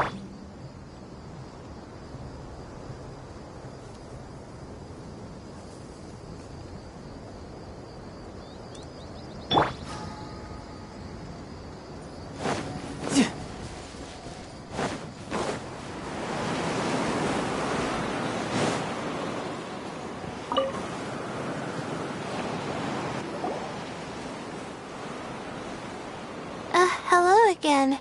You know, it suddenly occurred to me that you guys have had to do a lot of running around this time. Don't you find it tiring? Really? Wow. I don't know where you get your strength from. The desert's getting colder now that night's falling, and the wind can really sting your face because of all the sand in it. Has anyone finished this round yet? Sino's already shut one down. Have you made any progress yet? I circled the whole area, but I didn't find anything. But I did have the chance to think some more about that thing that was weighing on my mind, and I realized something. Well, my fellow Ritawahist members must have all put my name forward for different reasons, and maybe a lot of them only picked me because they wanted to watch me make a fool of myself.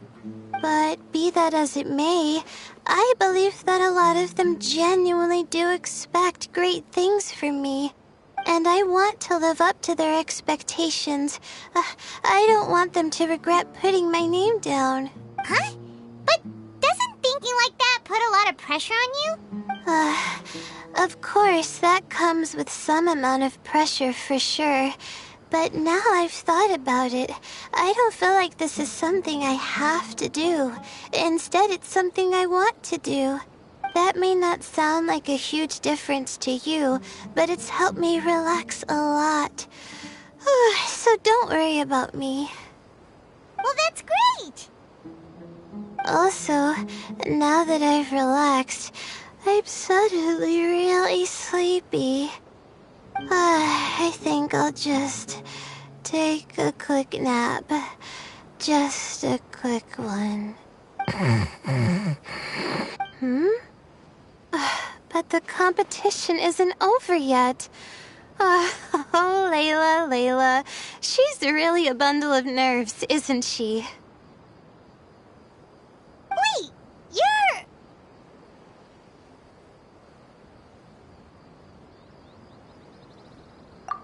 Good to see you too. Ooh, it's nice to be out. Feels like I've been cooped up inside for quite a while. Well, since I'm here, I guess I should help her finish this. What are we supposed to be doing here again? Finding a ley line disruptor, was it?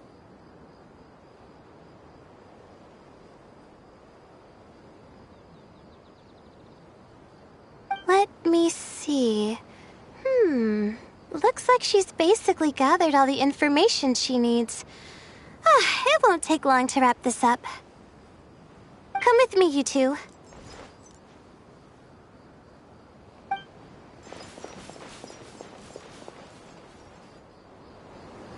Do you ever get the feeling that the ley lines have a regular flow? Similar to the way that celestial bodies follow fixed orbits? If we were looking down from on high, I wonder whether we'd find that the ley lines are just the reflections of the stars upon the Earth. Not all astrological phenomena can be directly observed.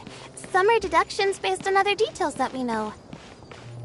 It's the same situation with the ley lines. The parts of them that are hidden underground can be identified via elemental energy, sound, and other phenomena.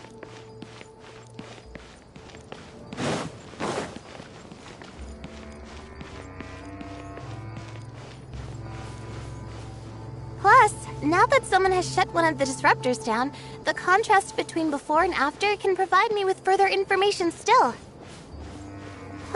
Let me see. It should be here, I think.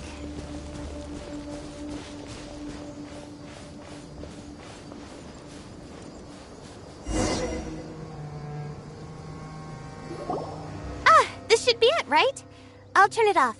That should restore the ley lines in the area to normal. Nice work! Again, I didn't do any of the real work. I'm just wrapping up. She'll probably wake up soon. No doubt she'll be a little disoriented at first, but once she's got her bearings, she'll go and report that she shut down this disruptor. Will you be staying here for a while? Or are you going to check on the other contestants? Oh, time to check our locator. Whoa, it looks like Kaveh and Faruzan are headed towards the same place. Perhaps they're about to find the lost disruptor. Also, speaking of Kaveh, he's an interesting one. Huh? Why do you say that? Before the second round, he had a chat with the other me. He said that worries can be like illnesses. They don't always have a magic cure. Sometimes you just have to endure them as best you can until they run their course. But the way I see it, his situation is much worse than my other self's. She just hadn't found what she wanted to do at the moment, which is why she felt lost. Kaveh, meanwhile, knows what he wants to do. He's convinced that he has to win, and yet he still seems conflicted. He doesn't have a second personality, but somehow he still seems that he's at odds with himself in some way. I don't know exactly how to describe it. It's like he's smiling on the outside, but there's no joy inside, only sorrow. Still, who knows? He must be more experienced than me. Maybe he's just better at dealing with it all than I am. But back to the topic of wrapping up. Shouldn't you be getting back to the action to record how everything plays out? Last one, then the round's over. Oh, true. Okay then, guess we'll be going now. We'll keep everything you said in mind. Kaveh and Faruzan were super confident at the start, but it turns out they're the last ones to find the disruptor. But between the two of them, who's going to get there first? Let's head over quick.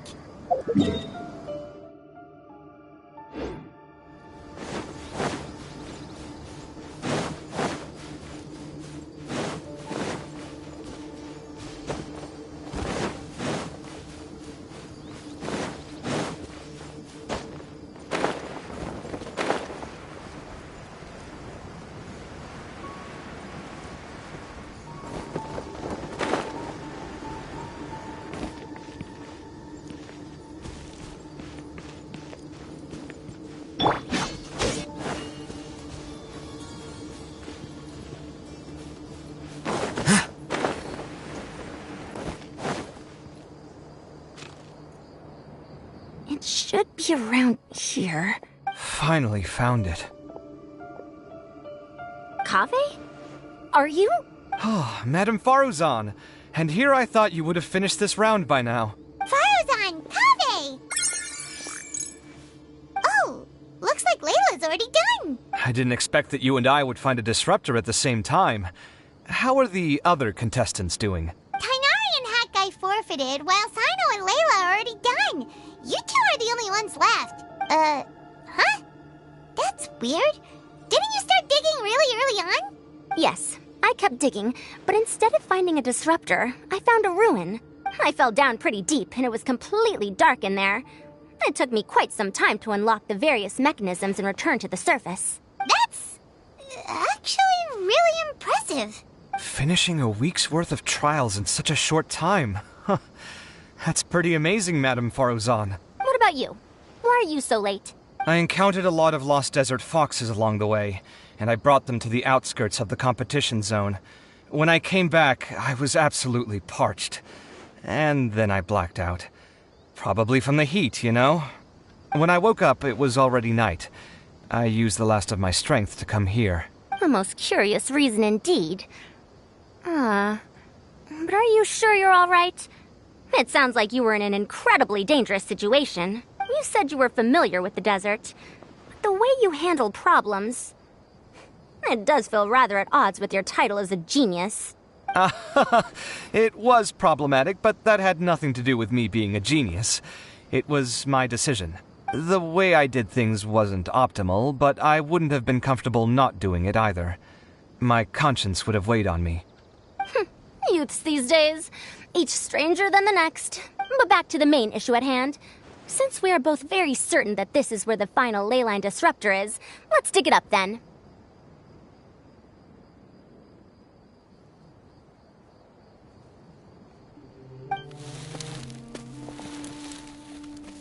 Well, this is indeed it. Of that there is no doubt. But how shall we count the score this time? What is it, youngster? You seem relieved. Oh, nothing. I was just thinking that this round's finally over. There shouldn't be any more innocent creatures getting wrapped up in danger. As for the points, I guess we can draw lots again later. I can't think of anything better. Alright, in that case, let's all head back to Aru Village. Paimon thinks you'll both need some water and rest.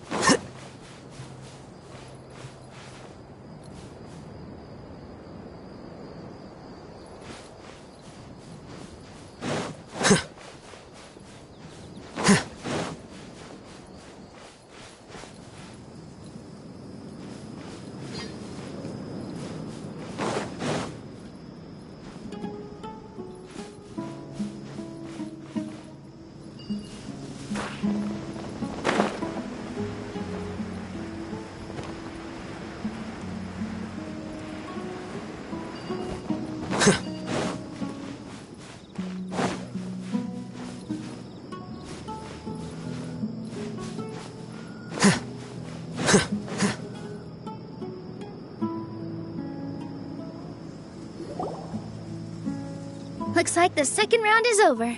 I wonder who is faster, Kaveh or Madame Farazan? Huh? Where's Madame Farazan? She went to get water. She'll be back shortly. We basically arrived at the same time, so we'd like to draw lots again. You get caught up in some things so easily, like drawing lots. I'm not caught up in anything! Don't make it sound like I take pleasure in having bad luck! Really? Then should I say that you have a curious affinity for drawing lots? I'll go get the box and slips of paper for the lots. Please wait a moment. Oh, here we go again. Let's see how I fare. I got it! Did you see that? I won! Congratulations! Looks like Kaveh's luck's taking a turn for the better! Oh, finally! After all this time! It looks like you've been rewarded for your tribulations in the desert. This round's points are yours. And with that, our second round is done. Sino, Layla, and Kaveh are our victorious contestants.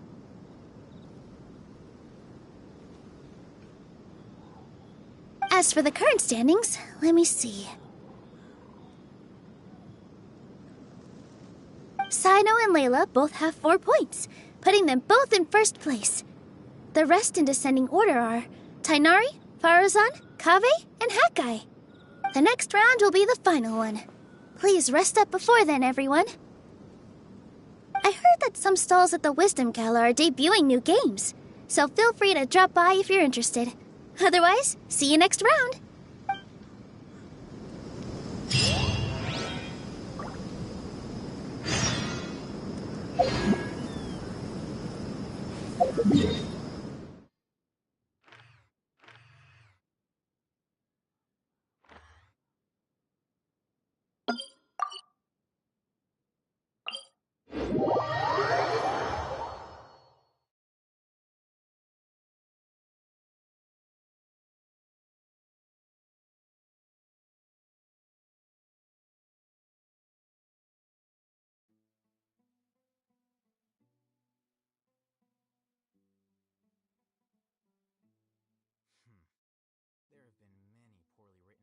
invitations lately.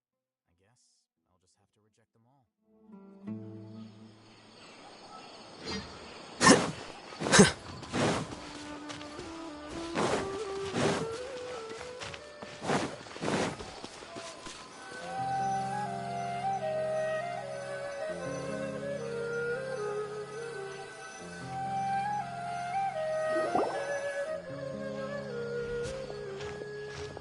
It feels like something's been on your mind this entire time.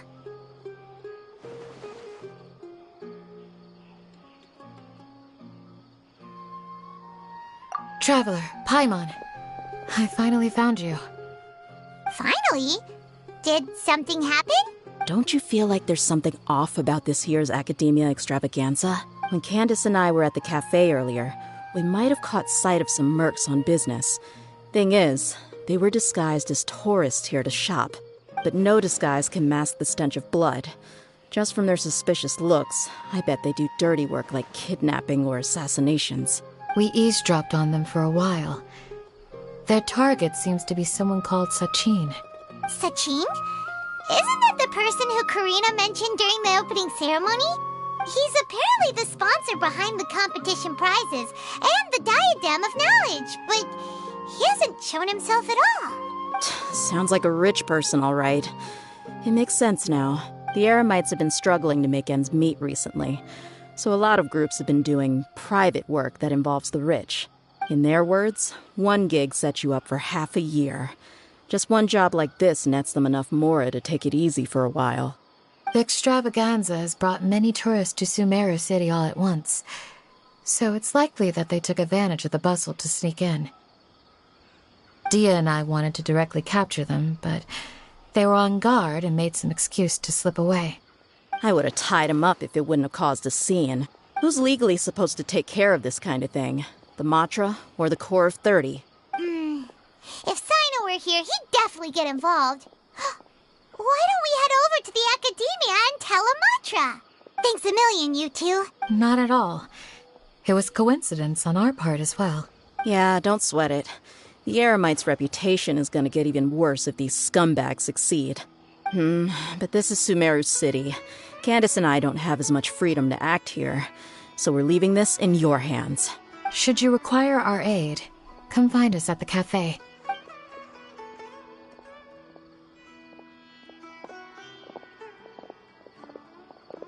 Paimon's noticed that something's bugging you. Is it the extravaganza? 'Cause Paimon's starting to think that there's more than meets the eye here, too. But thinking like this isn't doing anything. Let's just go find Amatra.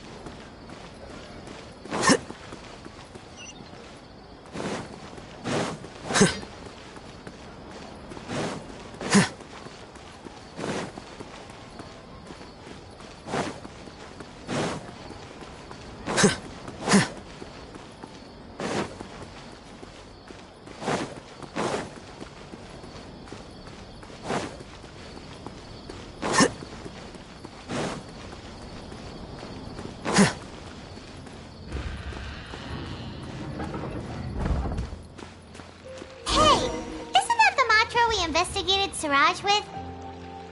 Arav, wasn't it? Let's go talk to him.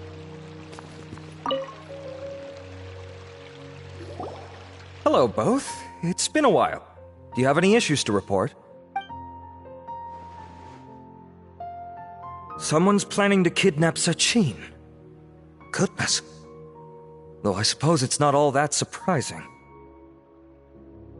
The growing popularity of the extravaganza has given him quite the reputation boost as its sponsor. He's seen as one of these super rich types. Well, since he's got a target on his back now, shouldn't you send some people to protect him? To tell you the truth, we've thought about doing just that. However, Sachin apparently prefers to spend most of his time out doing field work, and hardly ever comes back to Sumeru City. No one has been able to contact him. Our only lead is something he once said. Each time the Inter-Darshan Championship is held, I will be watching from close by to choose a suitable person to inherit my estate. Assuming he remains committed to that promise, then he must be right here in the city somewhere. I suspect that the Eremites in question must have heard about that as well, and decided to come here and try their luck. So they shouldn't know where Sachin is either, right? I would assume not. Anyway, Mahamatra Saino is still on vacation, so I'll handle this. Don't you worry. A couple of kidnappers aren't gonna get very far in Sumeru City these days. I have my ways of forcing them out into the open. All of that said, if you're interested in Sachin's story, why don't you try tracking him down as well? The sooner we ascertain his whereabouts, the quicker we can act to ensure his safety. I mean, you could task all the Matra and the whole Corps of 30 with someone's protection, but if the client doesn't show themselves, there's nothing we can do to help them. Fair point. Guess we should start searching for him too, but where should we start? None, I'm afraid. He's never committed any crimes or broken academic protocol, so we don't have a very detailed file on him. I've heard that Alhaitham has now stepped down from his post as acting Grand Sage and is back to being the scribe again. Maybe it's worth checking to see if he knows anything. Good idea! Okay, we'll head back to the extravaganza venue and see if we can find him.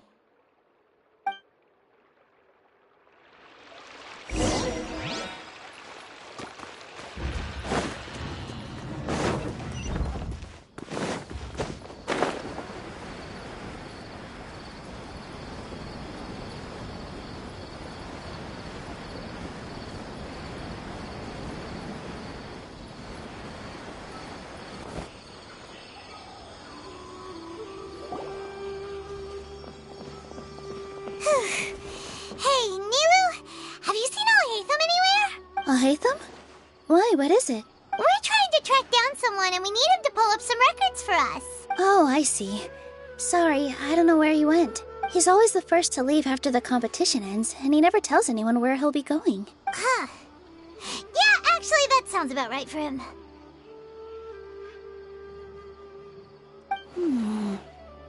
Let me think. To be honest, he doesn't seem very interested in the extravaganza, so he probably doesn't stick around longer than he has to. To him, being a commentator is just extra work he was roped into. Do you guys know of any places he'd go after work? Ooh, maybe. Paimon remembers that his house isn't that far from here, so we might as well check it out.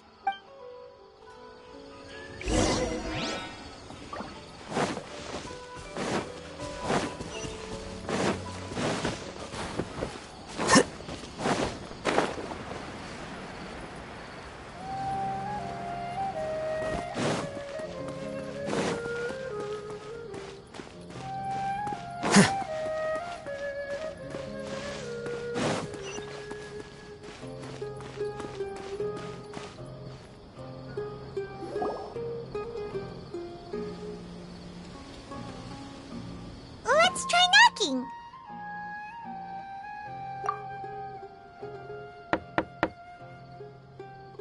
No answer? Maybe no one's home. Hello? Alhaitham? Are you in? We need your help with something. Oh, it's you two? Oh, Kaveh, you're home. Come on in, I'll get the door for you.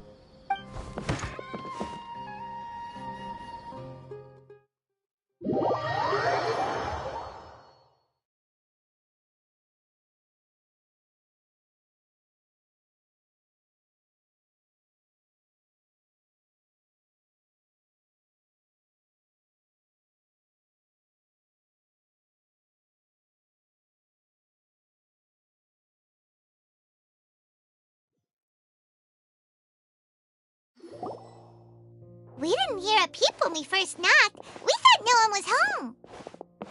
Well, I can't be too careful. If someone from the academia came here looking for Alhaitham, and I opened the door for them without thinking, before long the whole city would know that I'm living here. You're pretty conscientious about this, huh? So, what happens if someone comes inside looking for him while you're at home? It's fine, as long as I stay in my own room. Anyway, why would someone just barge in here looking for him? Most people have better things to do. Fair enough. So do you know where he is at the moment? What do you think? Who knows what he does in his free time?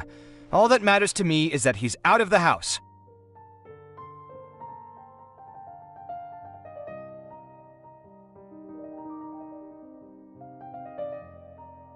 I wouldn't call it that. He's just incapable of saying anything pleasant at all. I told him how the second round went. I won the lot draw, remember? Because of good karma, of course. My luck's on the rise. But him, being him... Oh, you wouldn't believe what he said after I was done talking! You're always quick to remind me that you're my upperclassman, and yet you do not problem solve in the manner becoming of an upperclassman. This begs the question of why we attach prestige to seniority at all. What does he mean, manner becoming of an upperclassman? What, am I supposed to earn the title of upperclassman now? And he didn't stop there. He said, I'd encourage you to reflect on why you've ended up having to rely on luck every round. Frankly, it's incomprehensible to me how you've managed to make it to this age without acknowledging the proverbial elephant in the room of your life. Yeah, that does sound like something Alhaitham would say. I've had it with him. Every time I talk to him, it's the same way. He finds a way to infuriate me every single time. Anyway, the disdain is very much mutual between us, so I'll be moving out as soon as possible. I'm actually packing my things right now. He'll have to get used to doing his own cleaning and tidying from now on. See those perfectly hung paintings on the walls? They're coming with me too. If his life wasn't utterly devoid of artistic sensibility already, it certainly will be after today. Wait, you're moving out already? But the competition isn't even over yet. How can you afford it? Well, obviously I can't just yet. I'm just packing early to get ahead of the game. I've got my new place picked out already. The moment I have my hands on the prize money, I'm going to buy it and move my things right in. It'll take me 3 days tops to move out of here for good. I now know what I have to do to achieve this goal.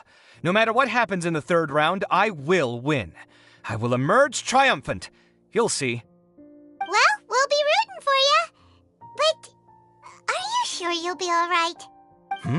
In what way? Layla said that she thinks you'll get caught up in internal conflict. Meaning what exactly?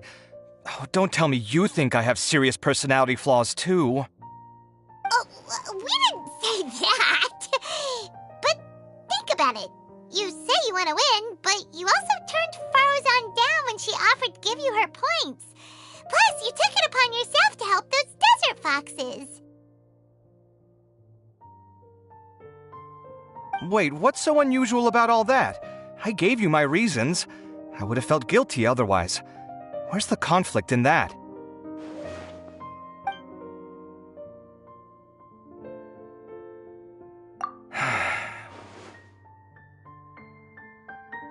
Well, when you put it like that, yes, why indeed?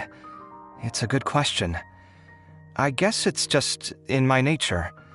Plus, if I just did nothing, then there'd be no escaping the blame if something bad came of it later down the line. But thinking like that all the time must make your life so exhausting. Not to mention that by helping out, you put yourself at risk. Fainting in the middle of the desert, for example. Was that really worth it?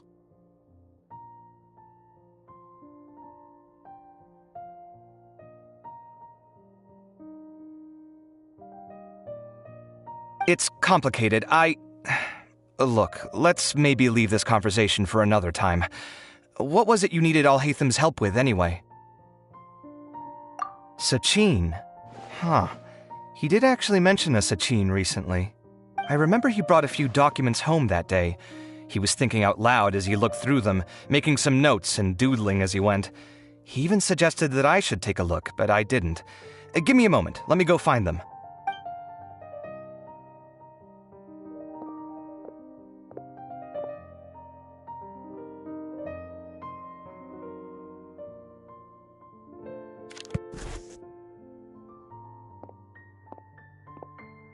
Ah, this is the one. Here, take it. You sure he'd be okay with this? With taking liberties? He's certainly okay with helping himself to my beer whenever he pleases.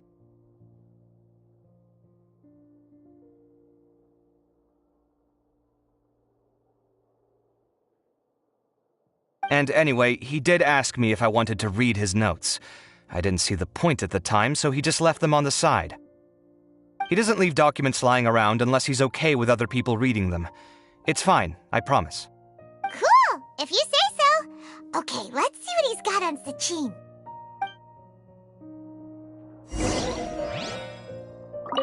I fetched the documents for you. Feel free to look through them at your leisure.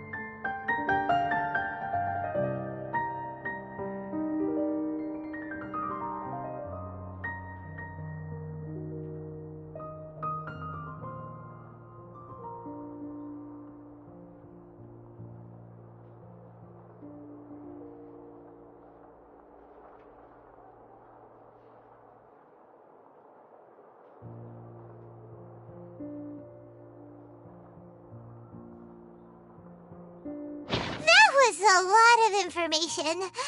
Paimon's getting a headache. So, to sum up, Sachin put the academia in charge of managing his estate and went off to do research, right? He even said that if he really liked one of the contestants, he wouldn't just give them a reward, but his entire estate as well.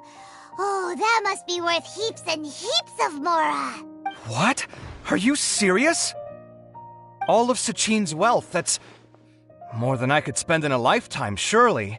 Heck, if I got chosen, I'd be able to pay off all my debts, then buy a new place, and still have cash to burn. I could build another Palace of Alcazar's Array, except this time, I'd make it 10 times bigger. Oh, then there's that new project in Port Ormos, of course.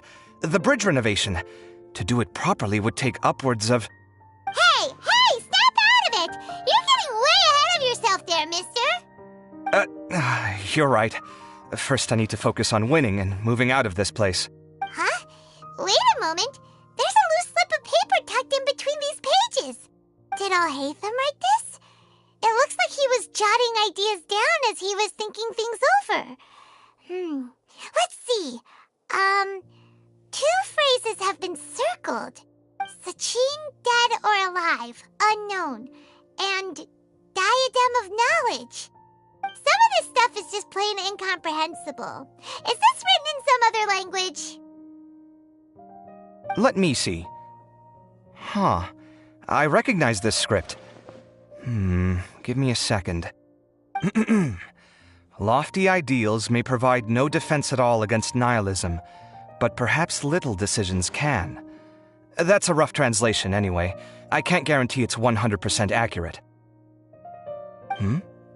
There's another smaller line of text underneath. Why would he bring that up? Wow, it's so cool that you can actually read this script! We worked together on a project once when we were students. The title was Decoding the Runes and Architectural Philosophy of the Ruins of King Deshret's Civilization. I had to familiarize myself a little with this script at the time. Oh, interesting. So, any idea what Alhaitham meant by all this? Who knows? The way his mind works is one of the great mysteries of the world. Fair enough. Well, guess we've learned all we can here. Yeah, he better catch those crooks. But until then, let's just head out for a stroll.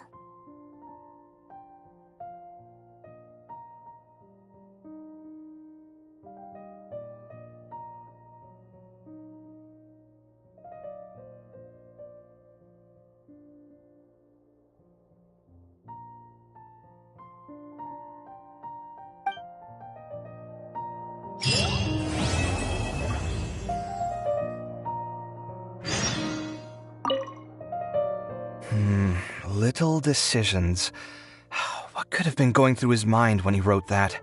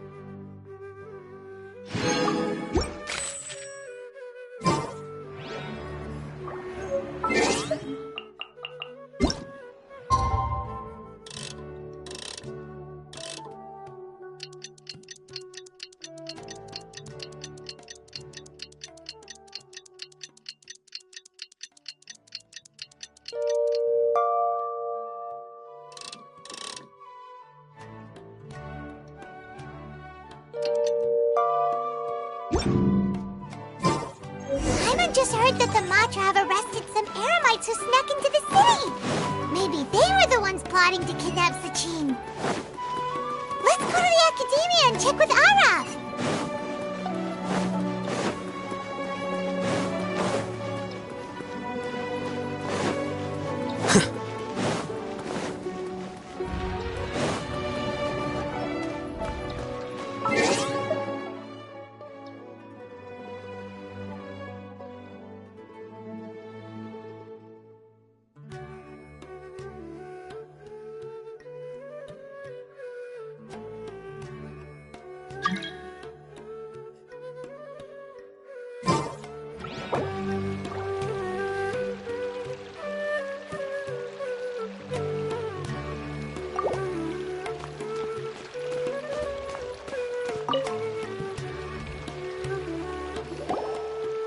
You're here. Sorry, I was just about to send someone to inform you. I only just finished interrogating the suspects. What did you find out? Well, lots of unexpected details, let's put it that way. The mercs themselves were surprisingly easy to catch. We just had someone dress up as Sachin and they took the bait. But then it starts to get messy. During the interrogation, we learned that they were hired by Sachin's own child. What? Why would someone want to kidnap their own father? What's up with that?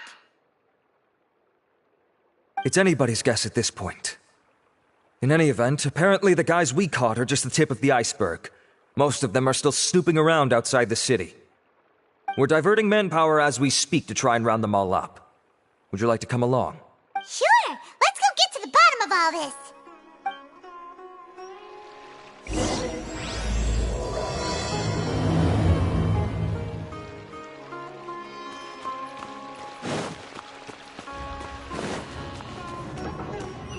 Welcome to the Academia daylight hours, really, Travis.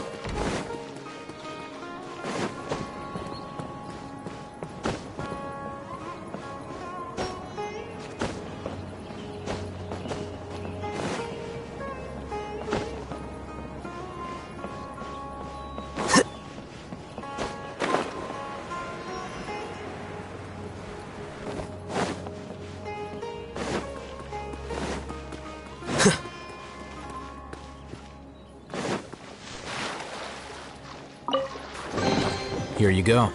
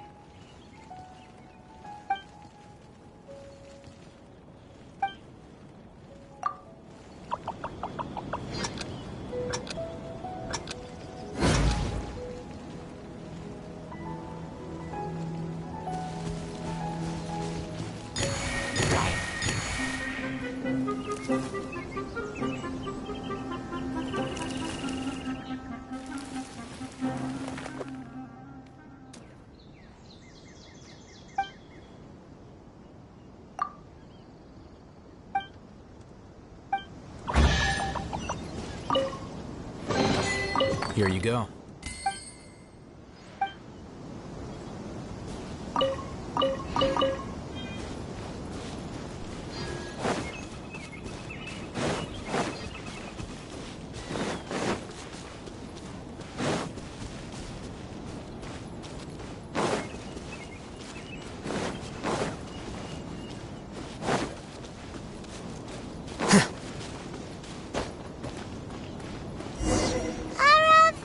Are you sure this is the right place?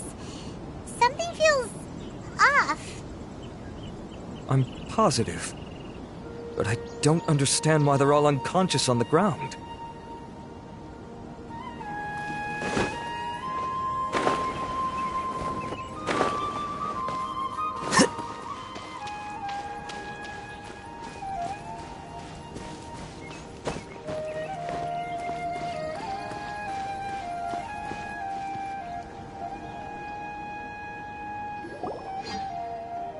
Boss, we got more company.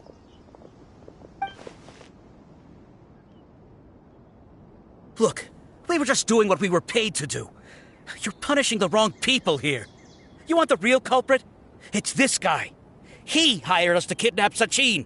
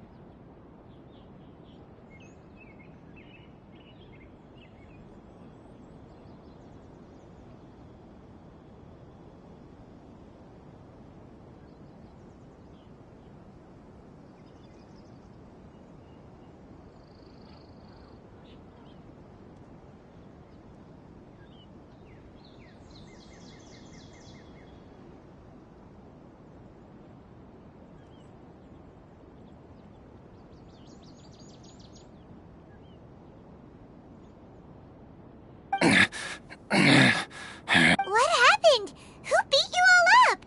Wait, you mean you aren't with them? With who? Who did this?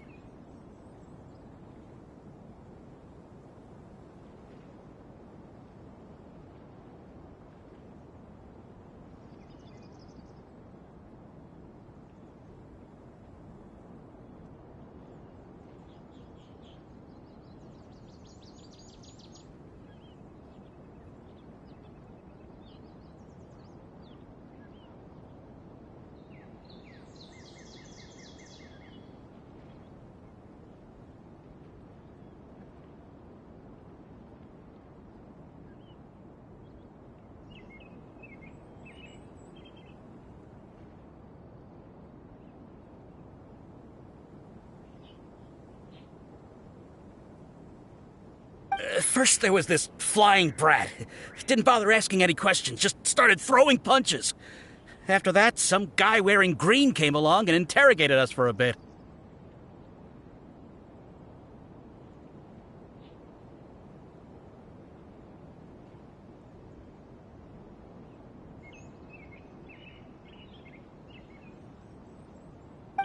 I've got the confirmation I needed. This is the one who masterminded this whole plot. Jawani, Sachin's son. If you have any questions for him, now's your chance to ask them. When you're done, I'm arresting them all and taking them back to the Academia for further interrogation. So why did you hire people to kidnap Sachin? What do you think? 20 years ago, he upped and left to go and live a carefree life, not giving a second thought for my welfare. As if that's not bad enough already, he went and put his entire fortune in the care of the Academia, along with a contract saying that one day he'd pass it all on to a genius he admired. That's my inheritance, by rights. You expect me to sit back and watch it go to someone else? If he won't give me what's mine, I'll just have to take it from him. Of course! Didn't he say he would be here somewhere, watching the championship from the shadows? So, I figured I'd get some people to nab him. Then I make him change the contract. And if the Academia doesn't agree to hand over the goods, I make him publicly announce that I'm his chosen genius.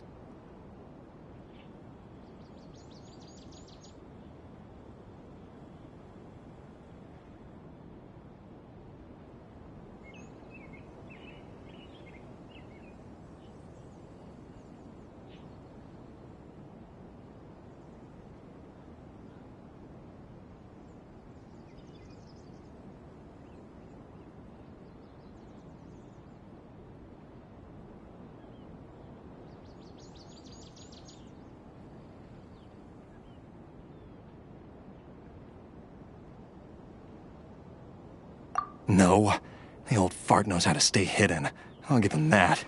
He's probably cooped up somewhere watching all this go on and laughing to himself. I already thought he'd gone mad 20 years ago.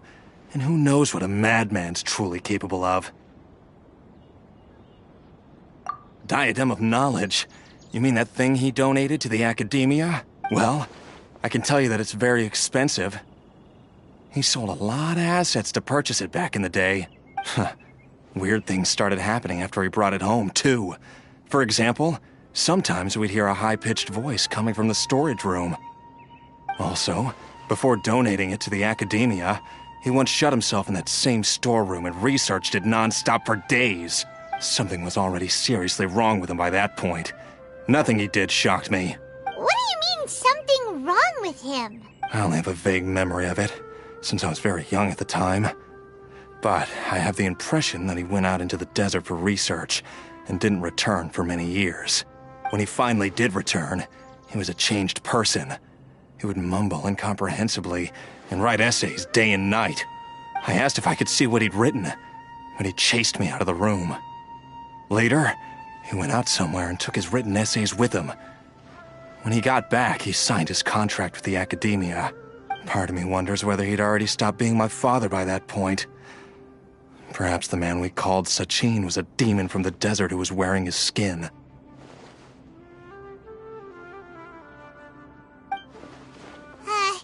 Okay, you can stop now. You're creeping Paimon out.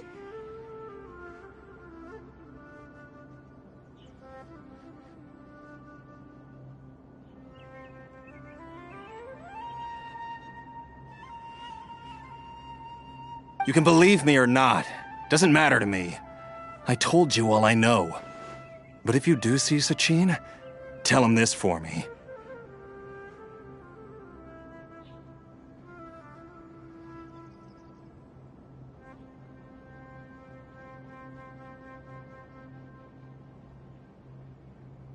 Whatever it is that he's researching out there, he'll always be garbage in my eyes.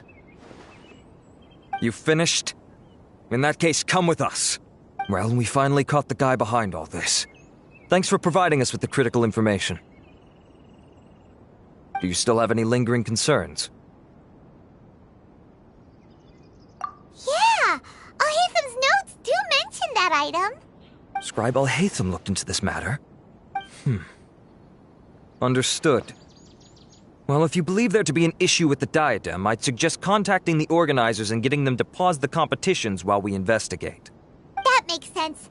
Okay then, let's get back to the venue. We need to tell Karina what's going on.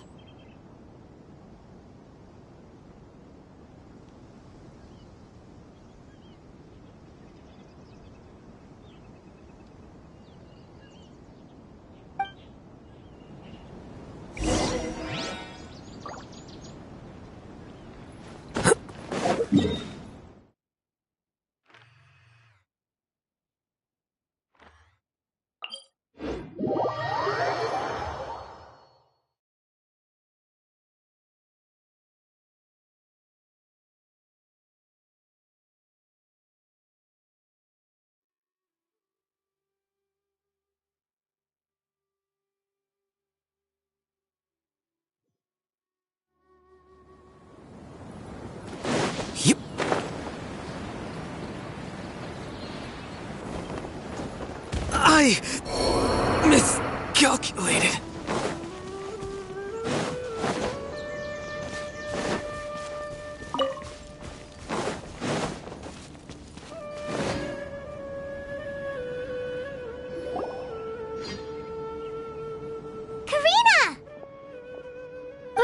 finally back.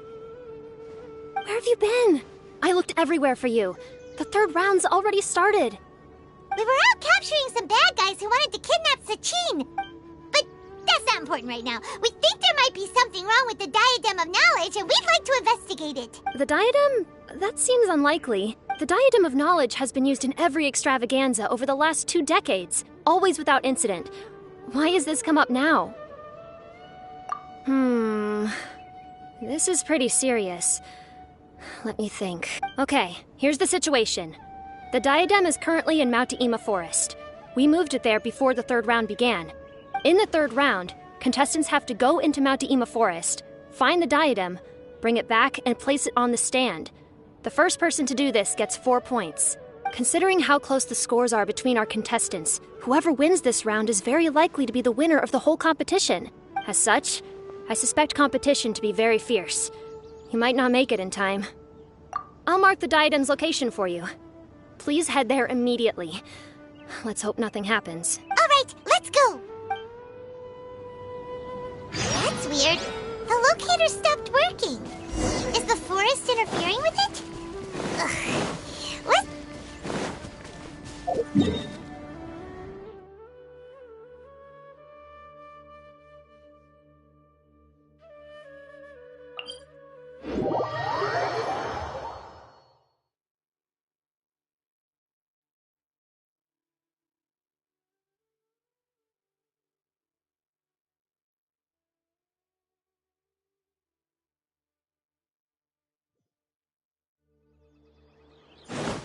I could get used to this.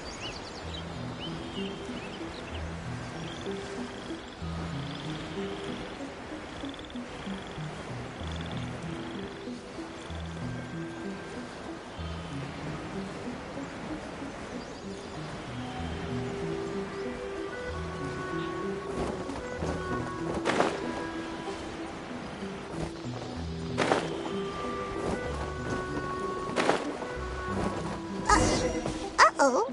This place looks empty. Did someone already take it? Well, we might as well head back and see if anyone's turned it in.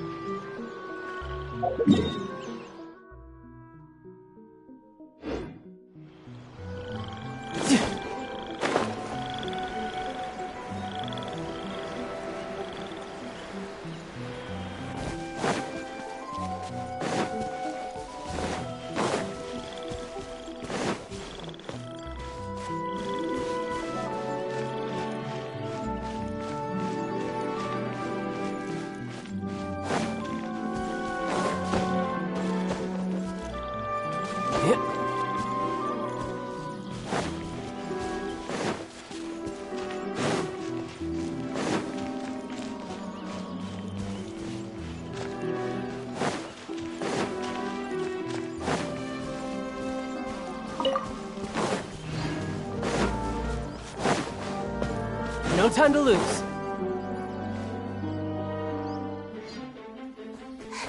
Oh, looks like Layla has seized the diadem. But getting to the goal won't be easy.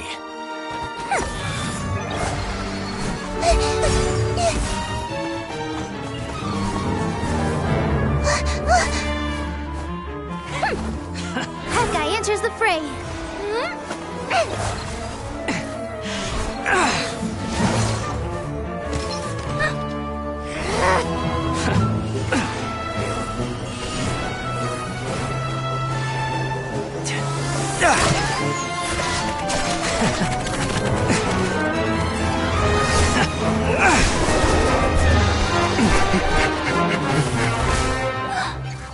Arizon's device has gone haywire.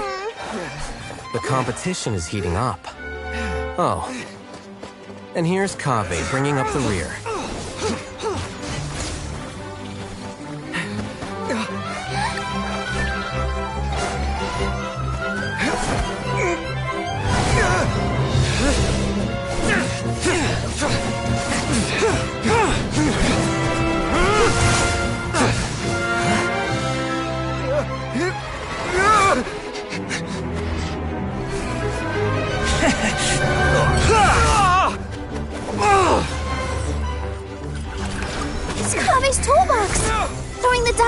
its owner.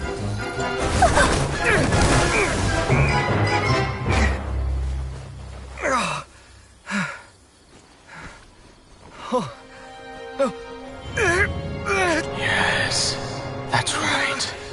Put the diadem in place, and you shall gain all you desire. Who are you? I need you to get out of my head! I am confident that you will not disappoint me. What just happened to me?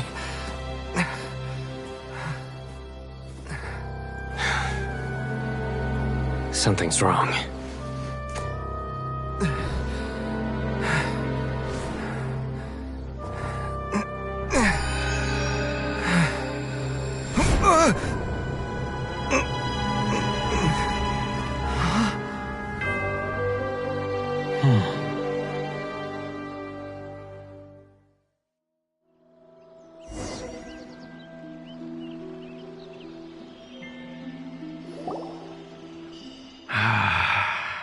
At long last, someone to inherit my estate, and with it, my research. Come, Kaveh. Come to me, my child. How do you know my name? Who are you? I am Sachin. Well, to be precise, I am but a fragment of Sachin's mind. Fate is a curious thing. Seeing you reminds me of another I once met. But you are made of sterner stuff than he, more cognizant of the trials and tribulations of this world. It is you who are worthy to inherit all that I once owned. We meet for the first time, children. But what I mean to say now is of utmost importance.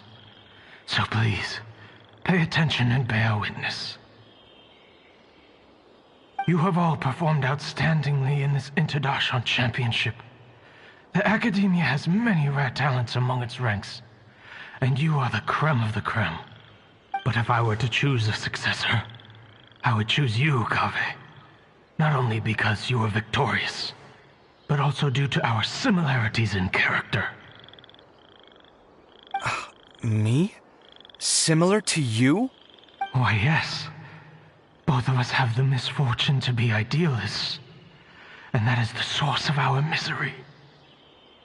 28 years ago, I came to the desert and lived there for 8 full years. What do you think I saw there? Alas, endless strife and slaughter, conflict over water sources, robbing of merchant caravans, exploitation of the people relentlessly, day after day. Beyond the wall of Samiel lay a completely different world from the one I knew. The things I witnessed there tormented me greatly. I wished desperately to find a way to save them. So, did you find a way? As a Vahumana scholar, I tried to use Vahumana knowledge to find the answer. I researched history and anthropology, performed countless experiments on human nature, and even sought out the scholars living deep in the desert who called themselves the Lost Darshan. But in the end, I found that the answer I sought simply did not exist. It was not possible to simply assign blame for these transgressions to any one party, for the sins are carved into humanity's very nature. Our nature begets conflict, and conflict begets destruction. This is the inexorable truth. The aim of my research was to draw lessons from history. But what I discovered was that history offers no such guidance. Things can only ever go from bad to worse. After this realization, I could no longer see the meaning in anything that I had ever learned. Consumed by an overwhelming sense of emptiness, I could no longer bear to face life. And so, I decided to bring my life to an end. But before I went through with it, a strange twist of fate led me to come into the possession of this diadem, which has the ability to preserve part of one's consciousness. Into it, I placed my experiences before requesting that the Academia manage my estate. As I thought, the contract you signed with the Academia was in essence your will. But if you'd given up hope on this world, why did you feel the need to do this? I mentioned that I had performed a great many experiments concerning human nature. You may regard this as the very last experiment of them all. The Academia has no shortage of genius talents, nurturing the brightest minds of every generation. And so, with a handsome reward to draw out the worthiest of individuals, my hope was that one day I would find one who could untangle the mystery of human nature once and for all, and help to move the world onto a better path. I see. So you desired a successor who was not only a genius, but who also understood the suffering of ordinary people. Such a person would have a clearer understanding of humanity, society, and the world. Huh? But did you ever consider that wealth numbs the human heart to the pain in the world? Even an idealist may be incapable of following through on your wishes after inheriting your wealth.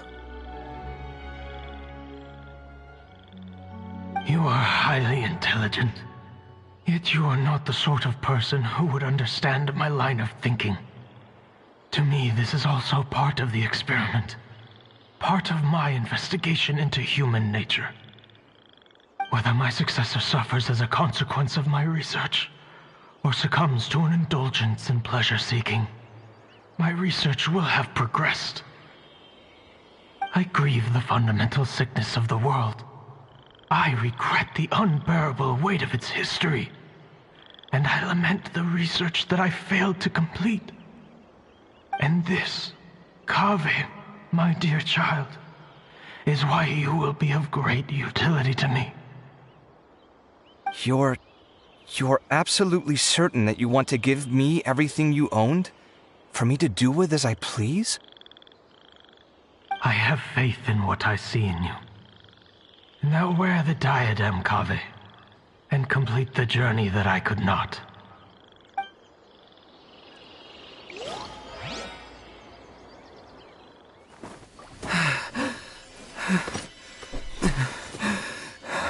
Will the verdict I reached cause you suffering? Or will this newfound wealth numb your heart? I look forward to your answer. All of my research materials are being stored at all... Huh? I've heard enough! My life's enough of a mess already. The last thing I need is more suffering. Keep your Mora. I don't need it. Didn't you say that you saw a lot of people in pain? Well, if that's the case, then your wealth can go to them.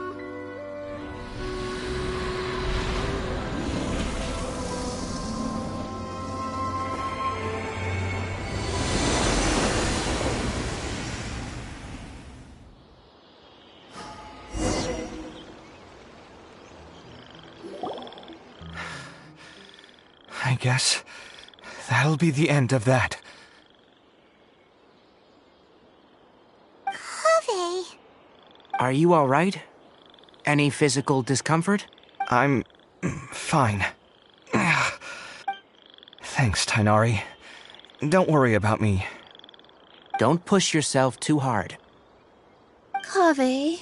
Kaveh may have broken the diadem, but he successfully completed the task prior to that. According to the rules, this makes him the victor of round 3. Points-wise, this also makes him the winner of the Inter-Darshan Championship. As the champion and Sachin's personally designated successor, Kaveh has obtained the rights to inherit the entirety of his estate. For the avoidance of doubt, can you confirm that it is your intention to donate all of Sachin's wealth? Like I said, he thought that the world is a bad place. Well then, let's use what he left behind to change it for the better. Rejecting the world will achieve nothing. He and I, we're not the same. All right. As the scribe, I will make a record of this incident on file. The sages will contact you in person for details on how exactly Sachin's estate is to be used. That sounds fine. I don't know if his research findings were right, nor would I know how to finish his research for him. But what I do know is that by ending this here, no contestants will have to suffer. We won't be the last. There will be more championships to come, and countless future scholars will follow in our footsteps. Sachin's words can only cause pain, but not anymore. No one else has to hear them now. We're all scholars here. I know full well that shutting down his views like this is autocratic and arrogant. Fine by me. I'll bear that responsibility. It's the least I can do. And, well, it's the only thing I can do. Well said. What you've expressed is a sense of justice and idealism that many aspire to, but few dare follow through with. I say this despite the fact that, in my view, it's quite ridiculous. You have long been aware of what your flaws are, but your pride alone prevents you from admitting it. Nevertheless, your perspective is well suited to appearing in a victory speech. Contestant Kaveh, on behalf of the organizing committee, it is my honor to congratulate you on your victory. What? Please. I don't need your insincere praise. Anyway, this isn't the time or place for debates. Keep your commentary focused on the competition, not my views. Congratulations, Kaveh. Also, you'll need to prepare for the award ceremony. Looks like the ceremony will be held at the main venue. Let's head over and check it out.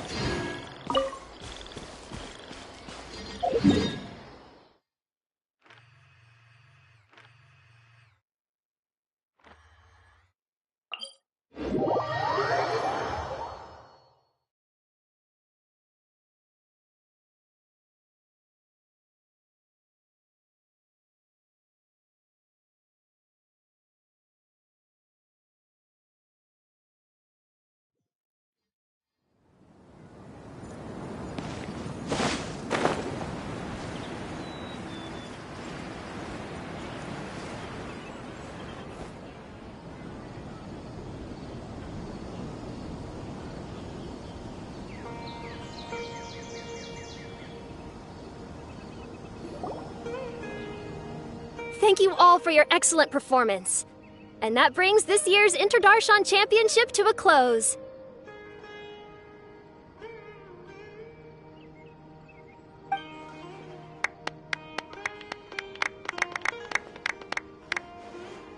Finally, it gives me great pleasure to invite our champion, Kaveh, to the stage to receive his award.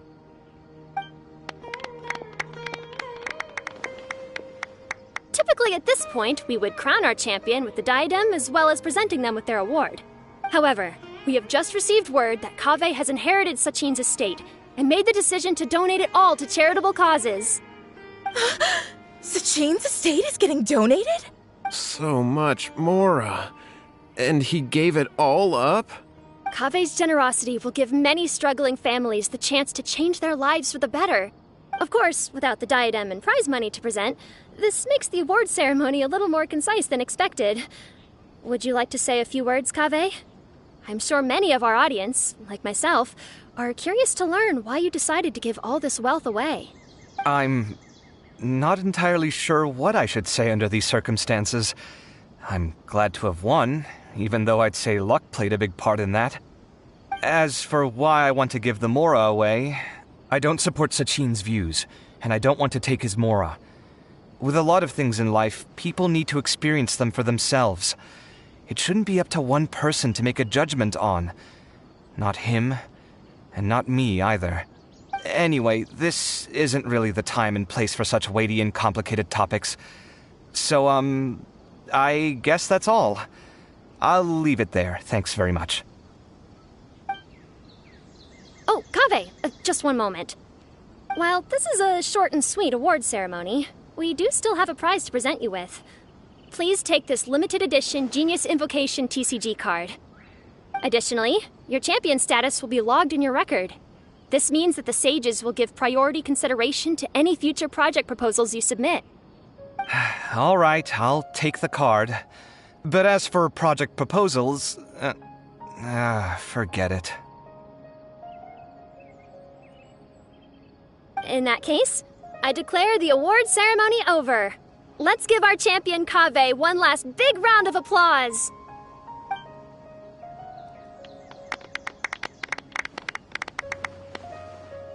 I still don't really get it. The sum of Mora would have been enough for me to live in luxury for my entire life. That just means you're not strange enough to understand the way that geniuses think. Come on, we've still got the whole Wisdom Gala to explore.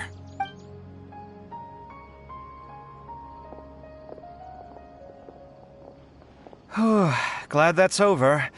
I think I'm quite good at giving speeches, but this one was just so tiring. Do you mean that you're still exhausted from the competition? Honestly, you don't look happy at all, but whatever else happened, you're the champion, you know? Don't you think you should be proud of that? I suppose. Oh, wait. Sino said he wanted the card, didn't he? And now I have it, right here.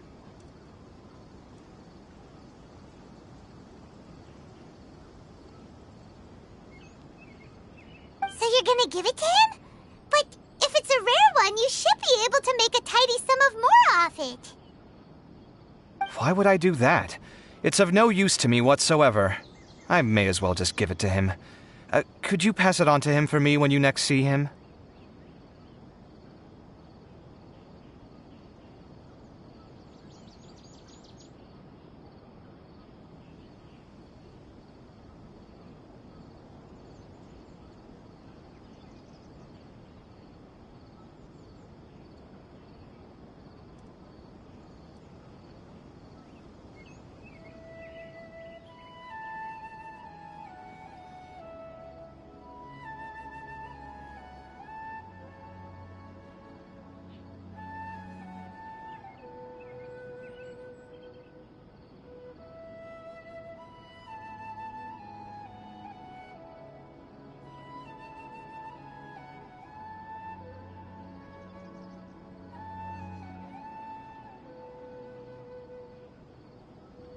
Whoa!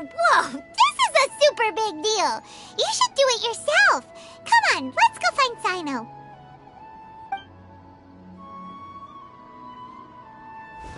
Huh?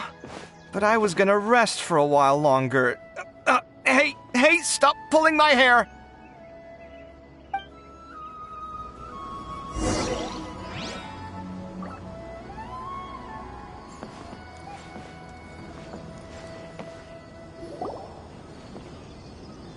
What you looking at, Sino? I'm still thinking about the Sachin issue. What brings you here? Well, they gave me this limited edition Genius Invocation card, and I figured you'd have more use for it than I. But it's a limited edition. Are you sure you want to give it to me? What else would I do with it? I have no use for it. But it's limited edition. Kaveh, are you in trouble? You don't have to do all this. Just tell me what's wrong and I will help. Oh, that's not what I meant at all. Yes, I have all sorts of problems, but that has absolutely nothing to do with this card. I'll figure my own issues out by myself. All right. In that case, I accept your generosity. But now that I realize that you have no concept of its value, I cannot simply take it from you. How about this? I shall buy it from you at a fair price. Namely, the price that the previous limited edition card sold for. Oh, come on. It's just one card. How much could it really be worth? 1 million more at the very least. Huh? How much? 1 million more? If you feel that's too low, I can go a little higher. 1 million more for a card? But you already have a whole bunch of these, shiny ones, don't you? I saw your deck last time we played. Not every card is this valuable, and some cards are exquisitely designed, but not rare. Huh. Well, I guess they must pay you plenty to be General Mahamatra if you're splashing out on things like this. But really, it's fine. I'd feel bad taking Mora from a friend. Don't feel bad. I save a lot. I can spare the Mora for this card. You don't spend all your savings on your hobbies, do you? You should watch that, you know. You definitely don't want to end up borrowing money in a moment of impulsivity. Living with debt is miserable. Sounds like you're speaking from personal experience. I guess you've been through a lot? I don't want to talk about it. In that case, maybe you're the one who should be listening to your advice. In any case, I, Sino, will take this precious card, and it shall join the deck of destiny. Kaveh, come with me in a few moments to collect the Mora. Thanks to you, I have achieved my goal for participating in this tournament. All right, if you insist. Far be it from me to refuse your courtesy any further. Well, at least I'll be able to keep on top of my bills this month. Maybe I'll even have some left over. In fact, let me treat you all to a meal later. Bring Tainari and Kale, too. Well, this is what they call all's well that ends well. Paimon wonders how the other contestants are doing. Let's go check in with them, shall we? Since we're guest commentators and all.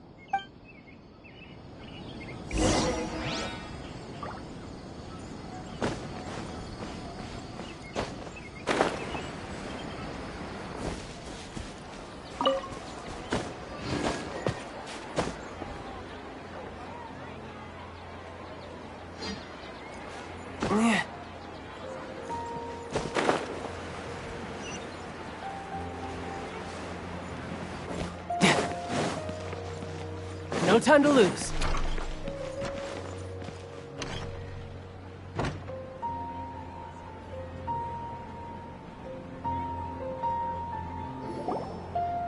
I'm telling you, you can't go wrong taking advice from me on what to wear. Back in the day, my fashion style was considered cutting edge by everyone in the academia.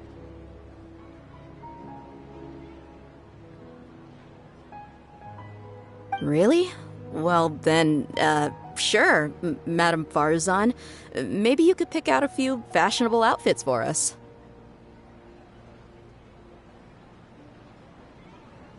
Farzan! Nilu! Even Dia and Candace are here! What are you all up to? Candace and I bumped into these two while we were strolling through the streets. Madame Farzan here is pretty friendly. When she heard that we were buying clothes, she decided to give us some help. I don't really see anything I'm familiar with. Never mind. We can purchase some textiles and make the clothes ourselves.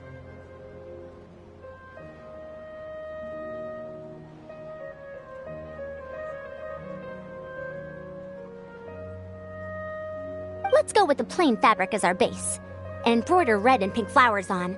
Oh, and some green leaves. Wait a sec. You sure that's the latest style?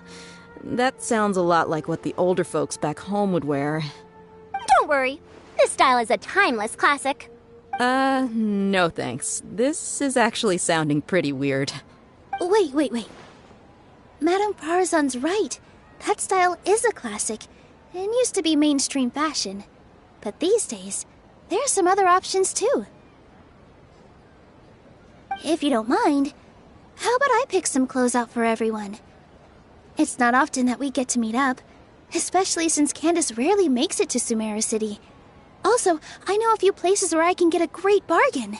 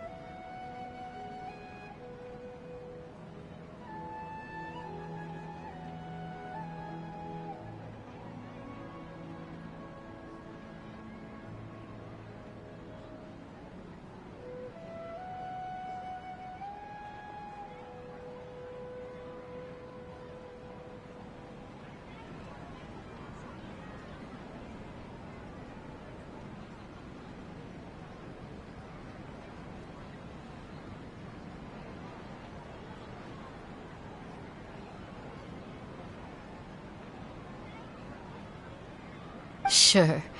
I'm happy to leave it to you. I'll come with you to have a look. One always has to keep on top of what the youth of today are into.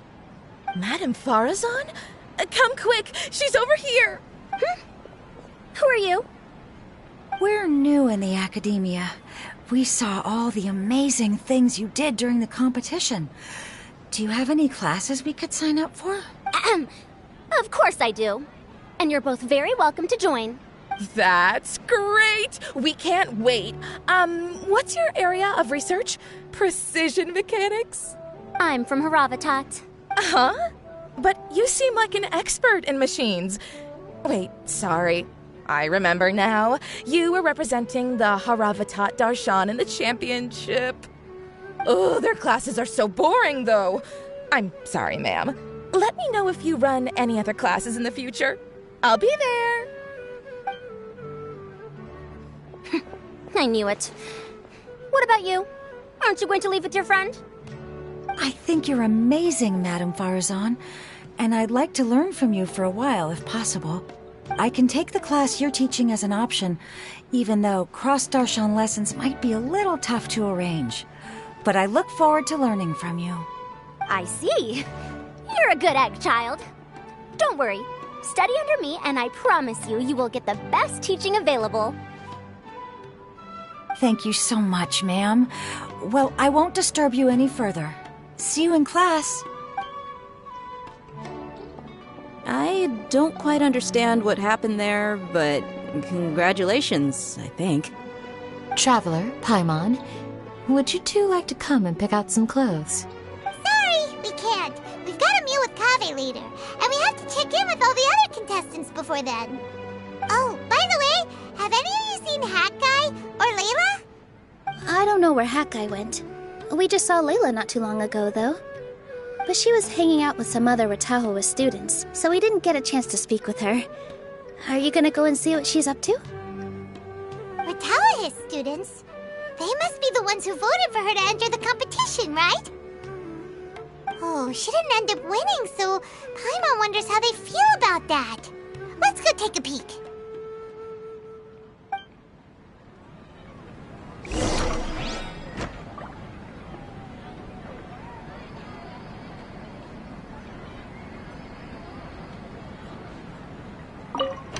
If you don't come to Sumeru City often, classic floral designs aren't a bad choice. Those don't really go out of style.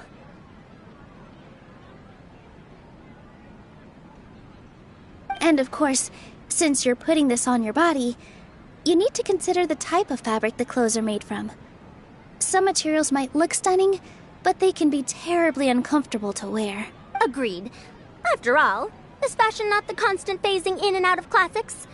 In that sense, you could always consider the style I suggested, too. Wait, sorry, ma'am, but I think it could be quite a while before the style you recommended comes back into fashion. I actually think the style recommended by Madame Farazan is quite beautiful. Isn't it just? You have a discerning eye, my dear.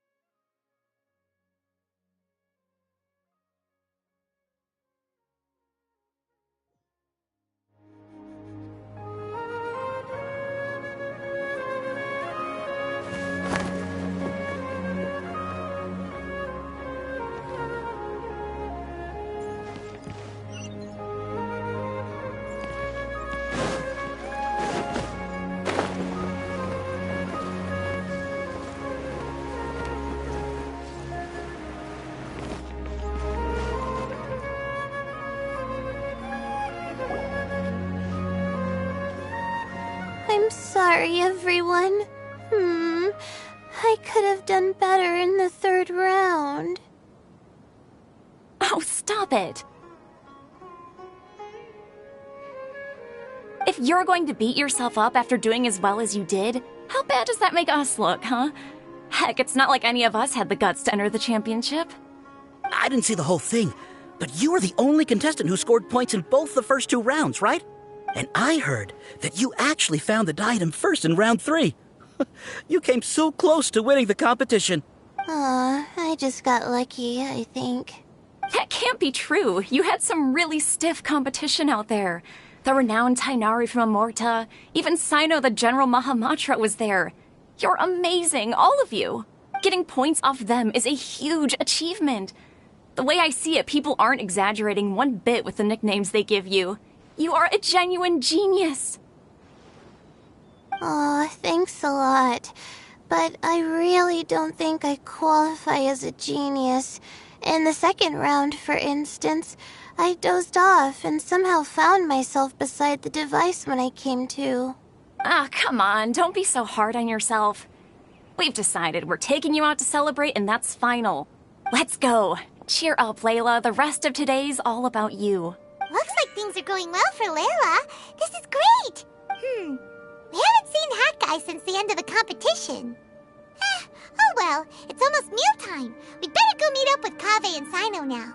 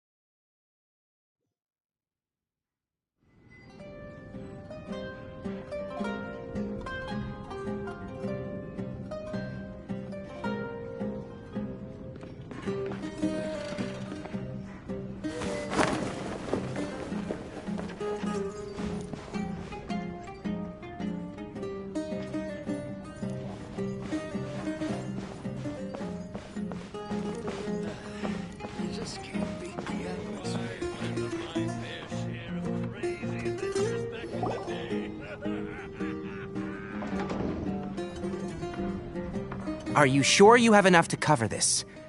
don't blow it all at once. Don't worry, I budgeted very carefully, and this is well within my means. Anyway, I've lost count of how many times you've treated me. It's high time I return the favor. Oh, Traveler, Paimon, over here! Ooh, look at all this! Good food, here we come! I heard that you went to see the other contestants. How's everyone doing? Farazan found herself a student, and Layla's classmates are bowled over by how well she did. We couldn't find Hat Guy, though. Who knows where he's gone? Alhaitham's gone missing in action, too. The one time I'm actually in a good enough mood to treat him to a nice meal, he disappears without a trace. That guy. Where the heck could he have gone? I still have questions about that note he left. Well, whatever. He can do what he wants. Now, let's eat.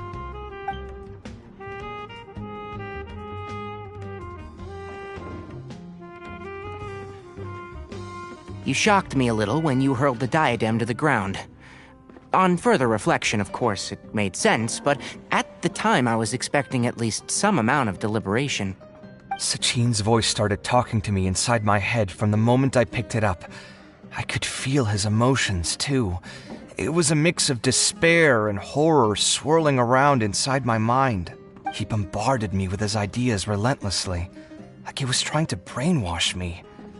It gave me a splitting headache that only got worse as he went on. Like I was saying at the time, his views are not necessarily completely without value. But if all his research does is lead to misfortune, then we're probably better off without it. If his forbidden research were to spread in a harmful form and cause people to suffer, the Mantra would step in and ban it. I think you did the right thing. I suppose another way to approach it would have been to claim that you agreed to inherit his research, but give up the research as soon as you've inherited the wealth. But that wouldn't have been your style.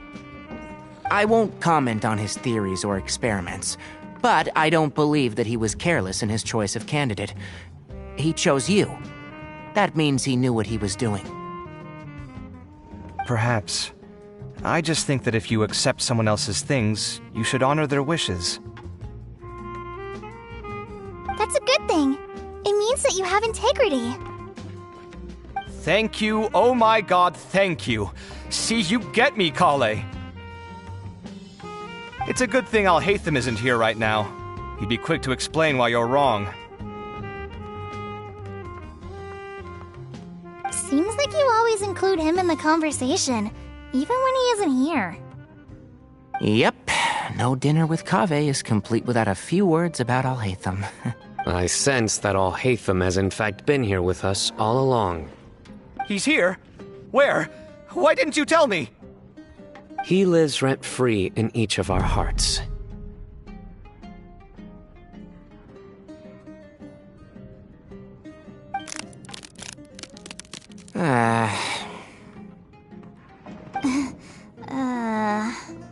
Oh, that was horrifying. It literally sent chills down my spine. Good thing you didn't say that before we started eating. That would have killed the mood in a heartbeat. All right, enough about Alhaitham. Tainari, did you achieve what you wanted out of the championship? I did, in the first round, in fact. Word of mouth proved very effective. I spoke to a handful of people, they told their friends, and so on. Now, a record number of people have signed up to attend the next lecture. Oh, are you free next month? You should come along, maybe even say a few words. About what? I don't know the first thing about anything Amorta-related. Just play to your strengths. For instance, you could talk about the distinguishing features of rainforest architecture, or ask everyone not to chop down too many trees the next time they're building a house. Oh, well, that's no problem. Sure, I'll make time. Has everyone had enough to eat? I can order more if anyone's still hungry. I'm full. Thanks. Paimon's super full, too. If only we could eat like this every day. Yeah, we should do this more often. Work will always be there, but seeing friends is important too. This is a good restaurant. Let's definitely come here again. Sounds good. We should pick a few other places as backup options, though. There are other good places around here, too? Oh, and don't forget to invite us if you go. There's nothing we love more than good food. Kaveh, do you have plans after this? I was thinking of maybe going to the academia for some alone time. Nothing set in stone, though. Why do you ask?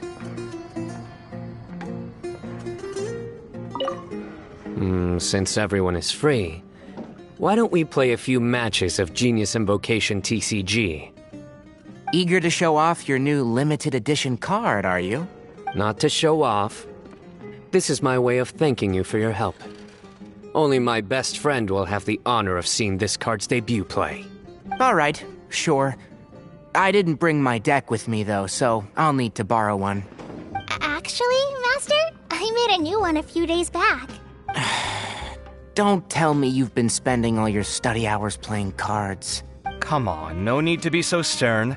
They do say that your innate interests are your best teacher, don't they?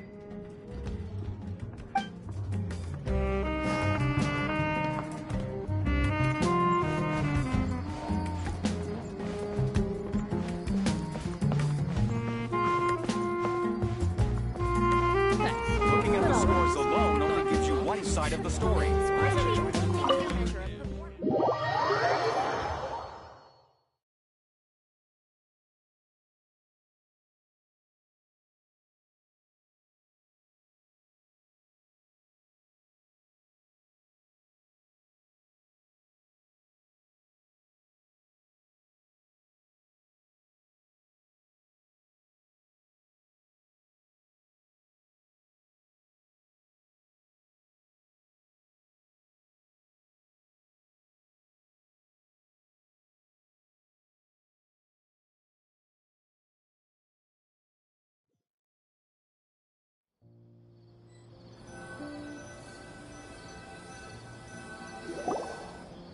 Well, it looks like this Inter-Darshan Championship's a wrap. All that stuff with Sachin and the diadem got sorted too. Have you still got anything else on your mind? Oh, right. Yeah, Sachin said that he placed his research materials at somewhere beginning with but Kaveh smashed the diadem of knowledge before he could finish. It might be dangerous if someone finds his old research stash, right? Where do you think it could be? Holy smokes, you're right! He said he spent all that time researching in the desert, didn't he? So it's very possible that that's where he'd leave all his notes. Alright then, let's head off to Aru Village and try our luck!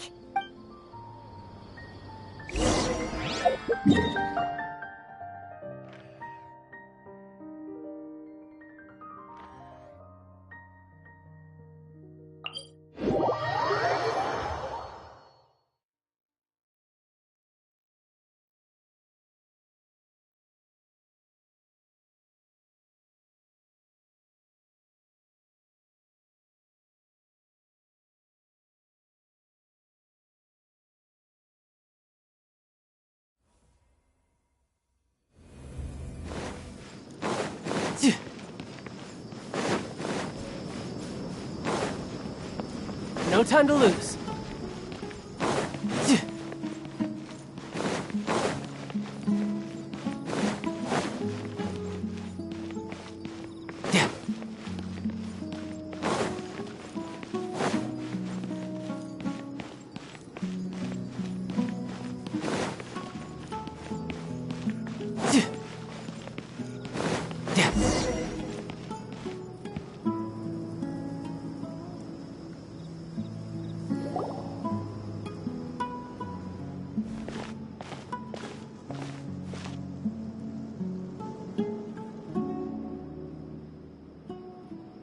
Didn't expect to run into you here.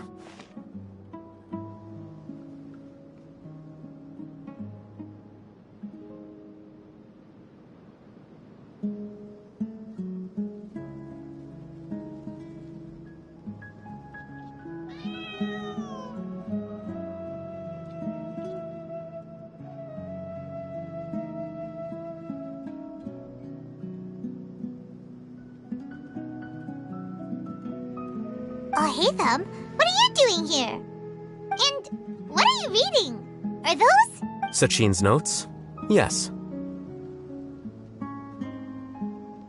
I came across his profile while I was organizing some documents and became interested in his research. If it wasn't for that, I never would have agreed to being a commentator. I had a hunch after seeing the fragment of his mind, and sure enough, I came here and found his research. Wait! So, you've read it already? Are you alright? How do you feel? I think you may have misunderstood something.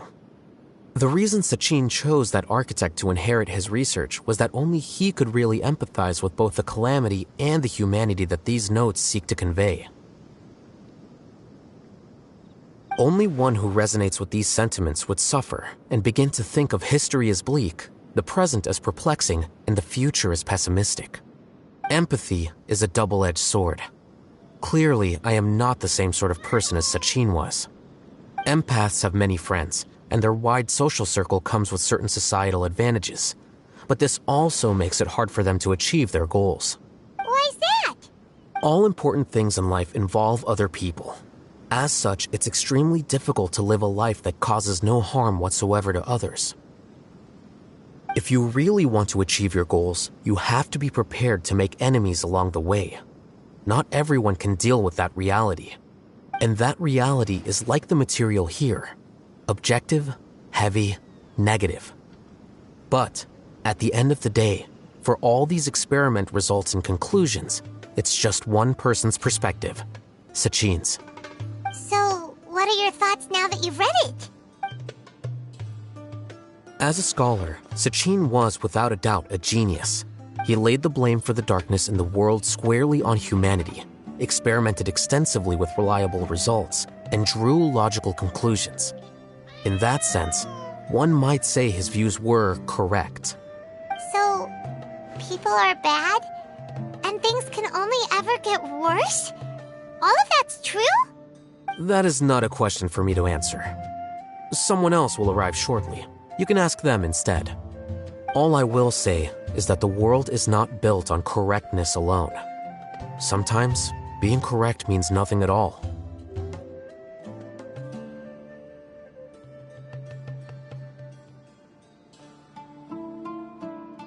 Lofty ideals may provide no defense at all against nihilism, but perhaps little decisions can. By their own choice, the idealist seeks to bring happiness to all while denying themselves the same. Thus, they shall never reach even the borders of truth until they wipe away the ignorance that blinds them. I've never been able to agree with certain philosophies. Even Sachin himself struggled to comprehend the notion of sacrificing oneself for the greater good. But sadly, all viewpoints will find their supporters, and the way we see the world largely decides our fates. All right then, I got what I came for. These research materials are yours to look after. I'll be off. Wait, so you came here just to read this stuff? You missed out on a big get-together, you know. A get-together? Ah, yes, that makes sense. This is a good opportunity for that sort of thing. Guess what? Kaveh treated everyone this time. Then I'm sure he packed up the leftovers for me. See ya.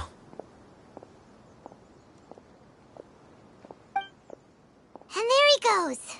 Well, it seems like he really wasn't affected by this research. He said that someone else would answer our questions. Who do you think that'll be?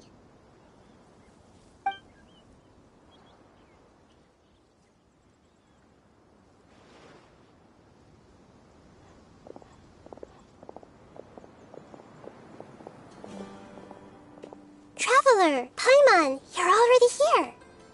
Nihira! Oh, and that guy.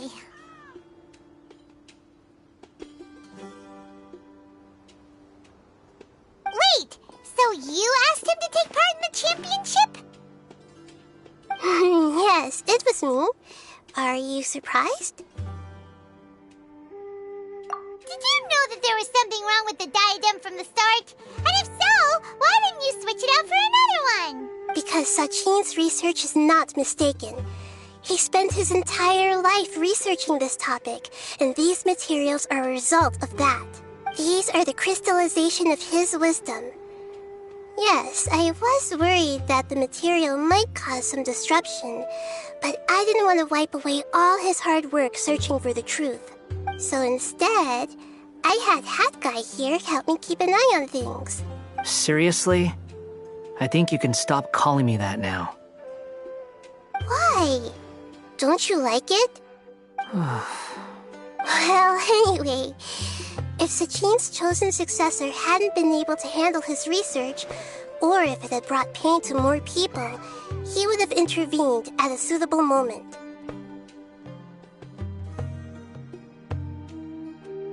And after all that, the person Sachin chose turned his nose up at his life's work.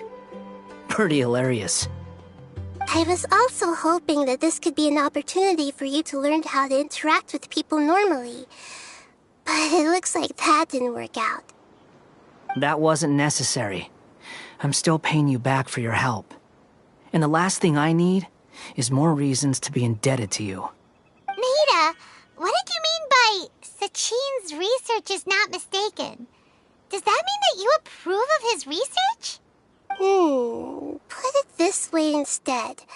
Truth to me is like a shroom boar. Some people only see the mushroom on the shroom boar's back, and they conclude that the shroom boar is a mushroom.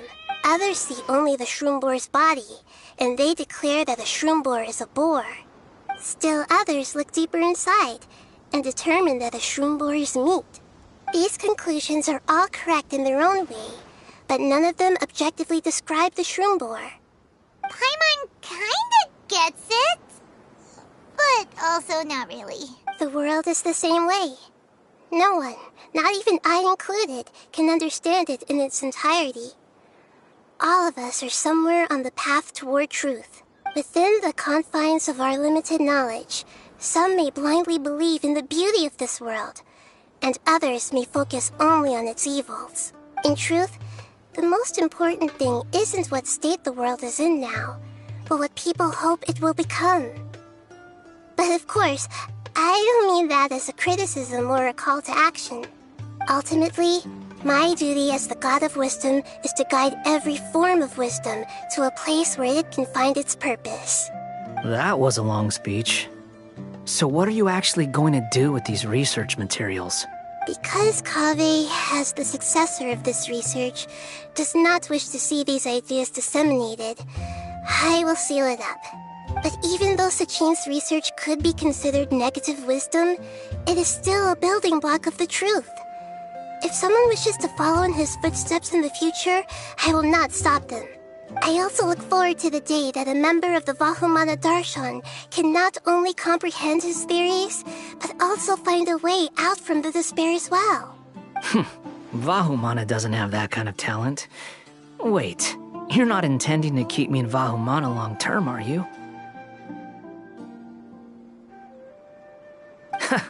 I don't remember signing up to become a scholar. Don't you think I'm useful enough to you as a prisoner? Oh boy, here we go again. You think so?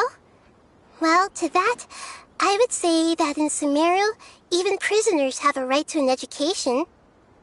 I hope that your studies in Vahumana will help you deal with your own fate, and learn how best to settle old debts from your past. I will review your final thesis myself. I'm expecting great things from you, Mr. Hat Guy.